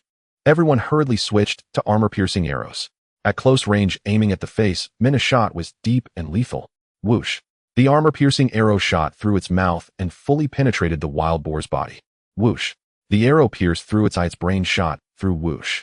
The armor-piercing arrow struck its neck, causing a torrent of blood to spray onto the snowy ground and the earthen wall. The wild boar immediately lost its fighting capability and instinctively turned to flee from the wall. Bang! One wild boar after another was swiftly taken down, each shot silencing them as they fell onto the snow. Ling Yu was the fiercest. In one breath, he took down 7 wild boars. The 7 most aggressive boars attacking the wall fell under his arrows. In just a few moments, over 30 wild boars were rendered motionless. The assault of the wild boars was firmly suppressed. Wangchuan unleashed 20 armor-piercing arrows in one go, each bringing him 1 point of experience, rapidly raising his archery skill to 82,100. The next tier of mastery was within reach. Having exhausted his armor-piercing arrows, he switched to regular arrows. After all, the wild boars were now right before him, making it easy to hit their faces. Whoosh! Whoosh! Wangchuan continued to shoot rapidly, emptying the second tube of regular arrows. Then he switched to the third one. No matter what, today, he must elevate his archery to a level of accomplishment. Unbeknownst to him, after firing several more arrows, a sudden ding sounded, and a system prompt arrived. Archery has advanced from beginner level to accomplished. Agility increased by 1 point. Wangchuan's eyes lit up, his heart filled with joy. The elevation of archery indeed came with attribute rewards. Summoning the attribute panel. Wangchuan, male blacksmith, hunger level 60100, strength 83, attack 34, agility 82, defense 2, speed 10, stamina 9, health 90, spirit 8, not activated. Living skill, refined steel forging practice, makes perfect, next level 158,500. Combat skill, archery, accomplished, next level practice, makes perfect 0300, currently located in Tiannan Continent, Ningyu Kingdom, Sana County, Huishui County, Haishi Village.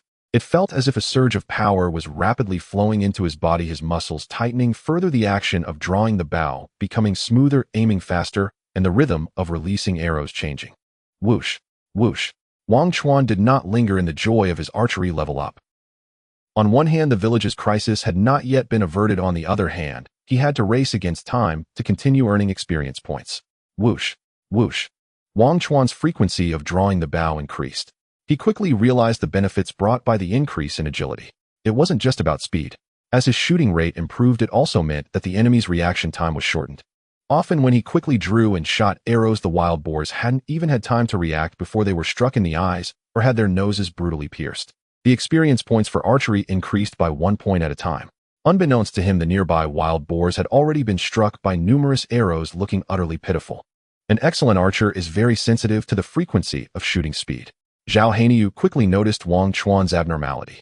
From afar, he witnessed Wangchuan shooting 2 arrows with incredible speed from a high position, swiftly nailing them into the eyes of 2 wild boars, swift, precise, and fierce. Jianghu looked on in disbelief. Outsiders watch the excitement while insiders see the skill. The fierce sharpness Wangchuan displayed now was barely inferior to his own, completely leaving the other archers in the village behind. Without a second thought, he grabbed a tube of armor-piercing arrows and tossed it over. Wangchuan, catch this. Wangchuan's reflexes had also become quicker. He raised his hand and securely caught the arrow tube. The arrow tube had the unique weight of armor-piercing arrows. Wangchuan understood the intention of Captain Zhao. He was to swiftly eliminate all the wild boars outside the village. Though it was a bit regrettable, he chose to comply. Switching to armor-piercing arrows, he aimed at those wild boars that were still tirelessly threatening the earthen wall, nearly breaking through. The remaining 30 or so wild boars were quickly bled out and eliminated through their efforts. Finally, the earthen wall no longer trembled. Everyone, exhausted, collapsed onto the wall, gasping for breath. Looking at the breaches in the wall and the cracks on the inner wall, they all wore expressions of relief mixed with joy. The village did not pay without cost. Besides, the fallen old Lu, 7 militia members were injured while preventing the wild boars from attacking the wall. 2 villagers accidentally fell off the wall, thankfully landing inside the village rather than outside. Whoosh, zap, whoosh, zap. On the wall, Wangchuan continued to shoot, finishing off those wild boars that lay motionless, but still exhaling hot air. Everyone watched without stopping him. Although they knew these wild boars could not survive, Wangchuan's actions only provided them with a sense of satisfaction. After finishing off the last of them, he gained 13 points of experience. Captain Jianghu walked over with a broad smile. Wangchuan, nice, your archery has leveled up. Yes, as I kept shooting, my archery level rose without me realizing it. Wangchuan did not hide this. Well done. Jianghu patted his shoulder and said with a smile, Haishi village has gained another excellent archer. I think you should just come and follow me as my disciple. Captain Zhao, are you trying to poach my master? Aren't you afraid that my master will cut off your supply and no longer provide you with armor-piercing arrows? Wangchuan laughed heartily. Jianghu came to his senses and shook his head. You have a point. Your master is not easy to deal with. If I were to try to steal his disciple, he would definitely fight me to the end. Captain Zhao. Wangchuan. Wang Dalong carried a basket of freshly dried wolf meat strips and distributed them among the village's heroes after the battle here. Everyone's worked hard. Eat some meat to warm your bodies and ease your fatigue. Thank you, Uncle Wang. Wangchuan replied, accepting the wolf meat. Wang Dalong chuckled warmly. No need for thanks. You're the ones who've truly labored. Eat up. Then he moved on to distribute the wolf meat to others. The village elder approached unsteadily, his expression torn between joy and sorrow as he addressed Jianghu. We've lost old Lu, a fine warrior, and 7 others are wounded. The earthen wall has also suffered severe damage. It must be repaired first thing tomorrow morning. Jianghu shook his head, his brow furrowed with deep concern. It's too early to speak of repairs now. What worries me is that more beasts may scent the blood before nightfall and descend upon our village. If they merely drag away the wild boar carcasses, we might yet endure. But what I fear— He paused, scanning the circle of faces around him. 1/3 of the village guards were now wounded. The earthen wall swayed precariously. Upon hearing this, Wangchuan instantly grew alert. Captain Zhao was absolutely right. The earthen wall was dangerously compromised. Moreover, snow outside the village lay thick and firm, over 1/2 meter deep, enabling many beasts to leap directly over it. TCH. This was vexing. Tonight promised no restful sleep. Upon hearing these words, the village elder's deeply creased face tightened further. Does Captain Zhao have a plan? Light several additional braziers, keep everyone vigilant, and rotate guard duty through the night. Perhaps tonight will pass in quiet. His tone betrayed little confidence. By the way, how many armor-piercing arrows do we have left? After Jianghu issued the order, someone immediately tallied and reported. 6 quivers remain, and 12 loose armor-piercing arrows. That's all of them. All the armor-piercing arrows were piled at Jianghu's feet. Jianghu selected 3 quivers and handed them to Wangchuan. These are yours. Stay sharp tonight. If a second wave strikes, hold nothing back. Fight with everything you have. Kill as many as you can. The wall cannot stop them, and we cannot afford more losses. He knew well that alone he could not inflict decisive casualties swiftly enough. Wangchuan was the sole comrade who had not only entered the realm of archery, but also refined it to minor mastery. Zhao Hanyu had no choice but to place his trust in him. Wangchuan nodded firmly. I'll do my utmost. Warring State Studio. Instructor, you learned that heavy snow had fallen across Wuxia County and grew anxious about several villages.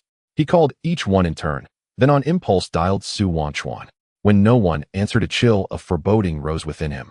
At this hour, Wangchuan would normally have logged off and retired. Could something have gone wrong?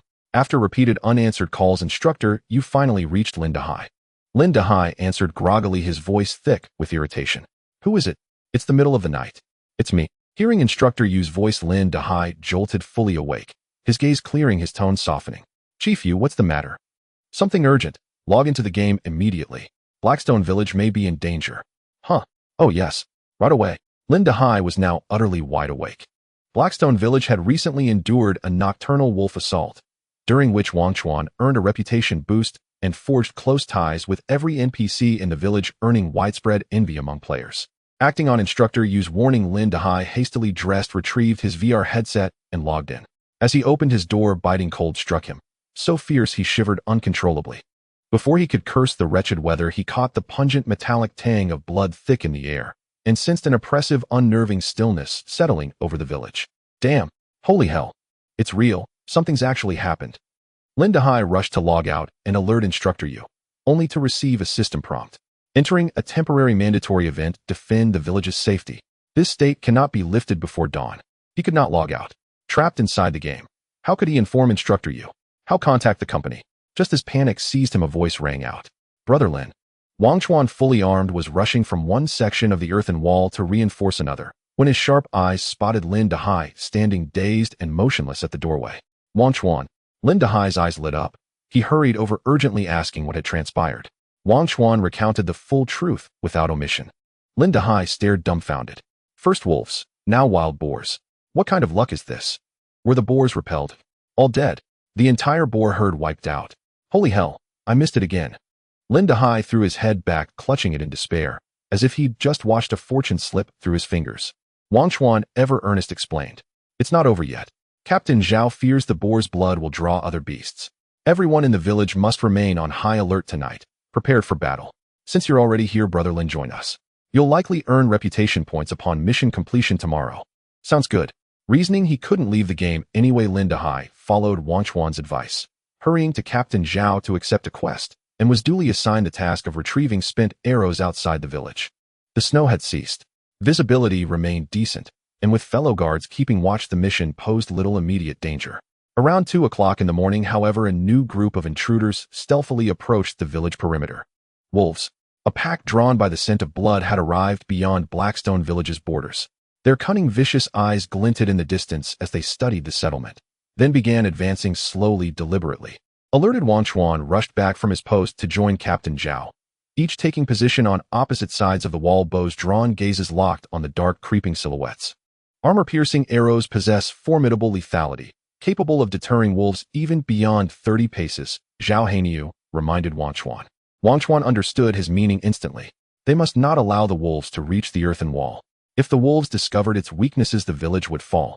A few breaths later, Zhao Hanyu took aim at the first wolf approaching within 30 paces on his side, its eyes blazing vividly in the snow, unmistakable targets. As Zhao's armor-piercing arrow flew, Wangchuan simultaneously loosed one of his own. Whoosh, whoosh. Sensing peril, even without seeing the arrows, the wolf instinctively veered sideways. The shaft pierced its thigh. Howl! A guttural cry of agony tore from the beast. Wangchuan's arrow buried itself deep in its body, sending it staggering backward before collapsing lifeless into the snow. Archery Experience 1. With one wolf dead and another gravely wounded, the entire pack froze in shock. Those who had approached cautiously, hoping for opportunity, now dared not advance any closer toward the village's flickering lights. Even the rich, intoxicating scent of fresh boar carcasses, stimulating their senses relentlessly, could not overcome their sudden, paralyzing dread. Lin Dahai, having returned early behind the earthen wall, gaped in awe, his mouth hanging open, watching the newcomer, Wangchuan, who joined only a month prior, stand as one of Blackstone Village's most formidable warriors. Tensions surged anew across the village. Other militiamen and hunters fanned out to monitor all remaining approaches. Each time wolves neared, a gong would sound, summoning Jianghu and Wangchuan to respond instantly. With precise, terrifying shots, they deterred the beasts before they could close in. For over 2 hours, the standoff stretched taut, until more than a dozen wolf corpses littered the snow. The surviving pack, finding no opening, grew terrified, and finally dragged their fallen kin away to devour them. Dawn lightened the sky. The wolf pack melted into the wind and snow. Blackstone Village endured. Complete the mandatory tasks of assist the village in fending off the wild boar herd, and help the village resist the invasion of wild wolves. The reputation of Haishi Village has increased by 1 level from being somewhat known to being well known, improving relationships with all the villagers. Upon hearing the system prompt, Wangchuan let out a sigh of relief. It was finally over. It was cold. I was hungry. I hadn't eaten a single grain of rice since yesterday afternoon, and my body was already protesting. He didn't bother to check the benefits of the increased reputation level, and hurriedly told Captain Jianghu that he was going to rest.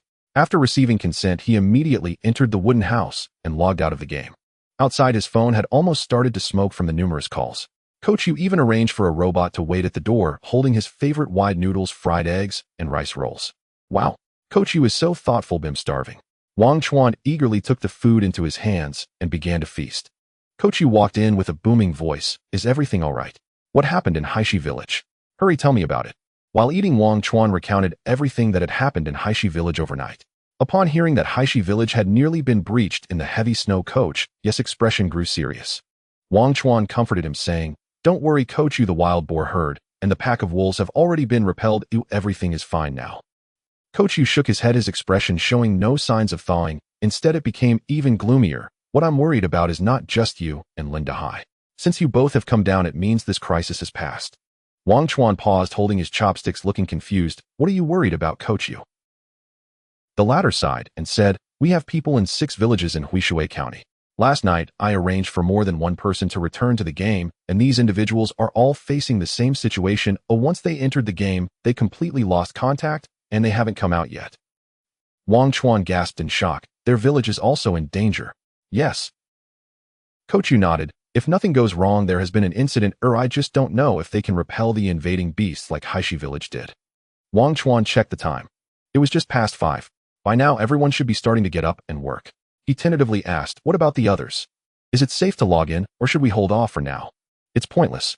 Coach Yu shook his head and sighed. "Once the village is breached, the protective properties of the houses will disappear, and no one will survive. The beasts will search and destroy every house, and anyone who logs out from a wooden house will be forced out of their character and instinctively fight with the enemies, most likely leading to death." So, upon hearing this, Wangchuan finally understood why Coach Yu had been unable to sleep all night. If 6 villages were attacked simultaneously overnight, should any one of them be breached, the game characters of those villagers would be forced to appear and engage in combat with the invaders until death. If any one village were breached, it would almost certainly mean that all players in that village would face forced account deletion, losing everything accumulated in the early stages. This would be a massive loss for the wargame studio. Wangchuan finally understood the severity of the situation. "So what should we do now?" "There's no other choice. He'll notify everyone to log in immediately, and he'll also inform our team in Wuxia County to rush to support them." As he said this, Coach Yu stood up with a bitter expression and said, "I hope things don't really worsen to that extent." After finishing, Coach Yu turned and strode away.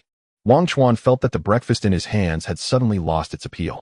If the village were breached, all game characters could potentially die. Forced account deletion. He couldn't help but feel grateful for his choice. Learning archery was the right decision. Haishi Village wouldn't have been able to handle the wild boar herd relying solely on Captain Jianghu, and besides, the village might not have been able to stockpile a large number of armor-piercing arrows. "I hope everyone is okay. Never mind, I'm not part of the management, why should I worry? If the sky falls, there are tall people to hold it up." Sleepiness hit him, and Wangchuan hastily filled his stomach, then collapsed onto the bed. Outside, a significant commotion was happening at Wargame Studio. By noon, the usually empty 75th floor was now crowded with people. A dozen men and women stood before Su-Wan, indignant and arguing. "We were just logging off to rest and sleep. What does the breach of the village have to do with us?" "Exactly. We spend all day just moving bricks, generating profits for the company. Why should you end our employment relationship over this? We want to sleep. Are we not allowed to sleep?" "Manager Su, this is going too far." These people had all logged in after being called early in the morning, only to discover that their game characters had died in Ling Yu, and their village had been breached, surrounded by incomplete corpses and beasts still feeding. Many women were so scared at that moment that they fainted. Everyone lost their ability to control their characters. All the silver and copper coins they had accumulated were gone. They had lost everything. A group of people encountered this unexpected situation for the first time, panicking and seeking out Su Wan to inquire how it would be handled. The response they received was chilling. According to the terms in the company contract, once a game character dies, the account will be terminated, which constitutes a huge loss for the company. We have the right to terminate the contract immediately. You are free to leave. A group of people obviously did not want that. A dozen individuals felt deeply aggrieved. This was not their fault. They also did not want to lose a high-paying job. Some suggested that the company give them another chance. But Su Wan had not spoken a second word since. After a while, the company's security robots appeared. A group of people was invited out of Wargame Studio. As they were leaving, they received a text message. After the termination of the contract, the confidentiality agreement you signed with the company remains valid. Anyone who publicly promotes any content related to the game will be sued by our company with a penalty of no less than 100 million yuan. A group of people who lost their jobs looked extremely grim. This was a case of no one to cry to. Everyone took one last look at the towering wargame building filled with bitterness and despair. Forget it. At least I earned a few $1,000 here. Sigh. What is this all about? Playing a game, and even a safe zone gets breached. Some people left while others were quite unwilling. I refuse to believe that I can't find another way to get back into Ling Yu. Right? Given our understanding of this game, making money again will definitely be faster than newcomers. Let's go. As the group dispersed, Su Wan stood by the high-rise window looking troubled. Wangchuan awakened and immediately called Coach Yu, inquiring about the situation in the other villages. Unfortunately, he received tragic news. There was a village called Tianshui Village that was attacked by a pack of wild wolves last night, resulting in the complete annihilation of nearly 100 villagers, including the elderly, weak women, and children. More than 50 players who had logged off for rest were manipulated by the game to fight the wolves after the village was breached, and all were torn to shreds. When the people from Huishui County arrived, they dared not approach this hell on earth. Wangchuan felt heavy-hearted. Fortunately, Haishi Village had held its ground yesterday, though otherwise it would have ended up like Tianshui Village. By the way, Coach Yu, what about our company's people? How will they be dealt with? As he thought of the death of all those players' game characters and recalled the agreement signed upon joining the company, he felt an ominous premonition in his heart.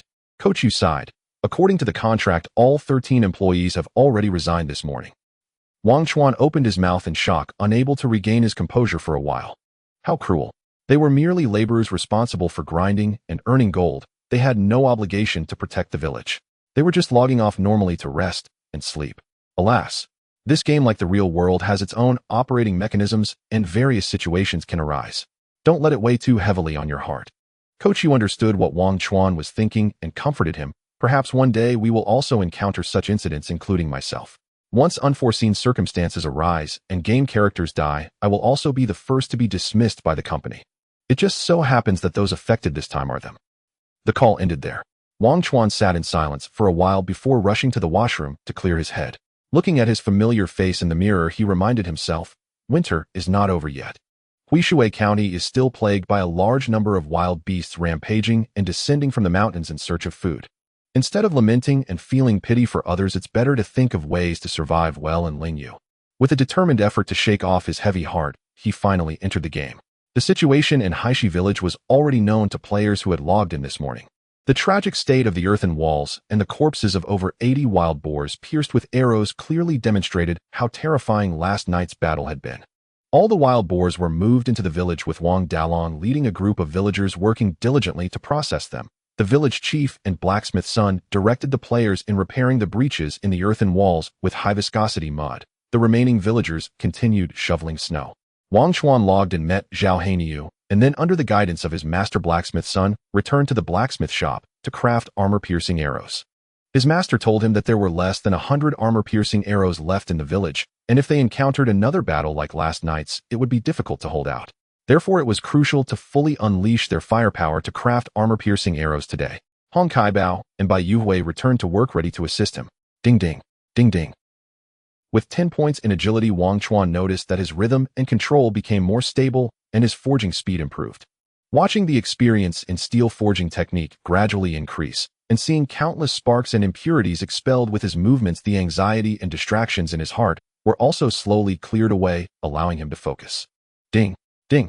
Wangchuan did not notice the changing expression of his master blacksmith's son, who quietly observed him, wishing to speak, but hesitating.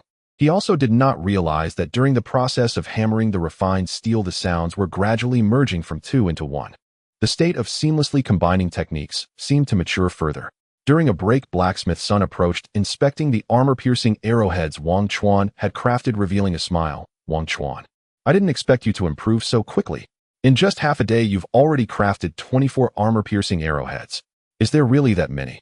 Wangchuan then realized that his efficiency in forging armor-piercing arrowheads had indeed increased. What's wrong? Aren't you feeling very upbeat? You've heard about what happened in Tianshui village, haven't you? Blacksmith's son suddenly asked.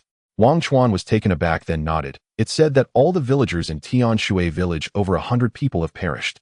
Rest assured, Blacksmith's son comforted him. With such a heinous massacre, the officials in the county seat will definitely take action. If the situation escalates, they will not be able to secure their positions.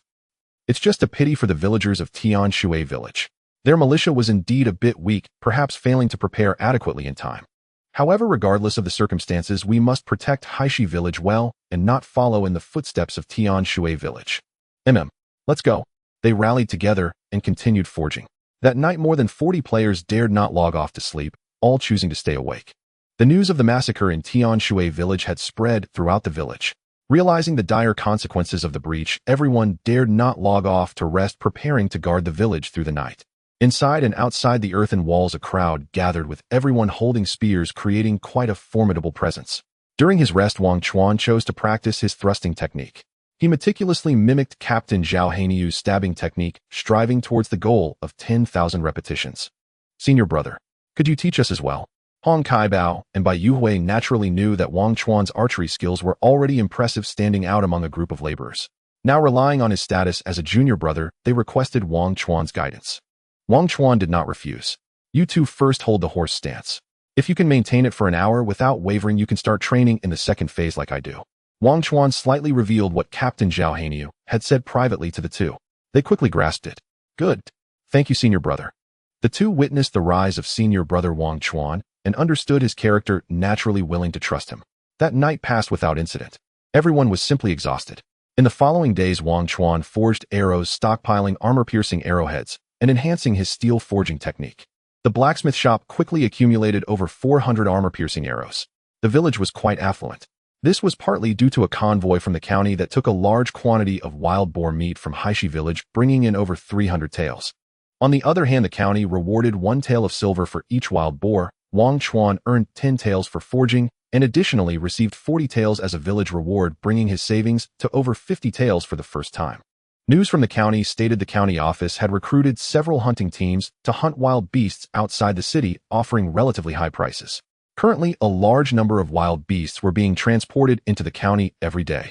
This alleviated some of the pressure on the surrounding villages.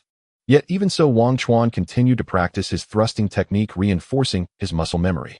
Under Wangchuan's reminders, Hong Kaibao and Bai Yuhui successfully passed the first horse stance training and began the second training phase. However, on this day, a short video titled "Suspicion of Wild Beasts in the City, Unfortunate Man's Organs Gnawed at in the Park" caught Wangchuan's attention. Wangchuan originally had no time to scroll through short videos. However, after a long period without checking his account, he casually opened Douyin while having dinner, only to be met with a shocking local news report. The victim in the short video was blurred out. Wangchuan had seen bloodier scenes in games, so his appetite was not affected. He was merely curious, how did wild beasts manage to enter the city park when robots were everywhere? Opening the comments, he found that commenting was restricted.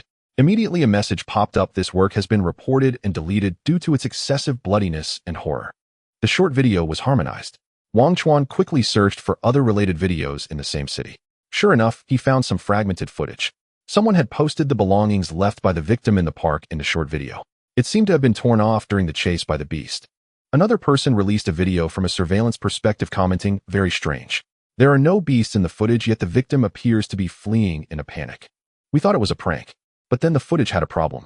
By the time we went to check, the victim's internal organs were completely hollowed out, seemingly gnawed by multiple wild beasts in a short period, with defects all over the body. That scene we never want to recall for the rest of our lives. I feel it will become a nightmare for me."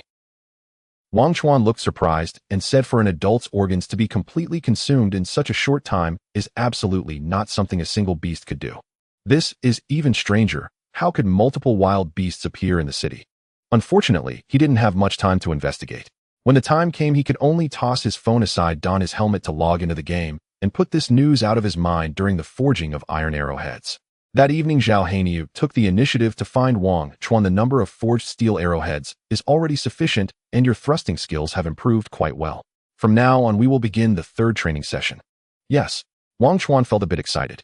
Zhao Hanyu took a piece of iron ingot, bundled it with a rope, and tied it to the tip of Wangchuan's spear. Horse stance. Maintain a thrusting position with one hand. If you can hold it still for 15 minutes without moving, that's a pass. Good. Zhao Hanyu finished speaking and left. Wangchuan felt quite relaxed at first. After all, he had 11 points in strength. The iron ingot weighed only about 5 or 6 pounds. But as seconds ticked by, Wangchuan felt as if a 1,000-pound weight was hanging from his spear, constantly straining his muscles. The spear gradually tilted downward. 5 minutes passed. Wangchuan was drenched in sweat.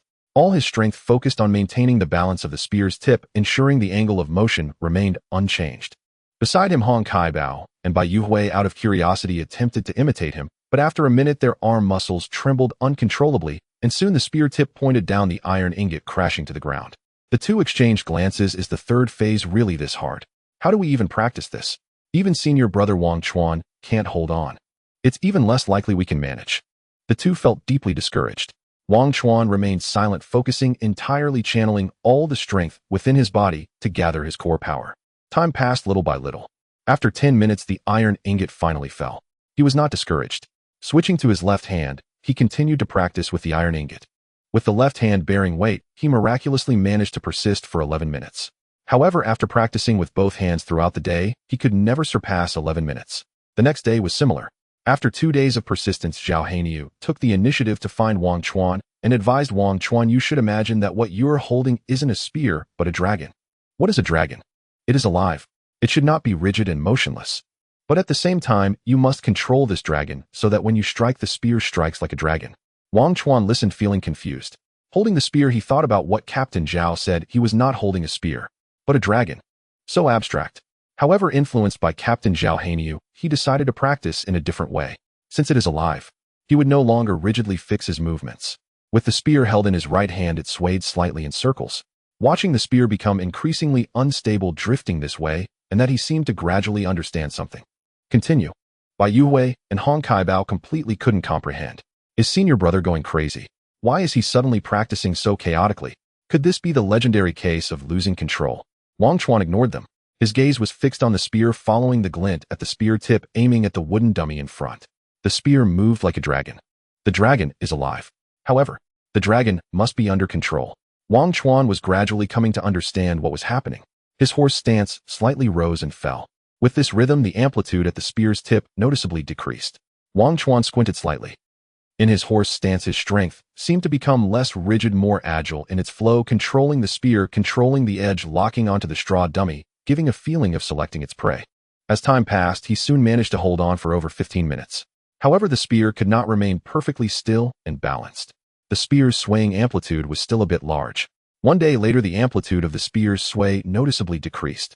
2 days later, to Hong Kaibao and Bai Yuhui, the spear's tip was steadily pointing at the straw dummy, the iron ingot vibrating slightly with movements too small to be seen with the naked eye. Wangchuan's horse stance also swayed with very minor amplitude back and forth, at first glance seemingly motionless, yet it appeared to be moving. Wow, senior brother is impressive. Just now he held on for over 15 minutes. It's already 18 minutes. Hong Kaibao hurriedly went to call Captain Zhao Hanyu. After observing for a while, Zhao Hanyu smiled and said, "Wangchuan, you truly have a talent for martial arts. From now on, as long as you pass the 4th item, you will officially master the spear technique." The 4th item is to thrust with one hand 1,000 times. Zhao Hanyu re-erected a wooden post and said, "Being able to penetrate an inch into the wood means you can thrust 3 inches into flesh. Less than an inch doesn't count. Completing 1,000 thrusts, you will be officially initiated." Wangchuan's eyes became fiery. As long as he passed this hurdle, he would be able to officially master the introductory level of the spear technique. Once Zhao Hanyu left, Wangchuan immediately set to work. Bang! With an attribute of 11 in strength, it played a crucial role at this moment. Almost every thrust could easily penetrate an inch deep into the wooden post. However, he soon realized it was not simple. Each strike required all his strength, and pulling out the spear also required considerable effort. After a few hundred thrusts, his arm felt sore and somewhat weak. Wangchuan ate 2 pieces of wolf meat jerky and switched to his left hand to continue. Senior brother, how is your left hand so formidable as well? Indeed, we both struggle to master the trajectory of left-hand strikes, yet your left-hand explosive power rivals that of your dominant right hand. After grasping the difficulty of the third exercise, Hong Kai Bao and Bai Yuhui attempted the fourth. Their right hands fared reasonably well. After over 100 thrusts into the wooden post, their arms ached fiercely, demanding rest and recovery. With their left hands, however, they could not even pierce the post by an inch. Merely striking it proved arduous. They attempted dozens of times in succession. Their left-hand spears veered wildly, grazing the post askew and leaving only faint shallow scratches upon its surface. Wangchuan replied candidly, "Before entering the spirit realm, I trained rigorously, specifically strengthening my left hand. Thus, ambidextrous combat poses little challenge for me, and my left-hand dexterity has long approached parity with my right." Wow, are fitness influencers really this intense these days? What can I say? One must eat and survive. Wangchuan smiled in reply. In truth, he deeply thanked the version of himself from years past, the one who had labored relentlessly, forging core strength, cultivating indomitable willpower, and deliberately honing his left hand. These very advantages had enabled him to rise above his peers at the company, a cohort of miners, and transform from a content creator barely earning enough for a single chicken leg each month into a six-figure ox and horse expert. Hong Kai Bao's envy was unmistakable. Senior brother, truly remarkable. What is your account name? I'll follow you immediately and learn alongside you. Is it even possible to start now? Bai Yuhui sighed wryly. Physical training benefits the body profoundly. There is never a wrong time to begin. Wangchuan soon gained 2 new followers. At dawn the next day, he completed the grueling regimen of 10,000 single-handed spear thrusts. Ding! System notification. Congratulations, you have mastered the foundational spear art. The next stage is minor proficiency. After days of unwavering effort, he had finally attained entry-level mastery of the foundational spear art. Wangchuan summoned his attribute panel. Wangchuan male blacksmith, hunger 91,100, strength 83, attack 34, agility 82, defense 2, speed 10, stamina 81, health 90, spirit 8, inactive, life skill 100-fold steel forging art proficient. Next stage mastery 418,500, combat skill archery minor proficiency. Next stage proficient 87,300, combat skill foundational spear art entry level. Next stage minor proficiency 0100. Current location Southern Continent, Nanyu Kingdom, Sana Prefecture, Huishui, County, Haishi Village. This was his third acquired skill. Congratulations, senior brother. Senior brother is truly extraordinary. Both junior brothers offered effusive praise. Keep training diligently. Strive to master the foundational spear art yourselves. Encouraging them, Wangchuan then went to report his success to Captain Zhao Haniu. He was informed that Captain Zhao Haniu had just gone to the blacksmith's forge. Wangchuan hurried there, only to find besides Captain Zhao and Master Sun the blacksmith, an uninvited guest engaged in earnest discussion with them. The man appeared early 30s, clad in clean, unadorned white cloth robes. His gaze was deep and piercing, his knuckles thick and prominent, his dorsal hands calloused. Clearly no ordinary figure. Both Zhao Haniu and Sun the blacksmith treated him with marked deference, nodding frequently. Wangchuan, ever perceptive, remained respectfully at the doorway, refusing to intrude. After some time, the three concluded their deliberations. Zhao Haniu and Sun the blacksmith escorted the visitor out of the village. The stranger did not glance once at Wangchuan, not before, during, nor after. Upon returning to the forge, Zhao Haniu and Sun the blacksmith wore grave expressions, as though confronting an exceedingly thorny matter. Wangchuan could no longer contain himself. "Master, Captain, what has occurred?" Zhao Haniu waved his hand and shook his head, saying nothing. Sun the blacksmith, however, drew his apprentice aside into a secluded corner of the rear courtyard and lowered his voice. "Listen well, but speak of this to no one. Several days ago, the county recruited a group of elite warriors to hunt down wild beasts emerging from the mountains. Their mission proceeded smoothly, until yesterday, when one squad vanished without trace. Rumor holds they were advancing toward the mines and became trapped within them." Wangchuan recoiled inwardly.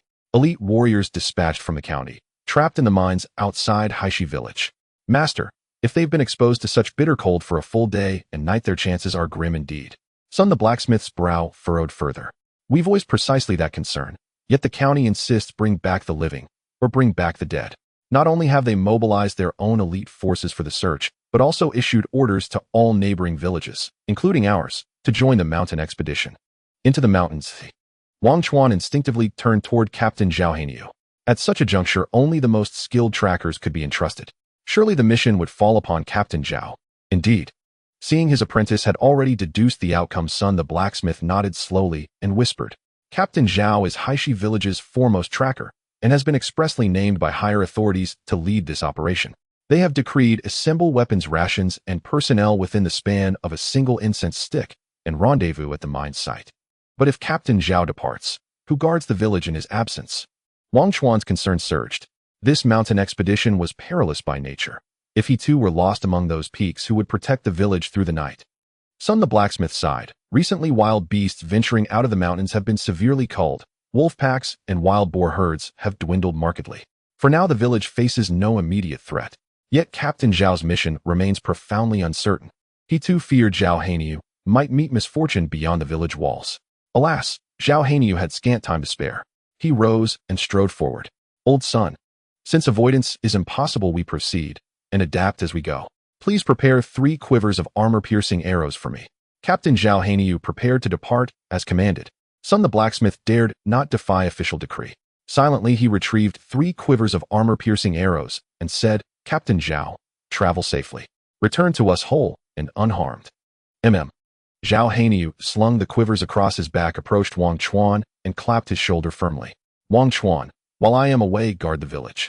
See that no harm befalls it. Yes. A surge of fervor rushed through Wangchuan. He nodded vigorously. Captain Zhao, we shall all await your safe return. Zhao Hanyu returned the nod and turned, walking resolutely away. Carrying 2 days' provisions, Zhao Hanyu took 2 additional hunters from the village. Officials awaited them at the village gate. The 4 men stepped into the deep snow and vanished swiftly into the howling blizzard. Wangchuan turned to Sun the blacksmith. Master, will Captain Zhao return safely? Sun the blacksmith stood motionless in the storm, offering no reply. Across heaven and earth, only the merciless wind and snow shrieked without mercy. Wangchuan's heart sank heavier and colder with every passing moment. Drink, drink. 40 players formed circles, practicing thrusts against wooden stakes. The tragic state of Tianshui village made them realize the importance of mastering combat skills. Now they practiced with more seriousness and focus than usual, having passed the first training and were already engaged in the second round of thrust training. Groups of people attacked the wooden stakes, training vigorously. Wangchuan approached the small circle of Lin Dehai, Lao Li, and Zhang Kai. Big brother Lin. Wangchuan called out to Lin Dehai. Seeing Wangchuan's serious expression, everyone stopped and gathered around, including Hong Kaibao and Bai Yuhui. What happened? Is something wrong? Wangchuan would not hide too much from his company's partners and lowered his voice. Captain Zhao has gone out of the village on a mission. The village's defenses are currently weak. I need to log off to rest and regain my energy. I will return at sunset. During the day, please keep an eye on the outside of the village. If anything happens, notify me immediately. Since Captain Zhao entrusted the village's safety to him, Wangchuan had to take it to heart to ensure nothing would happen. Lin Dehai and the others immediately showed serious expressions. All right. Okay. We understand. Wangchuan, you rest well. We'll notify you at the first sign of trouble. Lin Dehai, having received a reminder from Wangchuan earlier and having gained some reputation that night, though not enough to level up, was eager to improve his reputation level. Upon hearing this, he took out his qualifications as a team leader and began organizing. How about this? Let's arrange a few people to assist Wangchuan tonight. Who is free? I am. Me too. Several young people eagerly volunteered. All right. Lao Li, we will keep watch during the day. Hong Kaibao, Zhang Kai, Bai Yuhui, you log off to rest and come back online at 6 o'clock. With the arrangements made, Wangchuan didn't delay any longer, said a word to his master, and logged off. After quitting the game, Wangchuan took a good bath, ate to his fill, and then quickly fell asleep. He slept soundly until 6 in the evening and opened his eyes. While eating dinner delivered by a robot, Wangchuan noticed that Big Brother Lin had not sent him any messages indicating that Captain Zhao had likely not returned. He could only make all preparations and enter the game. The atmosphere in the village had already changed. The village's closing time had passed, and Zhao Hanyu and the other 2 hunters who had gone out during the day had not returned. People in the village had begun to discuss various concerns. Lao Li, Big Brother Lin, you have worked hard. Leave it to me now. Wangchuan took over from Big Brother Lin. Lao Li needed to go back to accompany his wife and children at night, so he reminded everyone to be cautious before logging off at a nearby wooden house. Before leaving, Lin Dehai said, "I'll log off to rest for a while and come back after midnight." Wangchuan nodded, knowing that Big Brother Lin wanted to complete the reputation upgrade task. At this moment, the village chief walked over Wangchuan. Captain Zhao is not here. You are currently the best archer in the village. You need to step up and protect the village. Don't worry, all the piercing arrows have been brought over. You are allowed to use them freely in case of an emergency. The village chief stated seriously. All right, Chief Wangchuan will do his utmost. Wangchuan walked up to the earth wall. The remaining militia and hunters in the village dispersed around the village on high alert.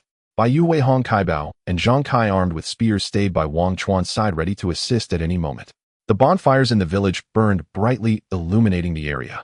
The villagers were on edge, the players did not dare to log off. The atmosphere was tense. Time passed quickly and night fell swiftly. A few hours later, someone with sharp eyes spotted a dark figure appearing amidst the wind and snow. Something's happening. Look, what is that? The militia on the earth wall immediately became tense. Everyone looked into the distance. They saw a dark figure stumbling toward the village from the snowfield about 10 feet away. It looks like a person. It is a person.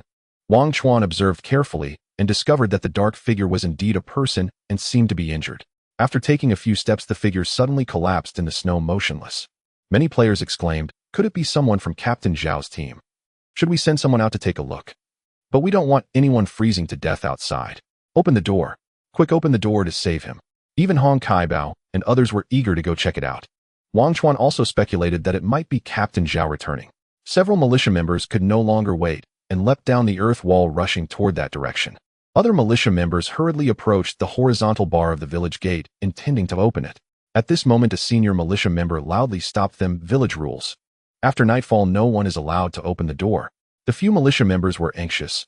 What time is it, and you're still sticking to those broken rules? If Captain Zhao freezes to death, can you take responsibility?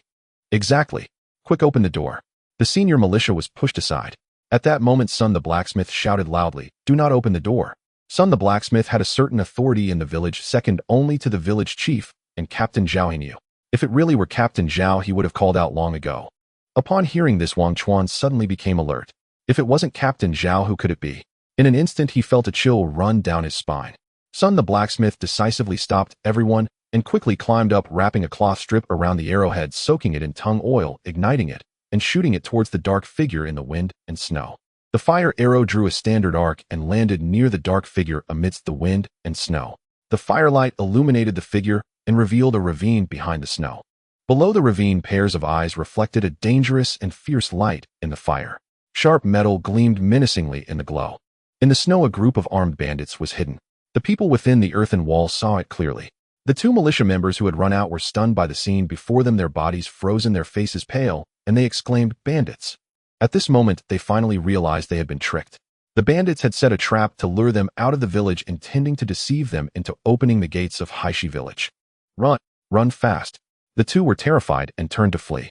As a result, they heard two whoosh sounds. An arrow struck one man's thigh, causing him to collapse in the snow, howling in pain. Another was hit in the neck, clutching the wound that had been pierced, blood quickly soaking his clothes. Filled with despair and fear, he reached out toward the direction of the earthen wall, convulsing as he fell. Bang! Damn! I didn't expect there were skilled people in the village, damn it. The wounded man lying in the snow suddenly stood up, revealing a face full of scars under the firelight, his eyes fierce and his yellowed teeth showing as he pulled out a shield and an axe from under his clothes, cursing, the gate didn't open, follow me. Charge. Archers provide cover fire. Everyone, let's go. Raising his axe amidst the shouting, over 20 bandits emerged from behind the ravine. A group of people armed with swords and axes charged toward Haishi village. Instantly, the village of Haishi became tense. Whoosh, whoosh. This group of bandits, filled with murderous intent, immediately struck as soon as they realized their identities had been uncovered by Sun the blacksmith, leaving two militiamen behind, while the three archers in the back simultaneously drew their bows. On the earthen wall, the three hunters had no time to react before being struck by arrows. Two were hit in the chest and one in the arm. The change came too swiftly. In an instant, three died and two were injured in Haishi village. An unprecedented fear filled Wangchuan's chest. But immediately the words of Captain Zhao Hainiu echoed in his mind, protect the village. The fear in his eyes was instantly replaced by determination. Wangchuan swiftly completed the action of drawing his bow and shot a penetrating arrow without warning. The burly man running at the front did not focus on the seemingly young Wangchuan until he noticed the latter drawing his bow and instinctively raised his shield to block. The sharp, penetrating arrow pierced directly through the shield and into the back of his hand, causing him to gasp in pain and shout loudly, eliminate the hunter. That young man has. The words penetrating arrow never left his mouth as the second penetrating arrow swiftly pierced through his skull. The fierce-looking bandit dropped dead on the spot, his body stiffening as he fell backward into the snow. Wangchuan's action alerted the bandits. The three archers hidden behind the crowd almost simultaneously locked onto their targets. Whoosh, whoosh. But Wangchuan's sharp instincts were keen. He quickly moved along the earthen wall to evade the arrows, locking onto the direction of the incoming arrows and retaliating with a rapid shot. Whoosh. The advantage of being elevated became apparent at this moment. Even those standing behind the crowd were struck by an arrow. The penetrating arrow pierced through the leather armor, chilling the front and back. The hunters of Haishi village had begun to counterattack. The bandits at the front had adequate defense, making it difficult for ordinary arrows to penetrate their leather armor. A seasoned militiaman from the village shouted, "Retreat! Defensive positions inside the wall. They cannot break in." After all, the village had dozens of strong men. Everyone hurried down from the earthen wall. Wangchuan was no exception. After shooting two people worried about becoming the target of the remaining bandits, he leaped down from the earthen wall, but landing on the village's goods, he climbed onto the roof of a wooden house, maintaining his elevated advantage. He spotted a bandit leaping up onto the wall. Whoosh. Wangchuan acted quickly. The penetrating arrow struck the target without pause. The third bandit was hit by an arrow falling backward off the earthen wall. At that moment, more agile bandits stepped onto the rough, uneven surface of the wall and swiftly flipped over. The hunters in the village had all climbed onto the rooftops. In an instant, arrows flew.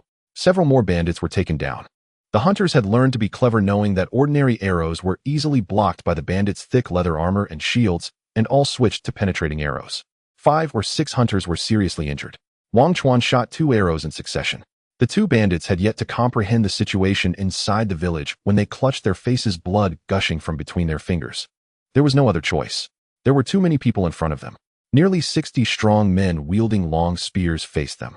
Anyone witnessing this would feel a sense of dread. A moment of distraction would lead to being hit by arrows. On the side of Haishi village, whether militiaman or player, everyone was tense, sweating, and looking around. But seeing the bandits fall one after another from arrows, their numbers dwindling, they visibly relaxed. Even if some bandits charged forward facing rows of long spears, it was difficult for them to strike. Wangchuan moved while shooting arrows. Those hit were either dead or injured. This group of bandits was indeed unfortunate. Not only did they encounter the most prepared time for the people of Haishi village, attacking with over 20 against more than 60 strong defenders, but they also stumbled upon a village capable of crafting penetrating arrows. Their thick garments combined with leather armor could withstand ordinary arrows, but facing penetrating arrows was an entirely different situation. 2 bandits with bows and arrows crossed over the earthen wall, saw the scene inside, and turned to flee, only to be shot down in midair. 2 screams. 2 more were taken down. The 20-some bandits, having invaded the village for less than a while, were completely suppressed, with the remaining 7 bandits all cornered by spears to their chests and surrendered obediently. "Don't kill me. I surrender." Too late. The players couldn't bring themselves to do it, and the outraged militiamen stepped forward, stabbing through the chests of the bandits. All 27 bandits were completely wiped out. A group of militiamen with bloodshot eyes were filled with killing intent, further stabbing the remaining bandits. "Damn it. Quickly go check if Eru can survive." Someone remembered that outside there was a brother with an arrow in his thigh. Soon someone retracted their head, shaking their head with a solemn expression. "He's gone." Wangchuan felt heavy-hearted. In this battle 4 died, and 1 was wounded. If it weren't for Master Sun the blacksmith and that seasoned militiaman, the casualties would have been even greater. Lin Dehai, Hong Kai Bao by Yu Hui, and the others were unusually excited and exhilarated. There's loot. These bandits died, and their equipment hasn't disappeared. Other players stared at the pile of bandit corpses, their eyes gleaming. The village chief instructed the militiamen to search all the bandit bodies, and many items were found on them. Apart from crude iron weapons and damaged leather armor, there was a small pile of silver coins, over a dozen bottles of healing ointment. Sun the blacksmith walked over and looked around, revealing a disdainful and angry expression, saying, "These 2, along with those 3 archers, are bandits trained in the mountains, while the rest are ordinary drifters.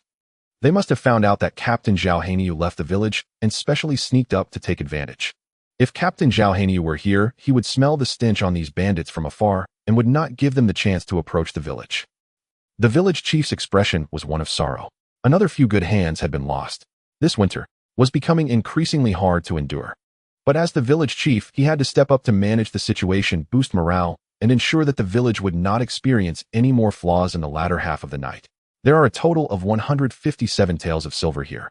Take out 40 taels of silver as compensation for the 4 fallen villagers, the remaining 15 taels for healing the injured, and the remaining 102 taels. Wangchuan contributed the most, rewarded with 30 taels of silver, while the other hunters each receive 5 taels, and the rest will be evenly divided among all participants in today's battle. The villagers felt complex and heavy-hearted. However, the players were ignited by the village chief's words, each one exhilarated. Each could get half a tael of silver, which is 500 copper coins. Awesome. A few days' worth of earnings in one go. This month I won't have to eat dirt. They looked at Wangchuan with various expressions of envy and jealousy, receiving a reward of 30 taels of silver alone. 150,000 came in. Wangchuan's silver total reached 65 taels, feeling heavy. Yet he could not find joy, feeling that he had let down Captain Zhao Hania's trust, failing to protect the village. PS1 extra chapter today, seeking some love gifts, urging for updates, following commenting, seeking AI images. The real situation is 1,300 characters short before recommendations 555. With a heart full of frustration, disappointment, and guilt, Wangchuan stood guard throughout the night. No new threats emerged in Haishi village. As dawn broke, the village chief arranged for someone to contact the county office, both to inquire about Zhao Haniyu and the other search teams, and to report the murder that occurred in Haishi village. The county office was very sensitive to the incident of bandits attacking the village, assigning a constable to come and investigate the situation. This burly guy with a face full of scars is our county's wanted criminal Hong Daipio. He has at least a dozen lives on his hands, committing heinous acts without remorse. Who would have thought he would fall in your Haishi village? You can sever his head and exchange it for the bounty at the office. I recall the bounty is around 20 taels of silver. Additionally, these 4 guys are also on the wanted list with bounties ranging from 5 to 8 taels. The constable from the county Qinshangyong was quite surprised. He knew the background of Haishi village and that several bandits who had been roaming for years were somewhat cunning and capable. Yet without Zhao Haniyu in the village, Haishi village managed to subdue this group of bandits. We lost several capable hands in our village.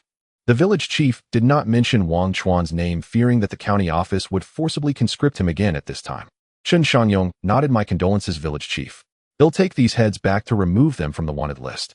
As for the bounty, I will make another trip to deliver it to you. Then I must trouble you, constable.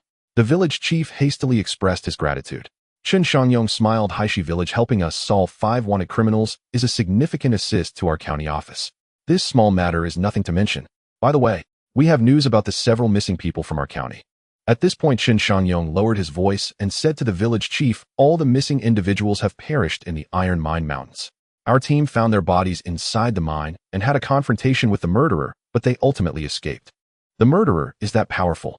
The village chief's face showed shock. Qinshangyong nodded. It is said that he is a high-level warrior. Although we also have warriors here, the other party was determined to break through and escape into the deep mountains, and we had no way to stop them. To avoid provoking the murderer against the nearby villages, our team returned to Wuxia County early. Now the county magistrate is worried that they might invade our county city during winter. The hunters dispatched from various villages are currently requisitioned to stay in the county city for the time being. They probably won't be able to return. As long as nothing happened, that's good. The village chief breathed a sigh of relief. Throughout the night, he was most worried that Zhao Haniyu and the others would meet with misfortune in the mountains, which would deal an unbearable blow to Haishi village. As long as people are alive, there is hope for their return. However, you must still be cautious, village chief. These bandits are all registered with the Haifeng stronghold, especially this Hong Daipio, who ranks in the top 20. After failing to raid Haishi village this time and not returning to the mountain Haifeng stronghold, may send someone to check. You must remain vigilant. Qinshangyong reminded.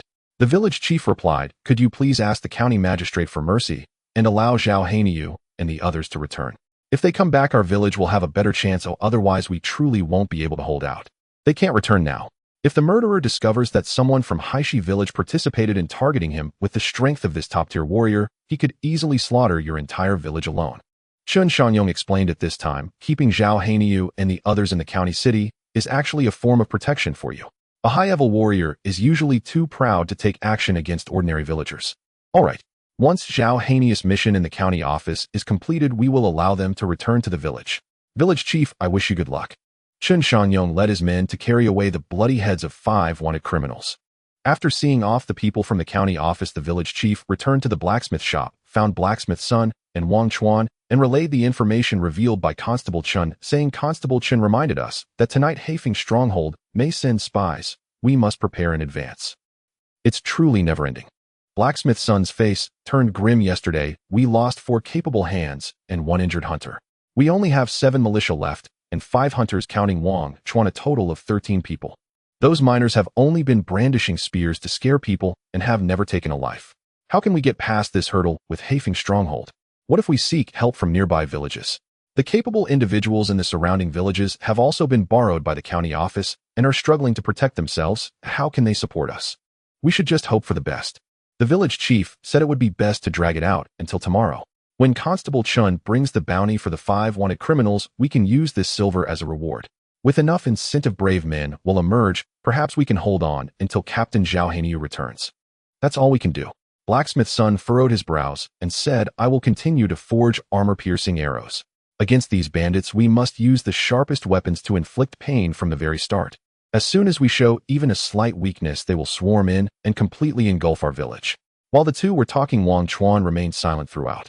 Until the village chief left, Master's son urged him to continue forging refined steel arrowheads. Only then did he speak to Blacksmith's son. Master, is Haifeng Stronghold really that formidable? Haifeng Stronghold is the largest bandit den in Wuxia County. It is said that there are 3 leaders who are all genuine high-level warriors gathering a group of ruthless bandits who commit arson, murder, and looting. We are not clear on the exact number of personnel, but they have launched several attacks on Wuxia County. Do you think they are not formidable? Wangchuan gasped in shock. So strong. Master, does that mean our village has no hope at all? Don't worry, the leaders of Haifeng Stronghold are only interested in the county city and those big fat sheep. They don't have time to bother with us poor villages. Only the petty leaders and their bandits will occasionally come down to take advantage of the situation, robbing money, grain, and women. This Hong Daipio is just one of the petty leaders' men. With Hong Daipio missing, it may only alarm the petty leaders of Haifeng Stronghold, sending down dozens of men. In these extraordinary times, they probably want dare to mobilize a large force. Blacksmith's son, seemingly having dealt with Haifeng Stronghold before, said in a deep voice, I estimate that they will either send some scouts down today to gather information or have already figured out our situation and will directly attack the village tonight to avenge Hong Daipio. We need to prepare more armor-piercing arrows. The blacksmith shop was prepared in advance, having already stocked up on many broken armor-piercing arrows. However, to withstand the revenge of the Black Wind Stronghold, Wangchuan felt uncertain. He specifically went offline to meet with Instructor Yu to report on the situation in Haishi village. Instructor Yu immediately realized the seriousness of the situation. I understand. Haishi village must not be breached. We have already lost 13 employees. If we lose Haishi village, the pace of the company's gold mining will be severely affected. In fact, Wangchuan alone sometimes contributed more silver weekly than an entire village. Losing Haishi village would not only mean a loss of funds, but also the loss of a blacksmith position and 2 apprentices for the Warring State Studio. This was something the Warring State Studio did not wish to see. Instructor Yu immediately contacted Suwan. Before sunset, the 2 rode through the snow and arrived at Haishi village. One was a bald man with several scar tattoos on his head, wearing a gray robe and holding a black iron rod. It was evident he was a disciple of the Buddhist sect. The other, in his 30s, had a knife at his waist, a rebellious look in his eyes, and reeked of alcohol. He clearly dressed like a member of a gang. The appearance of these 2 at the village entrance immediately drew everyone's attention. The militia and hunters in the village climbed onto the dirt walls, simultaneously closing the village gate, nervously readying their bows for defense. Wangchuan, Linda Height. The other party shouted from Tinzhong away towards the village. The militia in the village looked at Wangchuan. Do you know them? Wangchuan smiled and nodded. The reinforcements I invited can help us fend off the bandits from the Black Wind Stronghold. A group of people lowered their defenses and opened the village gate. Wangchuan and Linda Hai personally went out to greet them. Linda Hai, with a fiery gaze, excitedly whispered to Wangchuan, I didn't expect, Instructor, you could invite these 2 over. Now the village is safe. Do you know them? This was Wangchuan's first encounter with these 2. Linda Hai said, I've seen them once in the cafeteria. At that time, they were having a meeting. I took a distant glance and heard that they seemed to be among the first batch of employees in the studio. They have already established a certain status in Ling Yu, and they appear to be martial artists. As he spoke, the monk and the gang member had already walked over. The gang member looked at Linda Hai with an amused expression and said, So you are Linda Hai. Our martial artists have keen hearing. Linda Hai was taken aback and hurriedly said, I haven't had the honor to learn your name, big brother. We are from the same family. Oh, I am Lin's son. And this is Master DeLong. The gang member smiled slightly after introducing himself, then turned his gaze to Wangchuan, sizing up the young man before him, who was fit and had bright-spirited eyes. You are Wangchuan. I heard the blacksmith profession in Haishi village can independently forge 100 refined steel arrowheads. Indeed, greetings, brother Lin, Master DeLong. Wangchuan bowed to the 2. Master DeLong smiled slightly and nodded in response. Lin Sun showed a satisfied expression and said, Originally, our time is precious and shouldn't be wasted in the village, but the higher-ups place great importance on your Haishi village, so we must take the time to visit. We'll handle things here. You all can go about your business. Yes, with the two great masters here, Haishi village is certainly secure. We can finally have a good night's sleep tonight. Lin Dehai felt very assured. He welcomed the two into the village and settled them near a campfire. Wangchuan bought some wild wolf jerky and wild boar jerky from Wang Dalong and brought it over for the two to enjoy. Surprisingly, Master Dalong accepted without hesitation, grabbing a piece and finishing a plate in one go. Lin Sun also had a good appetite. He pulled out a wine gourd from somewhere, eating meat and drinking wine, having a great time. I didn't expect there were such skills outside the city. Your roasting skills would definitely allow you to stand firm even in Huishui County. Lin Sun praised Wang Dalong's roasting. Wangchuan, while those bandits haven't arrived, yet could you demonstrate the blacksmith's forging ability for us? Would like to broaden our horizons. Lin Sun suddenly made the request. Wangchuan felt that forging at this moment was somewhat abrupt, but considering the other party's martial artist status and their seniority in the company, he didn't want to offend them, so he agreed. All right. Then with a glance, Hong Kai Bao and Bai Yuhui went ahead to the blacksmith shop to prepare. Master Dalong said, "You all go ahead, I'll keep watch here." Lin Dehai smiled and said, "Then I will stay here with Master Dalong." All right. Wangchuan stood up and led Lin Sun to the blacksmith shop. Master Sun the blacksmith did not stop them. It was unclear if he recognized the martial artist status of the two. He felt both relieved and nervous, quietly stepping out of the blacksmith shop to assist in patrolling. Wangchuan walked to the forging table and quickly got to work. Ding ding, ding ding, ding, ding. The heated iron pieces rapidly morphed under Wangchuan's hammering, folding, and continuously expelling impurities. Lin Sun stood by and watched closely. After a while, he gradually revealed an expression of astonishment, for Wangchuan was simultaneously handling 8 pieces of heated iron, and the speed of his strikes was remarkable. With the help of Bai Yuhui and Hong Kai Bao, the rhythm was astonishingly fast, and each swing was evenly powerful, producing a harmonious rhythm. A short burst of rhythm was nothing. However, maintaining that rhythmic pace for over 10 minutes without losing strength was clearly beyond the capability of an ordinary person. After quietly observing for a while, Lin Sun found that Wangchuan's rhythm remained unchanged. He seemed completely immersed in the process, alternating between his right and left arms effortlessly, as if he had endless strength. Finally, he couldn't help but ask, "How many realms has your forging technique improved?" 2 realms. Wangchuan didn't stop. Even while speaking, it didn't affect his movements. In fact, he could now forge the 100 refined steel arrowheads with his eyes closed. Lin Sun nodded in surprise and calmly asked, "Improving the skills realm means breaking through physical limits. You must know that, right?" "Of course.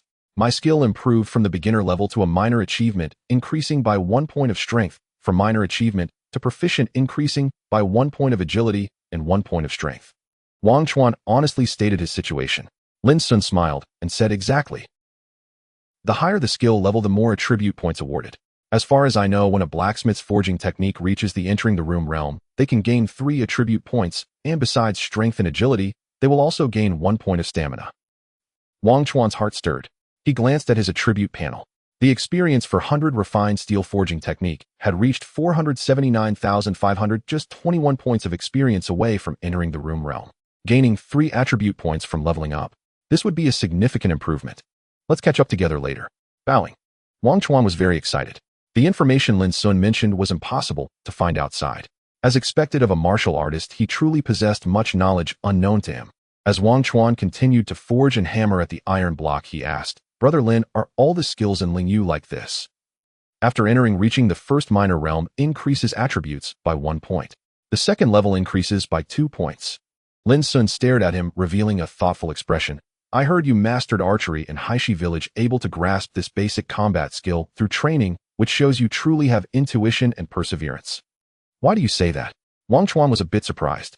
Lin Sun smiled and said, "When we learn various martial arts, we actually enter through various opportunities, joining sects, and then learn directly from martial arts manuals. You probably haven't seen such manuals, right?" Wangchuan looked completely bewildered. Lin Sun didn't find it strange at all and explained, "Ling Yu has many sects, with the inheritance of major sects, the skills of religious powers, as well as the martial arts of aristocratic families, and some third-rate martial arts from various gangs. The Kongming Temple, where DeLong the monk joined, belongs to a religious power, a branch of Shaolin. I joined the Yulong gang in Huishui County, which is a branch of the Chaobei. We all spent a lot of effort accumulating silver coins, donating to the gang, and then obtained the martial arts manuals to start our training. Those like you who grasp basic skills through training and recognition are actually very few, and yet this method wastes the most time." Wangchuan listened intently, slowing his forging speed, as Lin Sun's words were all new to him. Lin Sun pointed out frankly, I heard you've been in the game for 2 months now, right? It's been 2 months and 10 days. Wangchuan nodded. If there was guidance from a gang and a master, the first two realms would actually be very easy to improve. For example, your archery, as long as you hunt living beings, shooting sparrows, wild chickens, or mountain birds, you can gain experience points. I once saw several archers from our Yulong gang shooting fish while executing tasks in the river, easily raising their archery to a proficient level. Wangchuan was dumbfounded.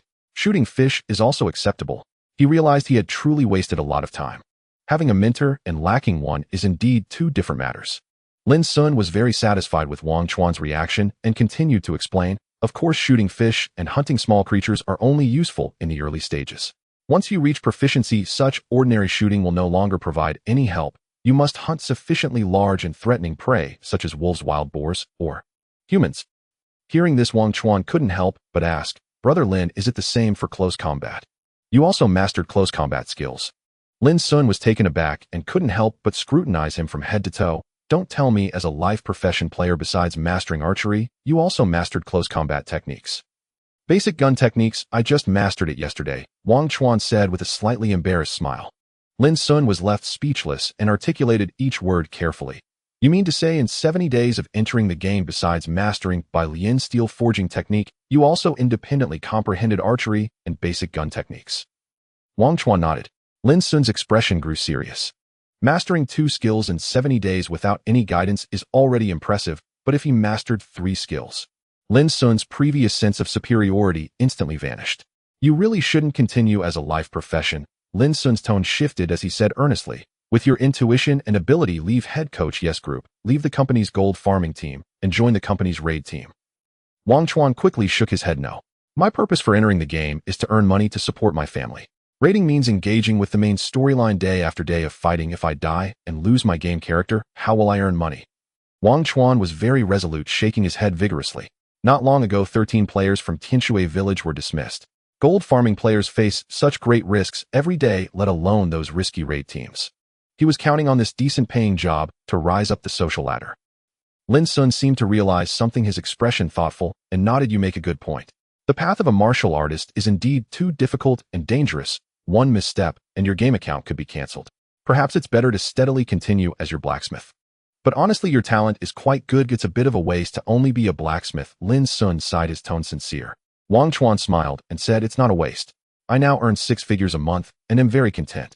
Besides, I plan to practice archery and basic gun techniques diligently so that I have the ability to save my life when facing dangers. All right, since you have your own plans, I won't say much, Lin Sun said. Wangchuan continued to forge. Ding ding, ding. Not long after, the Lian steel arrowheads were successfully forged. Lin Sun glanced at the nearby arrow shafts, skillfully grabbed one, and swiftly completed the assembly and fixing, revealing a satisfied smile. Attack 5. Armor-piercing 1, not bad. With the armor-piercing attribute, it means that ordinary leather armor and wooden shields are hard to defend against completely. Lin Sun nodded. Having researched armor-piercing arrows, the quality of the armor-piercing arrow is acceptable. No wonder the first batch of bandits from Heifeng Zhai suffered a great loss in your village. Their entire army was wiped out. With this skill, even if Haishi village is gone, you can still find a decent job in Huishui County or elsewhere. Wangchuan glanced at his experience points. Lian steel forging technique reached 486,500. A couple more rounds, and he could elevate his realm to a proficient level and gain 3 attribute points. Wangchuan continued to forge. Chatting with Lin Sun while forging made the time pass quickly. The sky had completely darkened, and the village was filled with cold winds. However, the blacksmith shop was a hub of warmth. Wangchuan learned a lot of information about martial artists and Ling Yu from Lin Sun. Perhaps because he knew Wangchuan's Lian steel forging technique was about to break through to a proficient level, or perhaps due to Wangchuan's impressive intuition and aptitude, Lin Sun was very receptive to the questions Wangchuan raised, answering every one of them. Until a faint sound of something slicing through the air came from outside. Lin Sun suddenly leaped onto the roof without warning, drawing his blade, its gleam as bright as snow, and swiftly darted over to the earthen wall, leaping out of the village. Wangchuan quickly set down the iron hammer, grabbed the bow and arrow, and rushed outside. The villagers were still in a daze, unaware of what was happening. Lin Dahai didn't even realize when the monk Dalong disappeared from in front of him. As Wangchuan climbed to the top of the earthen wall, he saw the snowy ground illuminated by the glint of blades, accompanied by the familiar sounds of bodies collapsing into the snow. Dozens of figures dressed in white were taken down just outside the village. The monk Dalong moved with steady steps, wielding the iron rod with a fierce wind sound, continuously pressing forward, causing the bandits in front to frequently lift their blades to block, creating sparks that flew everywhere. Clang, clang, clang. The longer the rod, the stronger the force. The iron rod struck with great momentum and an exceptionally fierce offensive. Despite being skilled, the bandit wielding the large knife still suffered injuries, his hands bleeding as he looked at Dalong with shock, panic, and anger in his eyes. Who exactly are you? Our Black Wind stronghold has no grievances with you. Exorcising demons and upholding justice is our duty. Since we have encountered you, it is only right to send you to Avicii hell. Amitba. The monk Dalong struck the opponent with 2 consecutive blows from the iron rod, forcing him to stagger back, deeply immersed in the role. Lin Sun stepped through the snow, silently passing behind the bandits. A head flew up, held by Lin Sun, as the body fell to the ground, blood gushing like a spring, staining the white snow red. What nonsense. Just kill them. Lin Sun pushed aside the hair in front of his face, carefully identifying, and said, "It's the 5th-ranked one-ear Luo Sanhua from the Black Wind stronghold, with a bounty of 50 taels. Not bad this time, it was not a wasted trip." Monk Dalong quietly walked to the nearby bandits, identifying their identities one by one. Indeed, several were on the wanted list in Wuxia County, but they were all small fry, totaling about 40 to 50 taels. The two immediately searched for all the silver and threw the bodies into the village. Wangchuan and the villagers gathered around, pointing at the corpses on the ground. Everyone was very excited. They didn't expect that the assistance Wangchuan invited would be so formidable, as the two managed to eliminate all the armed bandits. Everyone looked at the monk Dalong and Lin Sun with awe. Not bad. I thought we might waste an entire evening, but unexpectedly we could gain a bounty and an unexpected reward of several dozen taels. Wangchuan, here, take this as your introduction fee. Lin Sun threw a 5-tael silver ingot to Wangchuan. The crowd immediately turned envious, their eyes reddening. However, Wangchuan was worried about another issue and asked, "Thank you, Brother Lin and Master Dalong. Will killing this batch of bandits from the Black Wind stronghold provoke their revenge?" He feared that after the two left, the 3 leaders of the Black Wind stronghold would come down for revenge, which would truly be a disaster. Lin Sun and the monk Dalong exchanged a glance, revealing a complex expression. Clearly, Wangchuan's concerns were valid. Lin Sun surveyed the excited villagers and quietly pulled Wangchuan aside, lowering his voice. "We cannot resolve the issues with the Black Wind stronghold, as the 3 leaders are all entry-level martial artists, and they have many quasi-martial artists under them. With just the 2 of us, it's akin to an ant trying to stop a chariot." "Then what about Haishi village?" Wangchuan grew anxious. Lin Sun pondered and said, "Your skills can be utilized in Wuxia County as well. I suggest you consider leaving Haishi village. The company will also relocate Linda Hai and the others to preserve its assets to the greatest extent." Wangchuan suddenly couldn't sit still. "Brother Lin, is there really no other way? My master is still in the village and I..." Before he could finish, he was stopped by Lin Sun's raised hand. "This is merely a game, Wangchuan." Lin Sun reminded him slowly, "They are nothing but a set of data. Don't be foolish, prioritize your safety. You yourself said that you entered Ling Yu just to make money, so don't make things difficult for yourself." Wangchuan was dumbfounded. Lin Sun's words made a lot of sense. However, after spending so much time together, it was hard for him to accept that his master Sun Taixian and Captain Zhao Hainu were merely a set of data. Lin Sun patted his shoulder and said, "I can understand your feelings, but this game is not a farming game. It contains many cruel realities. Tianshui village is a lesson you must learn to adapt to survive in this game long term." Wangchuan felt a bit lost. Looking at the corpses of the bandits on the ground and the villagers and militia still immersed in resolving the new crisis, he suddenly felt a wave of helplessness. Lin Sun was right. Being weak and of low status meant one could not see through many things and could not change certain situations. Only by becoming stronger could one establish themselves in this world. And to grow stronger, it seemed one needed to learn more skills and elevate their skill levels to higher realms. Wangchuan looked up and asked, "Brother Lin, you mentioned martial artists before, but what is the difference between quasi-martial artists, and entry-level martial artists?" Lin Sun showed a smile, seemingly having anticipated his question, and replied without hesitation, "This is the most common classification of strength in Ling Yu. A quasi-martial artist is someone whose strength, agility, and stamina attributes all reach 10 points, or whose total exceeds 30 points. This indicates that this person's physical quality far exceeds that of an ordinary adult, approaching that of a martial artist, thus being recognized as a quasi-martial artist. The threshold for martial artists is very high. One must have one of the 3 attributes, strength, agility, or stamina, breakthrough to 20 points far exceeding that of a quasi-martial artist to be recognized as a martial artist. For instance, my agility has already reached 21 points, allowing my movement speed to easily crush any quasi-martial artist. The monk Dalong's strength attribute has reached 23 points, and a quasi-martial artist facing him would be crushed in less than 10 exchanges. This is the immense advantage brought by the physical quality of martial artists. Of course, this is also related to the higher realms of the martial arts we practice. After all, without a martial arts level reaching a certain threshold, it's impossible to raise one's attributes above 20 points. At this point, he paused to explain, by the way. The martial arts we learn generally focus on increasing specific attributes, unlike basic techniques like archery and basic firearms that increase attributes evenly. The monk Dalong's Luan staff only increases strength. The furious wind blade technique I practice only increases agility. Therefore, upon reaching a certain level, it means a total increase of 6 points in agility. Lin Sun indeed paid great attention to Wangchuan explaining a lot of information very comprehensively. Wangchuan listened intently.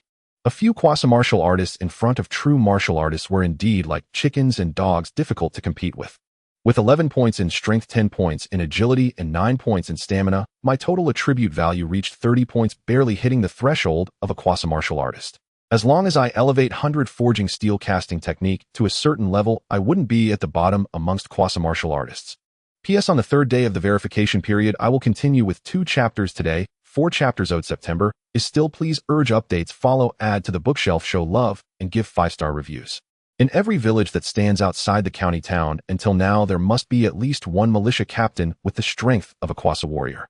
Zhao Hanyu from Haishi village, as well as your master son the blacksmith, are both of quasi-warrior strength. Lin Sun revealed a piece of information to Wangchuan. Wangchuan was quite surprised. He wasn't shocked that Captain Zhao Hanyu was a quasi-warrior. Captain Zhao's archery skills surpassed his own, reaching at least the realm of entering the hall.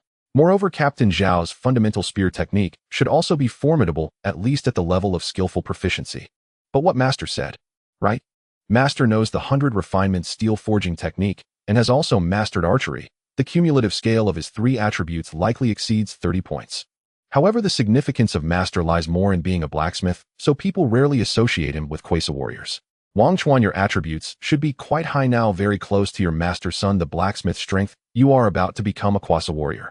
I advise you to seize the time and quickly enhance your skill realm to break through to quasi-warrior. On one hand, this will allow you to protect yourself in times of danger, giving you more room for survival. On the other hand, many sects can directly recruit quasi-warriors. With this foundation, you can quickly obtain martial arts manuals and receive guidance from renowned masters. Wangchuan nodded, indicating he remembered. Thank you, Brother Lin, for your guidance. He did not inform Lin Sun that he was already a quasi-warrior, thinking it better to keep his higher starting point a secret. By the way, Brother Lin, what about entry-level warriors? How do they differ from warriors? Lin Sun looked at him with longing and said entry-level warriors are equivalent to warriors who have their own ranks requiring a certain foundation. Simply put, their strength, agility, and stamina must all reach 20 points. These warriors have no obvious weaknesses in combat and can face any environment with composure. This is what an entry-level warrior is. We generally also call them first-rank warriors. First-rank warriors. Wangchuan etched this in his mind. However, he gasped at the requirements for first-rank warriors. The total scale of the 3 attributes must reach 60 points. How many skills need to be cultivated to the level of entering the hall, or even higher realms? Brother Lin, can we learn many manuals and use methods like hunting live fish and flying birds to quickly gain experience and pile up to skillful proficiency? Wangchuan thought of a way to exploit a bug. Lin Sun laughed. Many studios have thought of this method, but later found out that for every level and category of skills, you can only learn one. Only the first skill can reward attribute points. Learning more is useless. Wangchuan looked puzzled. Lin Sun explained the archery and basic spear techniques you currently master are basic foundational skills. With archery learned, if you then study basic throwing skills, such as slingshot or darts, they will no longer reward any attribute points. If you learn basic knife techniques, and then learn basic sword techniques, you likely won't receive any attribute points, or only a very minimal amount. Perhaps you might gain a point after reaching a few realms. You can only earn attribute points when you learn higher-level martial arts like Arhut Staff or Furious Wind Blade technique upon advancing in realms. Wangchuan suddenly understood. So Brother Lin, you also learned archery and basic skills. Of course. Lin Sun wore an expression that implied everyone has gone through this. The more fundamental the skill, the more everyone has to learn. These attribute points are there to be taken. However, to obtain higher-level martial arts, one must pay a considerable price, and sometimes they are simply unattainable. At this point, he mentioned something to Wangchuan. Not long ago, there was a third-rank warrior from Huishui, county passing through to recruit disciples. Several prominent families in the city sent their young heirs to express their willingness to pay 100 gold for a disciple, but this warrior took one look at these young Kwesa warriors and left without taking any. Wangchuan couldn't help but gasp in astonishment. 100 taels of gold. He still didn't know what gold looked like. Lin Sun, while drinking, became more animated. I am currently cultivating the furious wind blade technique to the level of entering the hall, but progress is getting slower. I am now practicing it alongside grass flying to see if I can pile up to become a first-rank warrior, then save some money to see if I can buy higher-grade martial arts from the black market. Brother Lin, you are so impressive, you will definitely succeed. Wangchuan offered his blessings. Haha, thanks to your good words. Huh, you too. Lin Sun laughed heartily. You have the stable income from your blacksmith profession. Oh, develop it well, and you will surely achieve something in the future. The two talked throughout the night. Wangchuan learned from Lin Sun that Wuxia County actually has a considerable amount of power aside from the official county office and local families. There are various gang forces in the martial world and some martial heroes. Although Wuxia County is strong, there are also bandit organizations like Haifeng's High, an angry wave gang that rob merchant ships on the waterways, which similarly restrain part of the county's power. Additionally, there are roaming brigands and highway robbers along with heretical cults. They all have connections and have been opposing the official court. Wangchuan's eyes were open wide. Only then did he realize that the world of Ling Yu is so vast, so exciting, and also so dangerous. As dawn broke, Lin Sun and the monk Dalong prepared to return to Wuxia County. Before leaving, he specifically reminded Wangchuan, you are doing well, Wangchuan. I only spoke so much because I felt a connection with you. Heed your elder brother's advice, let go when you should, don't be too kind-hearted. Surviving on your own is the most important. After saying this, he patted Wangchuan's shoulder vigorously, took the bag filled with the heads of bandits, and left with Dalong the monk. Wangchuan watched their figures disappear, feeling heavy-hearted. Just as he returned to the blacksmith shop to continue forging and striving for the 100 refinement steel forging technique to reach the entering the hall realm, his phone rang. After going offline, Coach Yu excitedly revealed some good news. Wangchuan, you are lucky. The county has sent a third-rank martial artist to lead a team to handle the issues in Wuxia County. The fourth head of Haifeng's High and several minor leaders were captured outside the city and killed on the spot. Also killed were the water bandits from the brothels in the city, along with a few minor leaders. All the forces around Wuxia County will likely have to shrink for a while to avoid the might of the third-rank martial officer from the court. P.S. I still sent it too fast, exceeding the verification period. Apologies for today's chapter. I owe 8 chapters. I will try to submit all on the 30th or 31st. It can be anywhere, just don't hit the face covering head. The crisis in Haishi village has been resolved. A third-rank warrior from the county government led the team, reportedly a captain from the 6 doors, accompanied by 4 second-rank constables. They swiftly dealt with the bandit leaders inside and outside the city, capturing numerous spies, which terrified the various factions, causing their informants to flee the city overnight. The Black Wind stronghold, the Fury Gang, and some wandering bandits quickly distanced themselves from Wuxia County. The next morning, all the militia leaders recruited by the county returned to their respective villages. Captain Zhao Hainiu returned with 2 hunters. Constable Chen Shangyong brought along 43 taels of silver as a reward, as well as a letter of appreciation personally written by the county to present to the village chief of Haishi village, commending the villagers for their bravery in resisting the bandits. The village chief was naturally overjoyed, his old eyes squinting into a line. Wangchuan sighed with relief. The entire village was jubilant, welcoming Captain Zhao Hainiu back. Upon learning about the various hardships and dangers the village had faced in the past few days, Zhao Hainiu felt a mix of sorrow for the loss of 4 companions and relief that the village had been preserved. The villagers settled down. Sun the blacksmith also smiled, saying, finally everyone is back. With Captain Zhao back, we have a strong backbone now. Yes. Wangchuan felt a sense of lightness, as if a heavy burden had been lifted. The first thing Captain Zhao Hainiu did upon returning to the village chief was to reorganize the team, ensuring the players continued their training. He also became much stricter, personally pointing out the players' shortcomings. Linda Hai and others noticed that the previously aloof Captain Zhao, who seldom spoke a word, had become much more approachable this time, talking more and willing to offer them guidance to help them improve quickly. Several individuals quickly progressed to the 3rd training phase after his advice. Wangchuan had returned to the blacksmith shop, continuing to forge iron, making a final push to reach the entry into the realm level in the 100 refinement steel forging technique. After 2 hours. Ding. System prompt ding. The level of 100 refinement steel forging technique has increased from practice, makes perfect to entry into the realm. Reward 1 point in strength, 1 point in agility, 1 point in stamina. Wangchuan's eyes brightened. Indeed. The higher the level, the more attributes rewarded. Eagerly, he summoned the attribute panel to check Wangchuan male blacksmith hunger 71,100 strength 84, attack 44 agility 83, defense 2, speed 11 stamina 82, health 100,100 spirit 8, not activated. Life skill 100 refinements steel forging technique entry into the realm next level integration 02000 combat skill archery minor accomplishment next level practice makes perfect 109300 combat skill basic spear technique beginner level next level minor accomplishment 0100 current location Tiannan continent Nanyu kingdom Sana county Huishui county Haishi village strength agility and stamina add up to a total of 33 points. I am no longer considered a bottom-tier aspiring warrior. Even if I go to Huishui County, I can find a place to settle down. As long as I enter Huishui County and become affiliated with various factions, I will have the opportunity to seek more advanced martial arts manuals, Wangchuan muttered to himself. Joyful as he was, Wangchuan quickly picked up the hammer again and continued forging a new batch of 100 refinement steel arrowheads. Knowing that the higher the level, the more attributes he gained, he naturally wished to become stronger. The people of the Black Wind Stronghold were intimidated into hiding deep in the mountains. Their reduced activity does not mean they will not emerge in the future. Once the captain of the Six Doors leaves Huishui, County Haishi Village will still face danger. He must take advantage of this time to become stronger. Ding, ding. Wangchuan stood before the forging platform, maintaining concentration as he forged vigorously, the sparks flying, his eyes growing brighter. After an unknown amount of time, Captain Jianghu and Sun the blacksmith entered from outside. Upon entering the backyard, they saw Wangchuan diligently working. The two exchanged heartfelt smiles and nodded at each other. This kid is a promising talent. In these days, Wangchuan has indeed worked very hard day and night without rest. Look, he has lost some weight. Even though they are far apart and the surroundings are noisy, Wangchuan found that he could clearly hear their conversation. It was quite miraculous. Was it due to the increase in attributes? Strange. Why does it feel like Wangchuan's strength and speed have improved? Jianghu suddenly posed a question to Sun the blacksmith.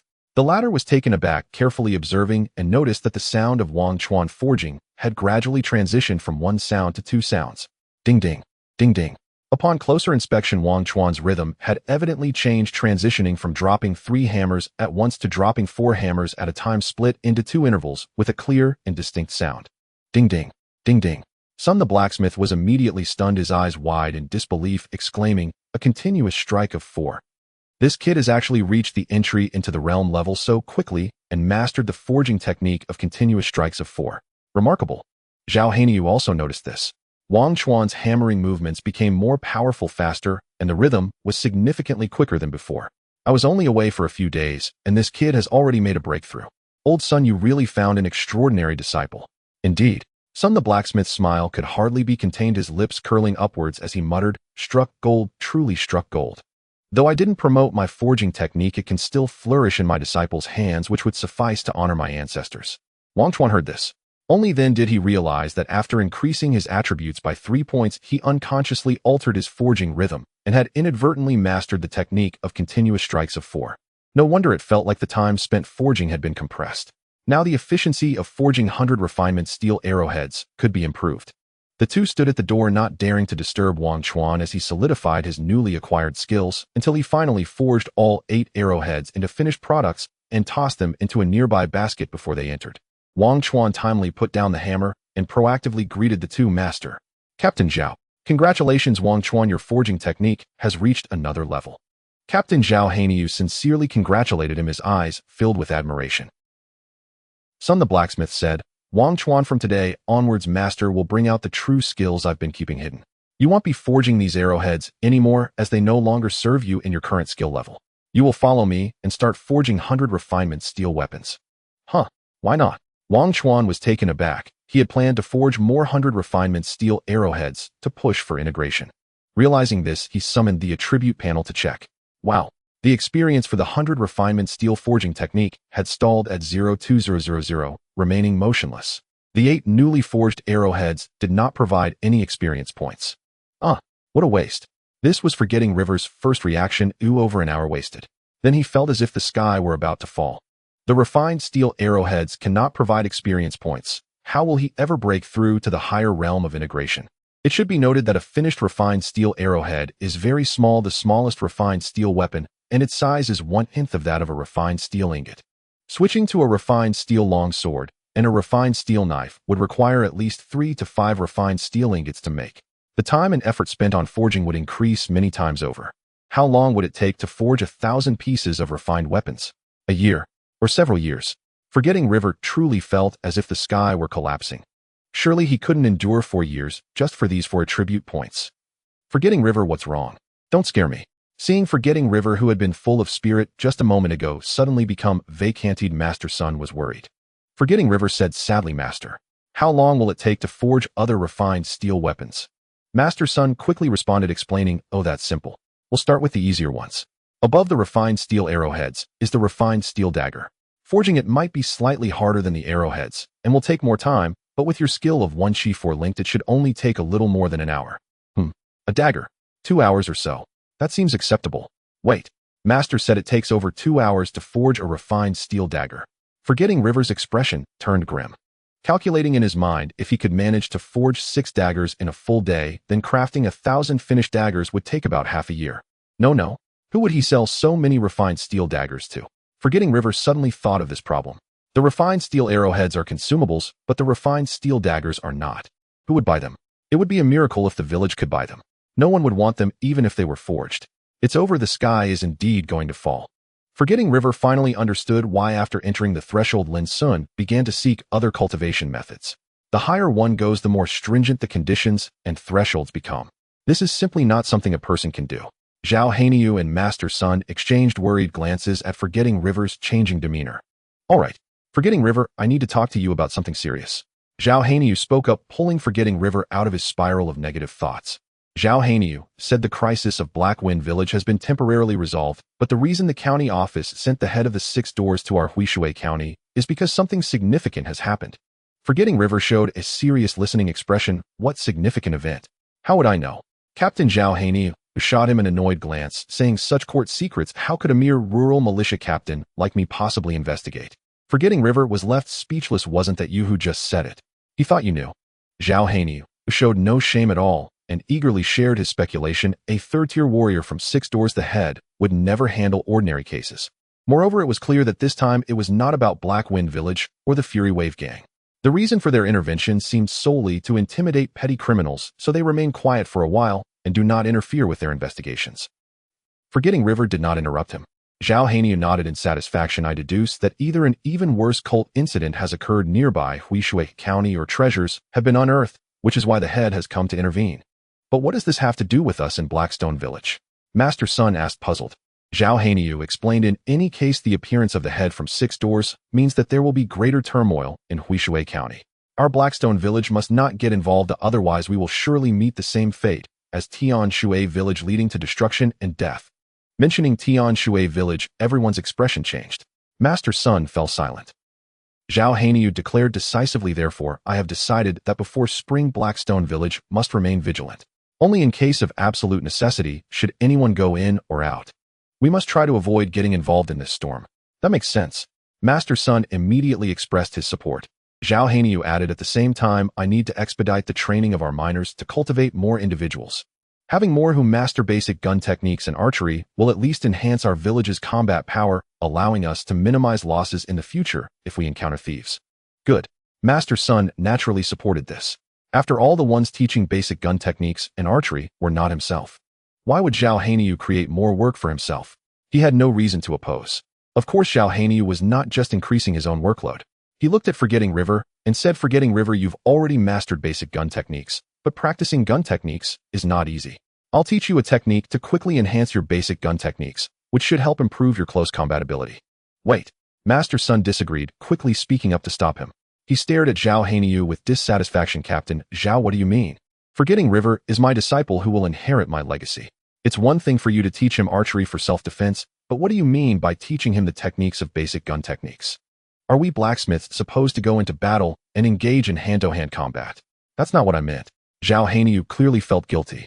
He realized that what he was doing was somewhat unreasonable. After all, Forgetting River's talent was evident. He was clearly Master Sun's prized disciple. It was fine for him to shoot arrows from the rear, but sending him to the front lines was a bit excessive. Master, let me learn from Captain Zhao. After all, skills never weigh one down. Forgetting River suddenly spoke, in our blacksmith shop, we can't forge many refined steel weapons anyway, as there's no market, and we can't sell weapons privately. Master Sun was left speechless by forgetting River's words. Initially, they forged too many armor-piercing arrows, and as a result of hoarding too many, the blacksmith shop ended up in a tight spot, forcing forgetting River to learn archery from Jianghu. Forging more advanced, refined steel weapons indeed wouldn't produce many either. Jianghu smiled again, full of spirit, and said, "Good. Then it's settled. Forgetting River, come with me. While we have the time, I'll teach you the cultivation technique first, and when you have free time, you can practice on your own." Forgetting River bowed to Master Sun, and then followed Jianghu to another courtyard. This was Zhao Hanyi's residence, and in the backyard stood sturdy wooden posts wrapped in iron sheets, looking exceptionally solid. The wooden posts had many sharp holes on them. Next to them was a rack full of weapons, all long spears. Among them, one spear had a shiny silver tip, exceptionally sharp, clearly forged from refined steel. P.S. Happy Chishi. Today's chapters must be arranged in pairs. Tomorrow, I can release more updates. Currently, I own 9 chapters, and a total of 13 chapters will be released tomorrow. Isn't that quite auspicious? Please send some encouragement and gifts to comfort the author, who has been sleepless and tirelessly brainstorming the plot. Captain Zhao Hanyu stood firm in the courtyard and said to Wangchuan, "The practice of basic gun techniques actually requires honing through real combat, and the speed of improvement during actual combat is very noticeable. However, the biggest difference between basic gun techniques and archery is that archery is a long-range attack that requires a target and precision, which is very important. All close combat methods and melee attacks can almost always hit the target, but what matters more are strength and speed, especially the former." As Zhao Hanyu spoke, he instructed him to pick up the spear. These wooden stakes are wrapped in high-quality steel, just like a layer of armor on a person's body, providing high defense, making it difficult for ordinary attacks to break through. Techniques with blades or swords are fundamentally hard to damage them. But our basic gun techniques have greater explosive power and destructive capability. Even a simple thrust has the chance to pierce through the armor. Give it a try. Wangchuan nodded and walked to the opposite side, pulling back his right leg into a bow stance, and the spear naturally aimed with a hint of momentum added to it. Zhao Hanyu smiled with satisfaction. Thrust. With a loud command, Wangchuan's spear suddenly erupted, channeling all his strength into one point, colliding fiercely with the armored wooden stake. The spear condensed all the force into its tip, and it truly left a slight dent in the armored wooden stake, which was very noticeable. If the wooden stake were a person, this strike could inflict terrifying damage. Not bad. The power is adequate. The destructive power is sufficient. Such an attack with diligent practice over a period of time can elevate the realm of basic gun techniques. Zhao Hanyu spoke with startling insight. Wangchuan quickly summoned his attribute panel for a glance. But the experience value in the gun technique section had not changed at all, still at 0-100. However, he did not feel discouraged. Since it was not about slaying a living being, pure practice could not push the experience value up so quickly. He quickly calmed down and continued training according to Zhao Hanyu's guidance. Thrust. The spear once again struck the armored wooden stake heavily, producing a deep, solid sound. Another slight dent appeared on the armored wooden stake. Continue. Wangchuan could feel that with each impact his hands clearly sensed the force feedback from the wooden stake, and his tiger's mouth was tingling. This training method was clearly more burdensome than before. It was easier to feel the hardship and fatigue. Yet despite this, he still diligently followed through. After about 100 thrusts, his arms felt slightly sore. Zhao Hanyu reminded him from the side, "If the attacking force isn't sufficient, take a short break to recover. Training must be done with full effort. Only by constantly breaking through can one achieve improvement, otherwise it's just futile work." As someone who has been through it, he knew very well that this kind of training with both hands exerting force, the explosive power and destruction far exceeded the previous single-handed thrusts, and the recoil would greatly deplete Wangchuan's stamina and strength, even causing slight injuries to his body. Usually for first-time practitioners, being able to thrust 100 times is quite impressive. "Don't worry, Captain Zhao, I can handle it." Wangchuan did not stop. With attributes of 12 strength, 11 agility, and 10 stamina, he possessed the physical quality of a Kwasa warrior, already far surpassing an ordinary person. Under Zhao Hanyu's astonished gaze, Wangchuan continued to deliver intense strikes, leaving noticeable spear holes in the armored wooden stake. Thrust. Thrust. The sound remained deep and forceful. Soon Wangchuan had thrust over 300 times. Zhao Hanyu gradually became alarmed, feeling increasingly astonished. "Wangchuan, your physical quality has actually reached the level of a Kwasa warrior," he finally realized. Zhao Hanyu showed an expression of surprise and continued, "That's great. With the physique of a Kwasa warrior, training will yield twice the result with half the effort. Haha, wonderful. There is now a third Kwasa warrior in Haishi village, making the village even safer." Zhao Hanyu initially intended to help Wangchuan swiftly pass the threshold of being a Kwasa warrior, but unexpectedly Wangchuan had already achieved it, which was indeed a pleasant surprise. You continue training. From now on, this courtyard is open for you to come and go as you please, striving to elevate basic gun techniques to the small achievement realm as quickly as possible. I will step out first to check on those kids. After observing for a while, Zhao Hanyu left Wangchuan to train and departed alone. Seizing the opportunity, Wangchuan took another look at his attribute panel. Upon seeing it, he couldn't help but feel delighted. It really works. The experience value has moved. The progress bar for basic gun techniques had advanced to 4,100. Wangchuan calmed his mind, secretly considering about 100 thrusts can yield 1 point of experience. Only 10,000 thrusts are needed to help basic gun techniques reach small accomplishment. Not bad. Brother Lin Sun was right. All martial arts skills have fast-track methods in the early stages, allowing for rapid training.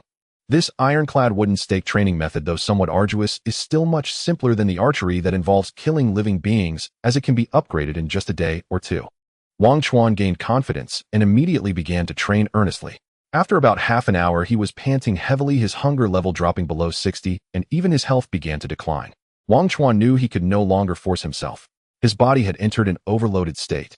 Maintaining high-intensity training in this condition would damage his body and might even leave hidden injuries.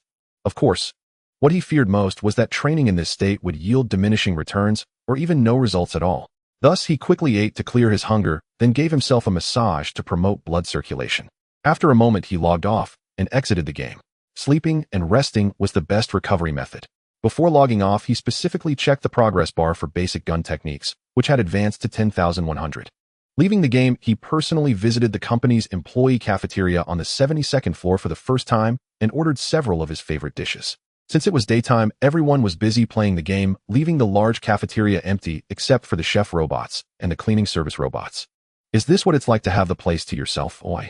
Not bad. The sense of technology is good, very cinematic, suitable for live streaming. Of course, Wangchuan only thought about it.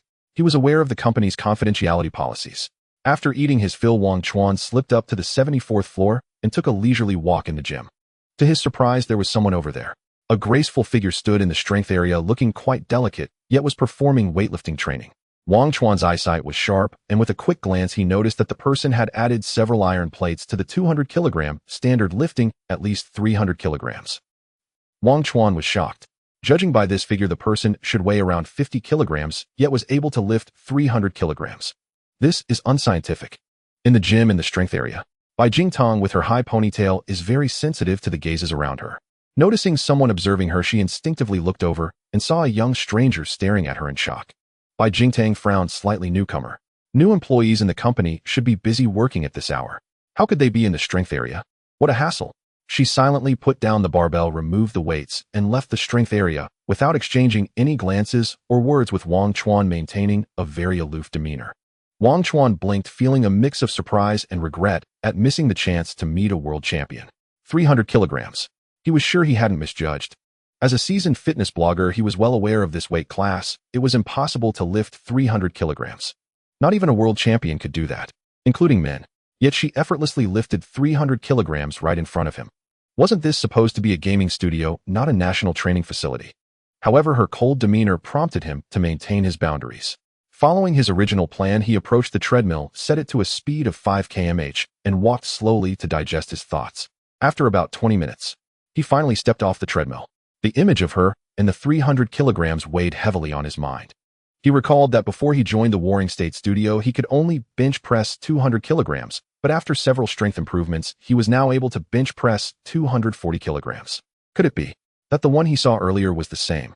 He walked slowly to digest his thoughts, and by sheer chance, he found himself in front of the bench press in the strength area. He wanted to test if his strength at level 12 had also improved. To be safe, he chose to bench press 240 kilograms. Sure enough, the weight he had struggled with before now felt much lighter. He quietly increased the weight to 250 kilograms. Easy. Let's add another 10 kilograms. Wangchuan felt the pressure, but still managed to push it up. In less than 3 months, I went from 200 kilograms to 260 kilograms. Wangchuan neatly put away the training equipment, his mind a whirlwind of thoughts. As a professional fitness blogger, he was certain that the human body structure could not achieve such significant breakthroughs in just 3 months. Moreover, his physical quality had indeed improved. Weighing only 80 kilograms, being able to bench press 260 kilograms was already quite remarkable, especially without any equipment. The difficulty of weightlifting is more than double that of bench pressing. I wonder how much I can achieve in snatch and clean and jerk. He approached the barbell in the strength area. The cold female colleague had left behind 75 kilograms of weights, which felt light, since there was no one else around. For safety, Wangchuan decided to increase the weight to 100 kilograms, chalking his hands. Following the guidance he had received before, he steadied himself, gripped firmly, and relying on his core strength, slowly exerted force to lift the barbell to a position where his hands could freely drop. The pressure wasn't too great. Snatch. Successfully lifted 100 kilograms. Wangchuan felt that with his current physical condition, lifting 100 kilograms was a piece of cake, and he had no issues at all. With a thud, he dropped the barbell. Then he added weight to 120 kilograms and completed it effortlessly. For 150 kilograms, Wangchuan decided to challenge himself. To his surprise, he succeeded. However, he didn't dare to continue. The world record for snatch in 2030 was 180 kilograms and 210 kilograms for clean and jerk. What if he accidentally got injured? It wouldn't be worth it. Working out is great, but it can also be dangerous. Especially with strength equipment, one must be extra cautious. Although Wangchuan didn't dare to test his limits, he clearly confirmed one thing: his strength had indeed seen a significant improvement. All of this is related to spirit domain. Suddenly, he began to understand why various studios looked for physical quality when hiring, requiring everyone to sign a confidentiality agreement before joining. If the secret of spirit domain were leaked, everyone in the world would rush to join. But that raises a question. Which country developed this game? From the game's background, it is filled with elements of ancient Chinese martial arts. But has the country's neural network technology truly advanced to this level? Why would technology that should be applied in military fields be used in the gaming realm? He couldn't comprehend. These things, no one could provide him with answers. He believed that even the big boss of Warring State Studio might not fully understand it. Curiosity kills the cat. It's better not to ponder too much. Just be among the first to take the plunge. After a short rest, Wangchuan returned to the game and continued to diligently practice basic shooting technique. Strike, strike. The spear repeatedly slammed into the armored wooden stake. Experience points slowly increased. After a whole day of repetitive training, experience points reached 51,100. The next day, after completing his training, he happily heard the system prompt ding. The basic shooting technique has been upgraded from beginner to minor achievement, rewarding 1 point of strength. The next realm is practice makes perfect. Wangchuan, male blacksmith, hunger level 70100, strength 85, attack 45, agility 83, defense 2, speed 11, stamina 82, health 100100, spirit 8, not activated. Living skill, refined steel forging technique, intra-level. Next realm, integration 02000, combat skill, archery, minor achievement. Next realm, practice makes perfect 109300, combat skill, basic shooting technique, minor achievement. Next realm, practice makes perfect 0300, current location, Tian, Nan Continent, Nanyu Country, San He County, Hui Shui County, Heisher Village. In 2 days, he gained 1 point of strength. Wangchuan specifically visited the blacksmith shop to learn from Master Sun the art of forging a refined steel dagger. With 13 points of strength, forging became much easier, and the movements of the 4 consecutive actions became increasingly smooth, merging the 2 sounds into one. Ding, ding, ding, ding. As he forged folded iron blocks, his speed improved. Master Sun watched with delight, offering guidance on the techniques and precautions for forging refined steel daggers, while nodding frequently. Your skill in the 4 consecutive actions is becoming increasingly proficient, and the speed of folding has increased significantly. It won't be long before your speed in forging daggers can match that of forging steel ingots. The head of a tempered steel arrow requires only 1/10 of the weight of a steel ingot. However, a tempered steel dagger requires a full steel ingot to forge. The forging process is significantly more complex than that of creating steel ingots. After spending 2 full hours, Wangchuan successfully forged the tempered steel dagger, but it still required additional work to inlay the grip and sharpen the blade to be considered a complete weapon. Under the guidance of his Master Sun, the blacksmith, Wangchuan spent another hour to finally complete his first finished weapon. Indeed, the armor-piercing arrows can only be considered consumables, not true weapons. The tempered steel dagger is the real weapon in every sense. Upon successfully completing all processes and acquiring the finished dagger, Wangchuan finally saw the feedback information: tempered steel dagger, white grade, durability 100100, attack 35. The material is tough and sharp, but relatively short. Handle with care. The dagger is about 40 centimeters long, double-edged, reflecting a cold light. Although it is a bit short, it is easy to carry, and with a case made of bamboo, it can be tucked away at the waist without easy detection.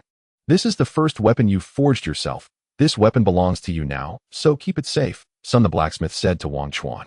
Wangchuan cherished it dearly and quickly expressed his gratitude. Thank you, master. A tempered steel dagger actually costs about 5 taels of silver. It contains various consumables and materials from the blacksmith shop, and after accounting for labor, the profit is not substantial. What surprised him, however, was that when he summoned the attribute panel to check for experience points, he found that the experience points for the tempered steel forging technique had increased by a whole 2 points.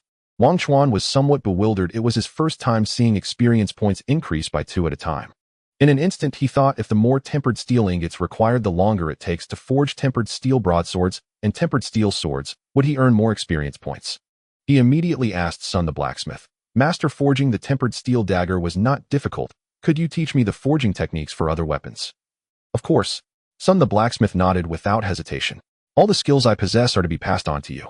Well, since you are currently practicing spear techniques, I will first teach you how to forge a tempered steel spearhead. Wangchuan immediately remembered the spear in Captain Zhao's backyard, his eyes lighting up. Great. Come. Sun the blacksmith promptly began instructing. The tempered steel ingots needed for the spearhead are actually similar to those for the dagger, the only difference being that they must be tougher and the tip must be made of solid sharp material, for example. Sun the blacksmith carefully introduced all the techniques during the forging process. Wangchuan spent about 2 hours completing the forging process, then took a piece of pear wood to inlay and secure it, finally forging his second weapon, tempered steel spearhead. Wangchuan then possessed his second weapon, tempered steel long spear, white grade, durability 100100, attack 37. A single inch of length yields a single inch of strength, stabbing without a sound. The attack power of the tempered steel long spear is somewhat stronger than that of the tempered steel dagger, with an increase of 2 points in the attack cap, and the evaluation is very thoughtful. This weapon Sun the blacksmith still chose to gift to his disciple. After all, the disciple needs to learn spear techniques. Wangchuan glanced at the attribute panel, and the experience for the tempered steel forging technique reached 42,000. Indeed, the finished tempered steel weapon yields at least 2 experience points. In this way, the hope of breaking through to a higher level seemed promising. The only issue that needed resolution now was how to forge tempered steel weapons in bulk efficiently. By noon the next day, Wangchuan had the robot deliver the barbell to his apartment. He quietly attempted to increase the weight of the barbell to 160 kilograms, lifting it easily, and finally, under the robot's protection, tried 170 kilograms. By this time, it was already somewhat strenuous. For safety's sake, he decided not to attempt further and had the robot return the barbell to the gym. The improvement in the physical quality of game characters in Ling Yu directly reflects on his real-world body, which excited Wangchuan. Continuing to train like this not only allows him to earn a high salary, but also to continuously break through and improve himself. Good thing. Returning to the game, he began to train more seriously and focus racing against time. In Captain Zhao's backyard, after training for 7 days, he finally succeeded in elevating basic spear techniques to the realm of practice, makes perfect, gaining 1 agility and 1 strength. During this period, he completely wore out the durability of the spear, shattering it, and had no choice but to forge another spear to continue training. Unfortunately, after reaching the realm of practice makes perfect with basic spear techniques, he could no longer gain experience points through training with the ironwood dummies. Wangchuan did not feel discouraged. He immediately sought out Captain Zhao to inquire if there were similar fast training methods for archery. Captain Zhao thought of a solution. 20 miles east of our village is Tianshui village. You can go there and try your luck. If you're lucky, you might spot a flock of sparrows to practice your aim. If that doesn't work, you can shoot fish by the creek at the village entrance, which will also be very helpful for you. Then he reminded him, when you go out, be careful. Although the bandits from Blackwind Stronghold have not been very active lately, winter brings many refugees who might turn into bandits at any time. Try to leave in the morning and return to the village before sunset. Since Captain Zhao learned that Wangchuan had already attained the strength of a budding warrior, he was not worried about him encountering any danger outside. Instead, it was Wangchuan himself who felt uncertain. It was definitely much more dangerous outside the village than inside. If he encountered danger, or a formidable budding warrior or martial artist, the situation could become perilous. Should he risk this for 2 attribute points? But if he didn't go, this winter would still be very long. After much consideration, Wangchuan decided to change his approach and proactively contacted Lin Sun. Last time Lin Sun and Monk Dalong visited Haishi village, they left their contact information. The call connected quickly and Lin Sun's surprised voice came through. It's Wangchuan. What made you think of calling me? It's been a while since we last met, and I wanted to chat with Brother Lin. Don't give me that. Is there something you're confused about in your training? Just say it. Lin Sun, knowing Wangchuan was not one to call without reason, cut straight to the point. Wangchuan felt a bit embarrassed and started to express the choice he was facing and his hesitation. You've already become a budding warrior. Congratulations. Huh. Lin Sun spoke in a relaxed tone. I know about Tianshui village. It's near the forest and creek with sparrows and fish suitable for practicing archery. Captain Zhao's recommendation makes sense, but your concerns are valid. How about this? I have a newcomer with me who also needs to train. Let's meet at Tianshui village tomorrow and train together, and I'll act as a bodyguard for both of you. Really? Wangchuan was overjoyed, not expecting such unexpected gains from a phone call, and agreed on the spot. Hong Kaibao by Yuhui. Good morning, senior brother. Good morning. At 6 in the early morning, Wangchuan met with his 2 junior brothers at the village entrance.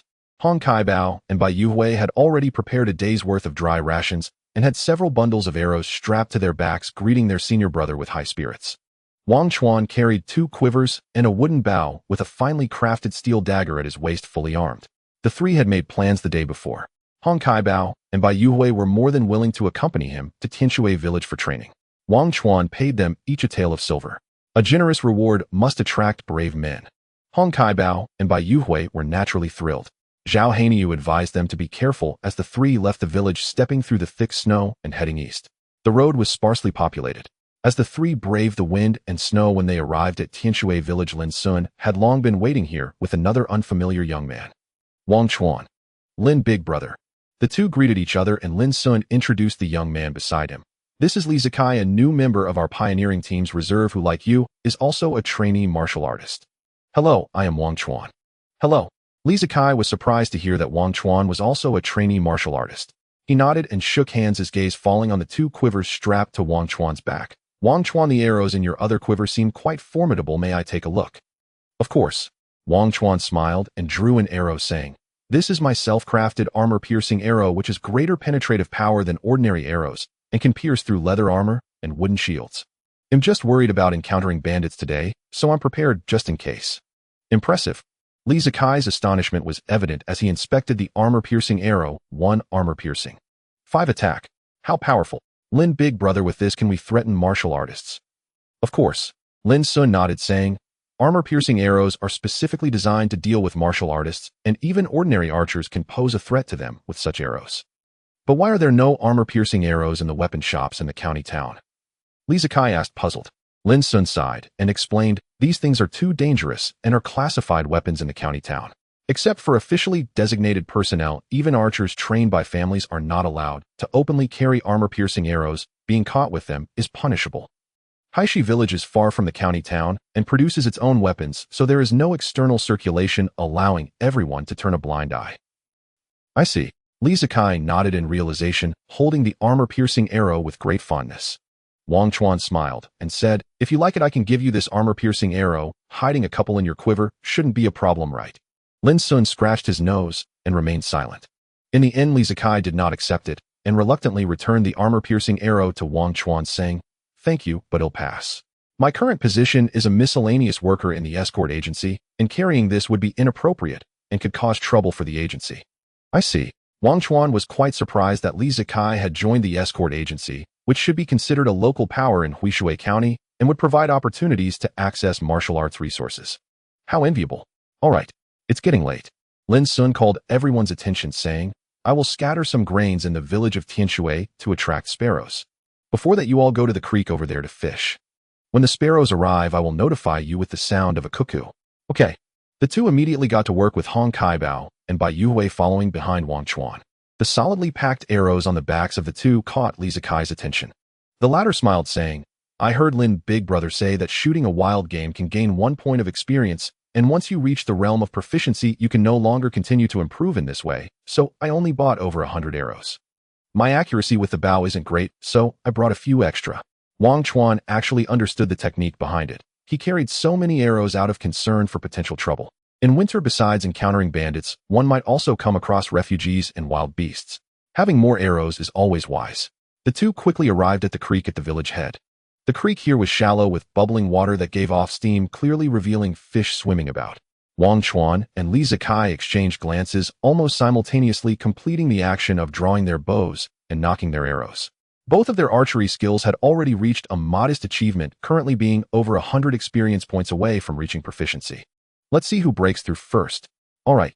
Both being trainee martial artists, they couldn't help but feel competitive. The two drew their bows simultaneously. Whoosh! The arrows hit the water. Li Zikai's arrow struck a fish. Wangchuan's arrow plunged into the water, narrowly missing a fish, which then sped away in fright. Li Zikai laughed, saying, "The water refracts light, so the fish's position will appear different to us. You need to pay attention." Wangchuan suddenly realized he had forgotten this point. "Thank you." He then readjusted his aim. Whoosh! Another miss. Li Zikai, on the other hand, hit his target with every shot, steadily gaining experience points. Hong Kaibao and Bai Yuhui watched, feeling anxious. In their eyes, their senior brother was very strong, and being outperformed by an outsider meant they were suggesting that their gold hunting team was inferior to the pioneering team's reserve. "Go, senior brother." The two cheered for Wangchuan from a distance. Wangchuan remained calm. After a few missed shots, he had grasped the principle of refraction and readied his bow once more. Whoosh! The arrow sliced through the air and struck a fish, blood spilling into the creek as the fish flipped belly up. "Got it." Senior brother got it. Hong Kaibao and Bai Yuhui were ecstatic. Li Zikai chuckled and shook his head, continuing to shoot arrows. One swam upstream, while the other swam downstream. After mastering the principle of refraction, Wangchuan rarely missed and found himself shooting more smoothly.